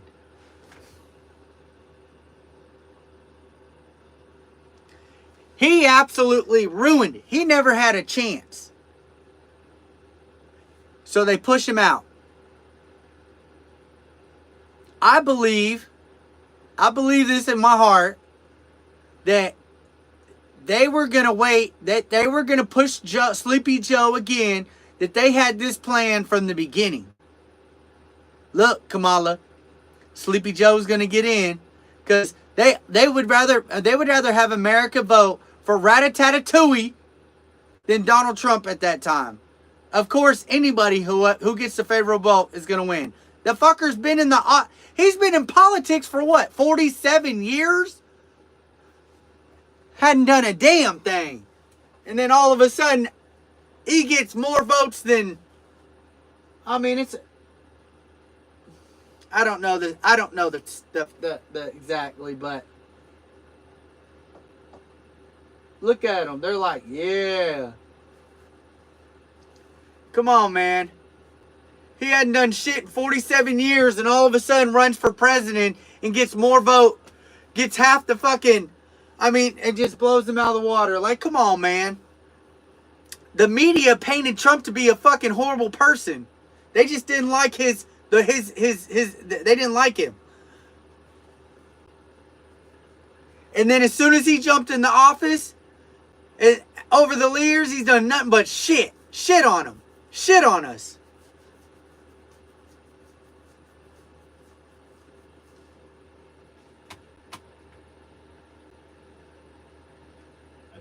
Maybe a lot of his supporters were anticipating. I think they were cautious about it, though, just given the fact that they knew. Hey, they told Kamala, hey, Kamala, come here. Hey, Sleepy Joe ain't gonna make it. Speaking on the fact that so many analysts are going to be looking, We're gonna put you in. Again, kind of backtracking a little bit here when we compare Trump. We're gonna put you in. All right, Biden's not gonna make it. He's just not the same he was a long time ago. The people see it.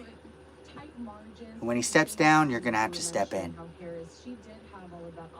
Can you handle it? Can you do everything we tell you to do? And we're going to get you in there. When we think about the messaging that both of them had, what shit comparisons that you can draw on that perhaps, you know, Trump or Harris even, that's what they're saying. At kind of driving that point home and having voters trust in them. So I think of what Trump. She thought she had it in a bag. Sent her minions out. She couldn't even come talk to her people. They're so sad right now. The economy, immigration, crime, and then also reproductive. I don't know nothing about Obama. I can't speak on him. I didn't watch nothing. I didn't watch nothing that was going on with Obama. I don't know nothing about Obama. I can't say anything about him. Now, what Harris and the Democrats were running on was a kind of a stance of, you know, anti. But I've been watching Trump. And I think they were also running on. I've been watching Trump. I watched him the whole time he ran for presidency in 2016. I watched him overcome every single news media. I watched him watch every single news media talk about how he's a clown, he's a circus, he's a joke. And I watched him overcome all of that. I never paid attention to nobody else but Trump because he's a businessman. He went from being ha ha ha ha ha ha to oh shit. Oh shit. And then I watched him get beat out by fucking Sleepy Joe. And when I saw that shit, I watched the news media day in, day out during his whole presidency, how they fucking crucified him and were so biased and manipulated towards him. I think another question that we're going to have in kind of the I watched him. Election analysis, should Trump prevail, is was her vice presidential selection the right one? And so those are the real manipulating enemy of the state, man. Those are puppets too. All of that shit is. Hindsight being 2020, and is also is making a lot of assumptions that one. And it took Trump. It took not just saying just Trump, but it took somebody stepping into office that would buck up against him to expose them in our system. Because our electoral systems, from this moving forward, will never be the same. Ever. We're slowly watching our system. I believe this, and this is just my opinion. Watching our Democratic, Republican parties fall apart. Because I believe what's going to happen. I believe the American people are going to get tired of putting millions of dollars into these fuckers' pockets. A real kind of interesting dynamic as well. We know that we've had Republican pickups in several key states. While we're fucking broke. Maybe more as the night majority in the Senate. And these fuckers ain't doing nothing. If Trump's elected, For what? 2 chambers in Congress, and how is he going to leverage that to get his agenda through? And they don't do shit. And these fuckers are making millions. Thank you, America. Thank you. Thank you. Oof, that's a big statement there to say, but maybe not so bad given the facts that we've seen and kind of how everything has played out throughout the day today. He won. Before this, I mean, it was nobody really knew who was going to come out on top, but that's just how elections go, right? In this election cycle. Casey Myers. I'm saying they're saying he won. That's what they're doing. They're prepping his speech. We'll have to see how this all plays out. Thank you. Of course, we will step away for a quick commercial break here at Live Now from Fox. A reminder, though, that we are still waiting to see if former President Donald Trump, not if he's going to speak, it's kind of expected that he will, but when is the question. They're projecting him the winner now. Now expect 4 years of hell. He won PA. They're projecting PA.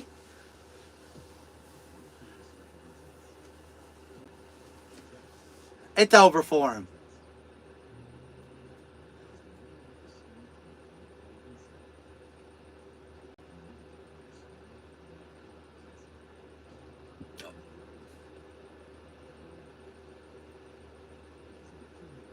I do want him. He won. I hope he won. I mean, they're not going to call it. They're not going to call it until tomorrow. At 271. It's going to be 2 years of nothing they called PA. Oh, shit.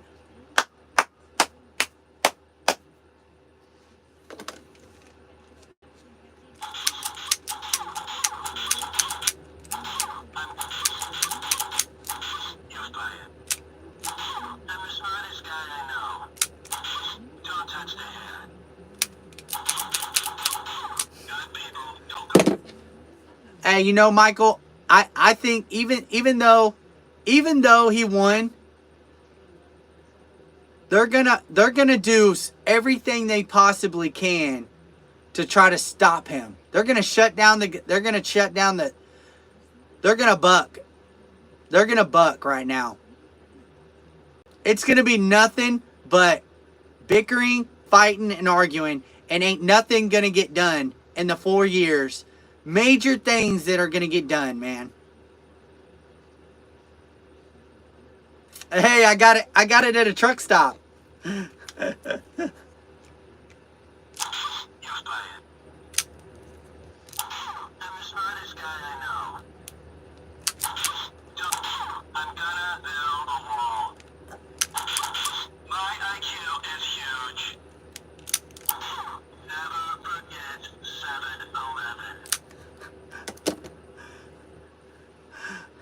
I don't even remember. I think I got it when I was on my way down to Arizona.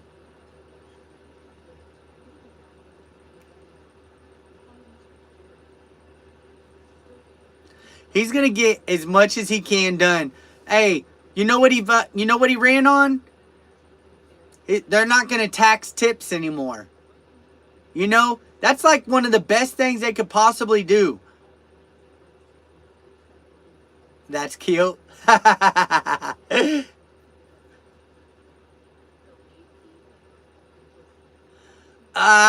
lost me, Michael. You lost me, man. The Buffalo Bills to win the Super Bowl.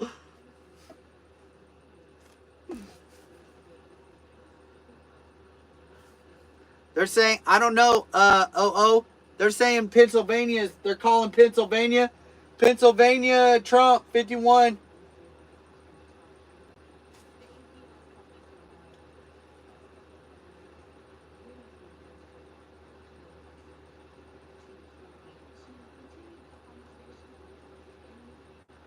Now, obviously, someone who has been with us all day today, my colleague here, Austin Westfall. Austin, fill us in. What are we tracking? They already knew, man. Hey, Kayla. Harris at this point, Let's go. Thank you for the dono. Now, the Associated Press has not called Pennsylvania Thank you. yet. That's where we're going to be getting our figures from. The Associated Press hasn't called it yet. We have heard from Fox News that they've called that race. As soon as we hear any major updates from the Associated Press, we'll bring those to you as soon as it comes through. But for now, here's what we're working with. We have Alaska in play. I don't know. According to this channel and these people, they're saying Pennsylvania hasn't been called yet by the Associated Press. That he's going to need 23 electoral votes in order to claim the top prize. Where can he get those 23 from? Well, PA, Alaska, Nevada. With Michigan, he could add 10 with Wisconsin. He won though. Any combination. He's over there doing his little dance. The presidency. Also, something that can give Trump the presidency is Pennsylvania. This one little district in Maine that's worth 1 vote, so 19 plus 1 plus 3 in Alaska. That would give us the math in order to give Trump a victory there. So, when we play this out, let's go around. Play it out right. It's fascinating to see how these battleground states have played out over the night. We're now at 88% in Wisconsin. Trump is up by over 4 points in Wisconsin. He's en route. If you were following the polls as closely as so many of us were in the lead up to this election, true toss-up was expected in Wisconsin. 4 points is how much Trump is up by right now. Let's go, baby. With 88% of the vote. It breaks their fucking heart. They know it. It breaks their fucking heart to have to But what we're seeing here is break this news. Advantage in Trump's favor in Michigan. These are pretty big numbers for Trump to overcome. We're watching very closely, Carell, all of these blue wall states. It's over for PA, bro. Why the fuck is... Up to 93% of the votes counted in Pennsylvania at this point. Trump is up by 3 points on the nose. Ever since 1992, the blue wall, they have voted as a unit. Michigan, Wisconsin, Pennsylvania. They usually vote blue. 2016. Kamala couldn't even bring her ass out on stage and talk to her supporters. They're all leaning red. Motherfuckers that donated millions. They could all vote as a unit again. Millions of dollars. We're going to have to wait for the Associated Press to call. In the meantime, millions. Other battlegrounds of note, Arizona. Motherfuckers standing out in the cold. Stuck at 51%. We're not entirely sure if we'll get more votes from them throughout the night. Where's Beyonce? She's at a dance party with Beyonce. Beyonce. Beyonce. She's at a dance party with Beyonce. Beyonce. Beyonce. Correct. There is not a battleground on this map that where's Kamala at? Is not either winning or leaning winning right now. Yeah, that's exactly right. North Carolina and Trump. Sleepy Joe is asleep. Wisconsin. And beyond, and Kamala's at a dance party with Beyonce. Beyonce. I mean, Austin, I'm looking at this map behind you, and it is all red, my friend. It's all fucking red. No shortage of surprises during this election cycle. And let's continue this conversation now. I'd like to bring into the come on, man. Richard Gordon. He is a political analyst. Now, Richard, when you're looking at this breakdown that we're giving you here, and the fact that Fox News has already projected that Trump hey, Pennsylvania, they're already, hey, they're setting Sleepy Joe up. At this moment. That's my next bingo dance. I have to say, I think like most people, I'm a bit of a status shock. I think that I think it's a very surprising outcome. Once again, is it surprising? Oh my God! Trump overcame all. He overcame all of the polls that we set. I wonder why. Y'all set them. He always overperforms. I mean, the one thing we can say, of course they're gonna set them up. If you look at Donald Trump's poll numbers and you add 3, who's gonna donate to a losing poll? And if you look at where he was, come on, man. This morning, well, as an election day morning, And you add +3, it's almost exactly where he is. So it's a pretty surprising. Isn't it? Ain't fucking surprising. Oh my God. And the prognosticators, they all seem to have missed it.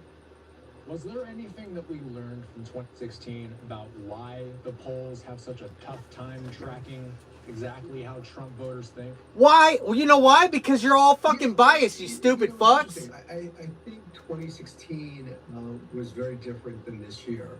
I think in 2016, people just out and out lied. I think people did not want to. They're all biased. Fess up to the fact. That's why the polls are not. Oh my God. What happened? People were either embarrassed or whatever it was. They didn't want to admit that they were voting for Donald Trump, and so they were truthful. I think what you're seeing tonight, and this is going to. It's crazy. It's going to take some time for pollsters and professionals in the business to figure out is how did they miss this? I don't think you had the same issue that you had in 16. I think they missed a lot of young people. I think they missed a lot of blacks. I think they missed a lot of Hispanics. They're not gonna break. They're not gonna break the news until tomorrow. Everybody's sleeping. They severely undercounted. Everybody's sleeping, man. They're not gonna say nothing until tomorrow morning. Results are in. Clearly coming home to him that were unexpected. You know, Austin, I can't remember who we spoke to earlier today because we've been doing this for so many hours now, but we had another political analyst come on and say something to the point of, you know, the polling these days is just not effective. So, you know, people track them for months here. The polls are not effective because the media is manipulative and they only want to push the agendas that they want, that benefits them. And that goes for anything. Well, I think the polling community, the public service, that goes for anything. The polls are not. You can't believe nothing on those fucking polls. Fairness, things have changed radically as far as the technology goes. I mean, there used to be a time that they only polled people who had landline telephones. You know, they used to poll people based on economics, people who had certain magazine subscriptions, and they were off. He won. They're just not gonna say it. They're not gonna say it yet. People, he won. Almost all cell phones, almost all using computers. It's a very way to reach the public. And they need to come on with the speech. The community is going to have to figure out a way to do it, or it's just not going to get used anymore. You're not going to report it anymore because it has no relevance if it's not true. They know. And if you look across the board tonight, not just in the presidential, but in other ways, I think it's going down. Shut that shit up. That they just didn't pick up. So, Richard, question. Shut that shit up. Come on, man. So much about Wisconsin, Michigan, and Pennsylvania. Come on, bro. Multiple times tonight that ever since 1992, these three states have voted together.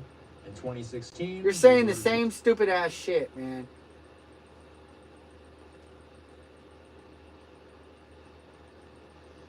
Was inseparable for the last couple of weeks at least. We should say his last name, Kennedy. Yes, that Kennedy family. Kennedy, yeah. And so, you know, as you said, he's a lifelong Democrat and from the Kennedy family. And as you said, 270 to win. His hat in the ring and then decided to support Donald Trump. He was still on the ballot, John, interestingly, in some states where he couldn't get his name off the ballot in time, despite throwing his support behind Donald Trump. We have no numbers yet, of course, as to how people actually voted. But now the Trump campaign ahead of tonight, and you see this massive crowd there. That's right, Mary. Of it all.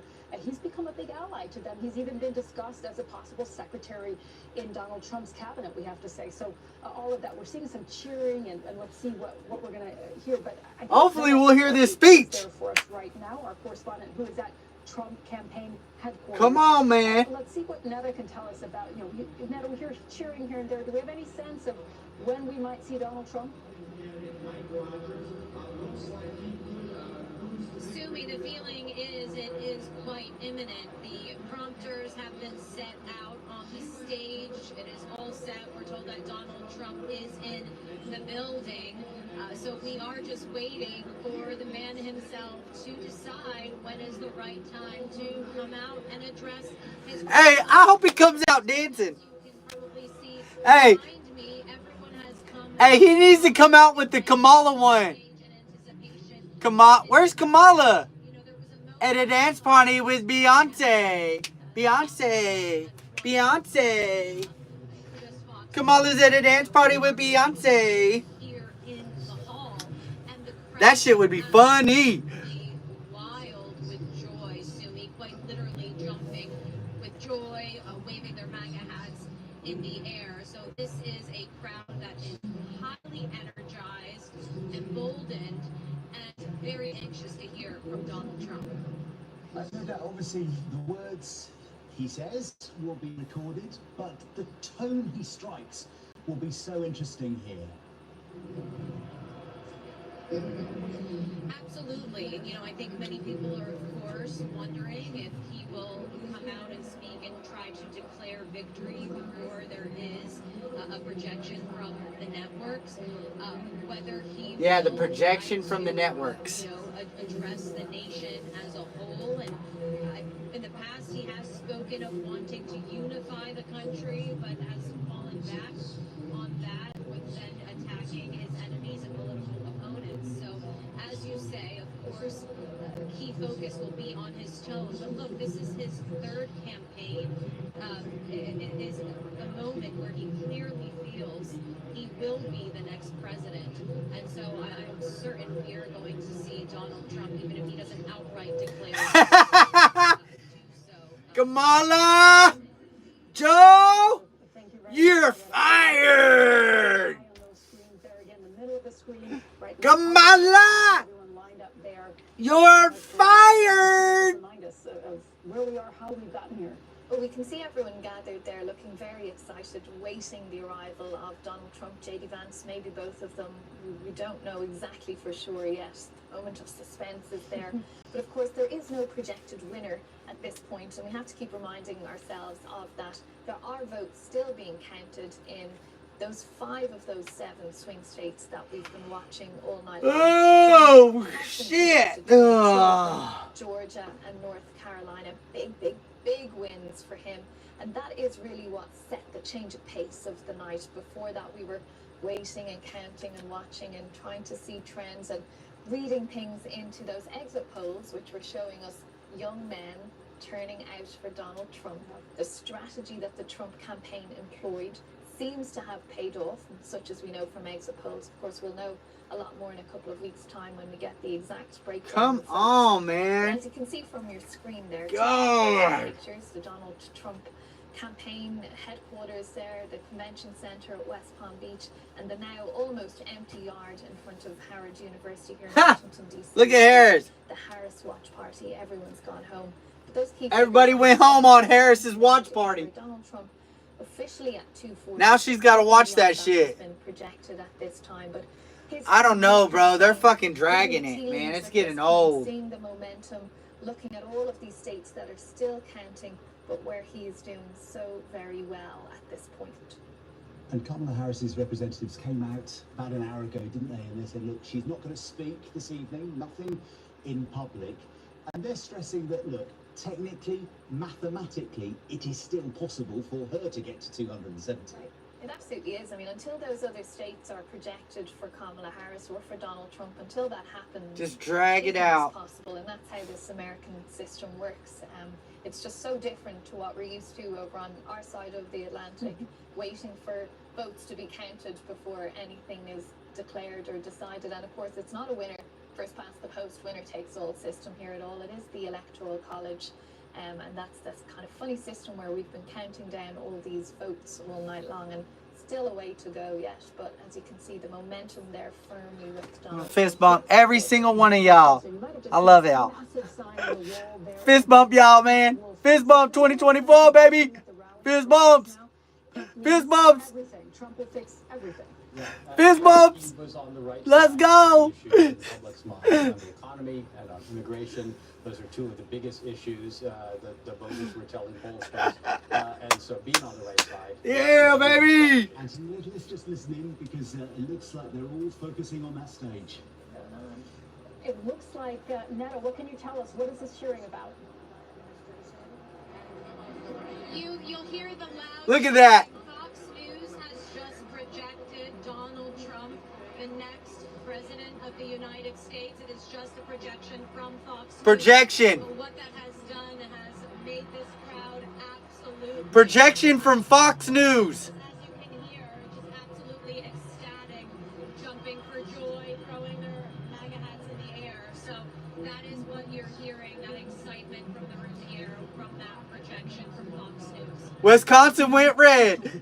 Projecting, because different networks, different organizations predict it and project it at different times. Just explain why some might be saying he's won and others aren't saying yet. Exactly. They're not saying it because they don't want. They want to drag it. You fucking. Yes, News and Reuters and Emerson Research, AP does projections, Fox News does projections, and they do these in a way where these are not final results. So again, it's not like the system we're used to when all the votes are counted and then they're the official results. These are projections based on the percentage. Hell yeah, Mary. Counted so far, the areas that they've been counted. What up, Lion? In those areas of the demographics, how they're likely Done, to vote, and my friend. These, you know, Good morning from the UK, Nay. to the point where they say, yeah, we're confident that one or other candidate can. Fox News is projecting Donald Trump to be the winner. They're standing on it. And there are competing organizations doing that. So that's why Daddy is coming home. projected Pennsylvania. We're not a Mama Wes. here with Thank you. we have, and also Fox News has projected the presidency for Donald Trump. Just a projection. That's right. From Fox That's News right. This time, but as you can see there, it's Shut your ass up. Here's some news from the Associated Press. But for now, that's why one outlet is saying one thing, and that's why we're not quite able to report that same news just yet. The Associated Press not giving us the call in Pennsylvania. That's why, correct. Why? Because But you're. Richard, this really speaks to your point when you're saying this is a landslide and truly a historic Fox moment News when projects we see Trump to win what Donald Trump presidency. has been able to accomplish in this election cycle, not being able to beat out Biden in 2020, but yet now in 2024, Fox News projecting him to be the next president. Fox News, baby, projects Trump. Yes, and I think it's a wise thing for people to take their time and before they make these calls. Yeah. To be confident in the call. I don't want to listen to you either. Trump 2024, baby. And we have to say, like we've been talking to, I mean, he's been running for president for nearly a decade now. And we've seen him take over the Republican Kamala's at a dance party.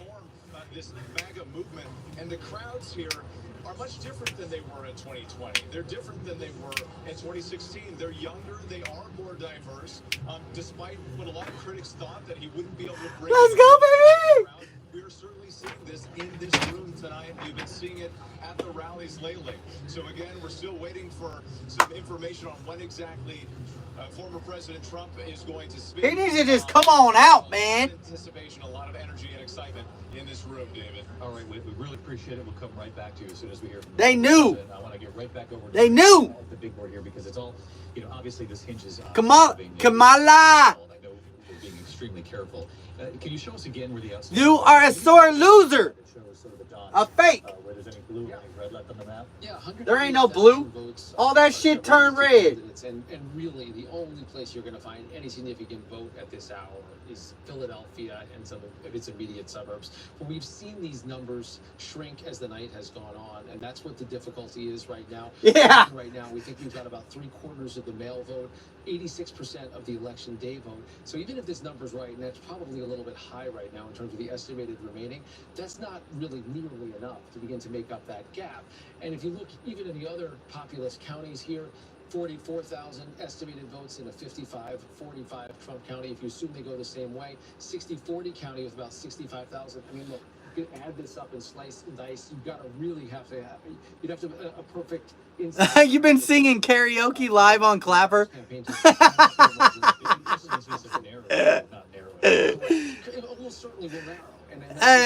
He said I've been singing karaoke live on Clapper.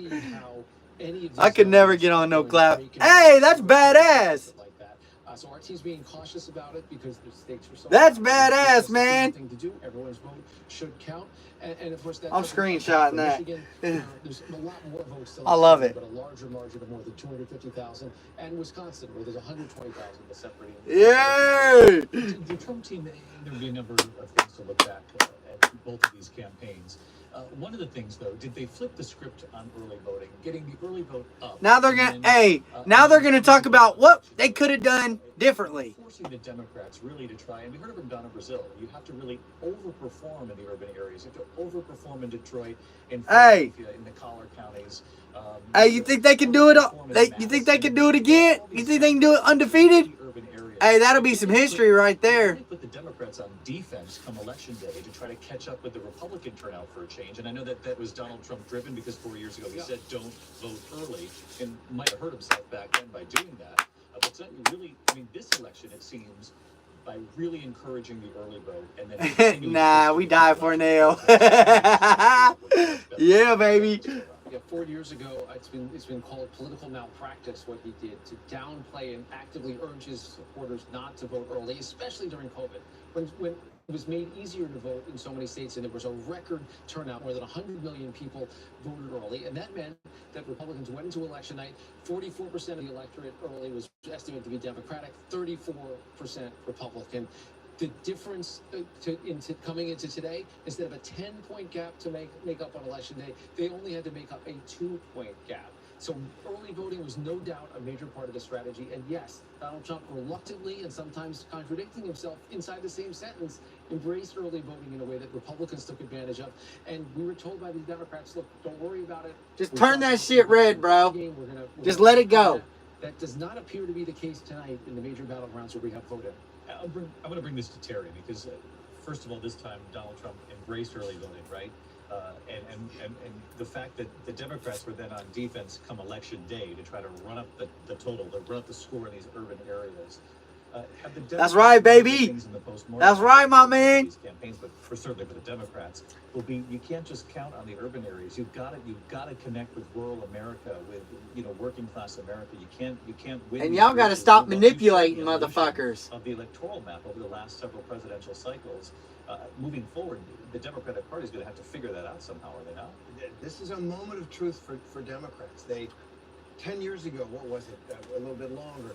That Democrats thought demography.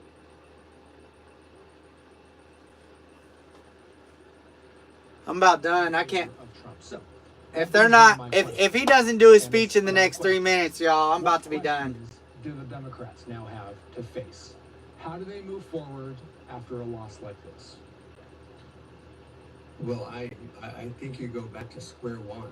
I think you start asking yourself, who do we represent? It'll be, hey. Trying to speak to, and how do our policies and our programs speak to those people?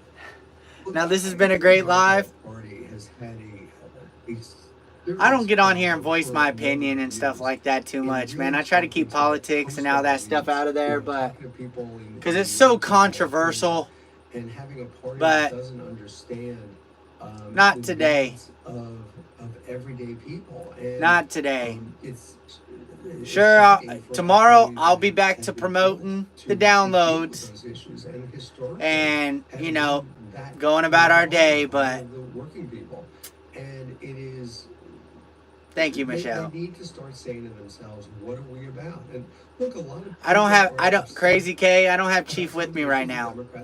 Chief is with Colton. Republicans have really done a job of making the Democrats look ridiculous on some Come on. And the Democratic Party has, because of the way they view inclusiveness, for example, has picked issues that affect a very a lot of changes coming. Affects a few people. And this whole wokeness issue is something that bothers a lot of people. Too big to rig. I think the Democratic Party, really, if I were that motherfucker come out with the best slogans. Too big to rig. Where are we going?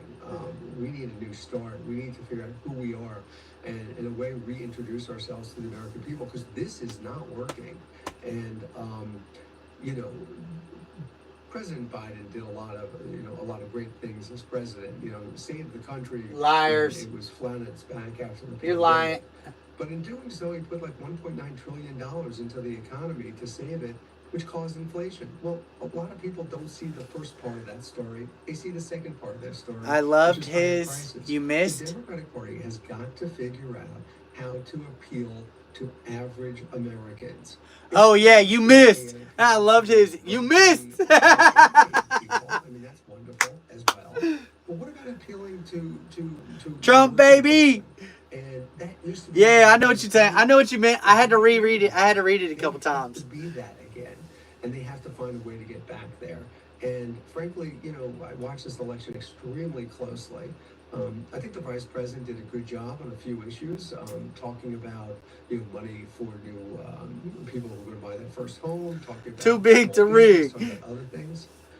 But I think it's a little too late. He got a bullet grazed his head, and he stood up and said, "Fight, fight, fight, fight." Went to the center, this would work.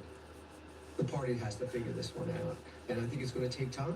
And the one thing historically, if we look at this thing, 2 years from now, in a way, will be the 6th year of Donald Trump's administration, right? And midterms of presidents in their second term are usually really bad. They lose a lot of seats. That is a hope the Democratic Party has. But let's hope the country does well. Hey, now we know why Trump. Hey, now we know why Kamala didn't get out there on stage.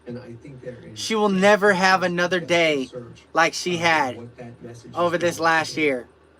She will never have another moment. She will forever be mocked, made fun of, criticized for her fake ass campaign. His supporters here. We have hit the top of the new Her fucking puppet campaign. Westfall and political analyst Richard Gordon. Austin, I know that you had another follow-up question for Richard. Richard, what are you going to be watching for in Trump's speech tonight? I'm sick of these fucking low budget ass fucking people on this damn screen talking to us. I'll tell you what I'd like to see. I would like to see them put away the anger, put away the hurt, put away the victimization. She will never have another moment.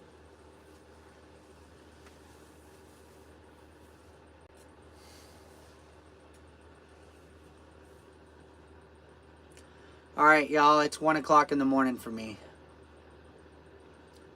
It's time for me to end this live.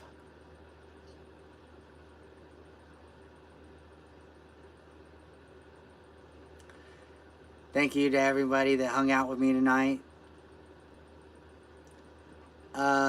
Fox News has predicted Trump to win. Unless they bring his ass on stage, I'm sick of hearing these people. I only want to hear Trump. But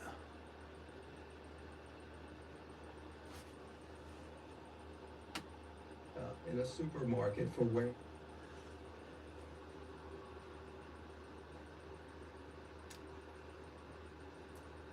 I hope y'all had a good night. A lot of people always ask me where I stand. Now you know. But however, moving forward, I don't want my channel, I don't want the channel to be a politically based, like a political type stuff. I'm not smart enough for that stuff. I just voice my opinion. Some agree, some don't, some like it, some don't like it, and that's okay. We're all human. We like what we like, and that's okay.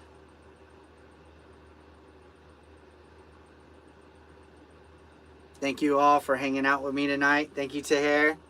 I appreciate y'all. Thank you for the likes. Thank you for the gifts tonight. Thank you for the ones that went into the link and downloaded.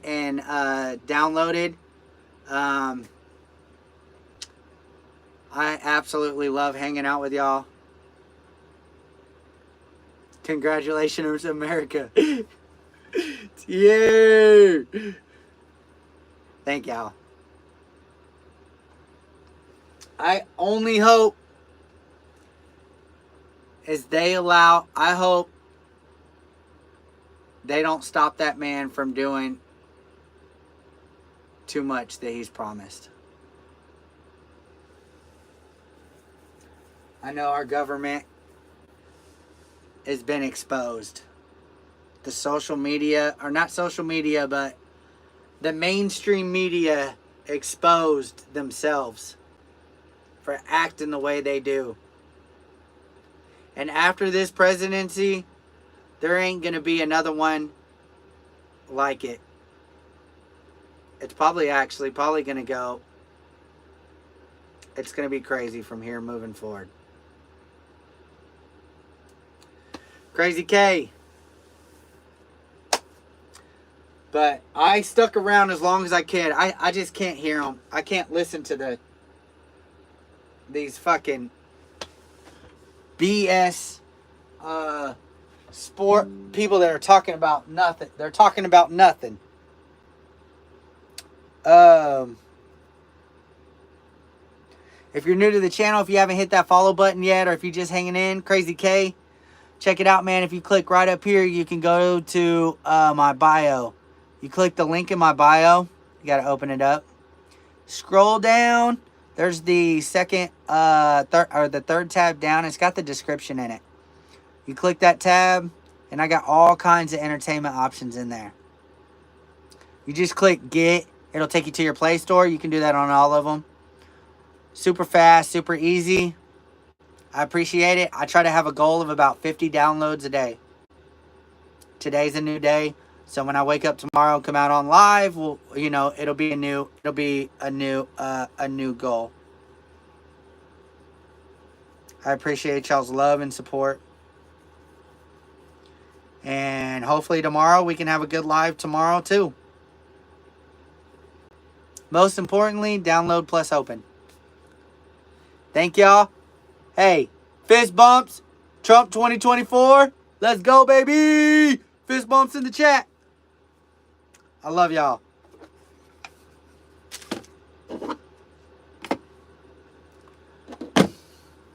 Let's go. Let's go. Let's go. Let's go, baby. Let's go. For real, I would fist bump all of y'all, man. Hey, y'all have an amazing night tonight. Thank you again, Tahir. Love you, man. Love y'all.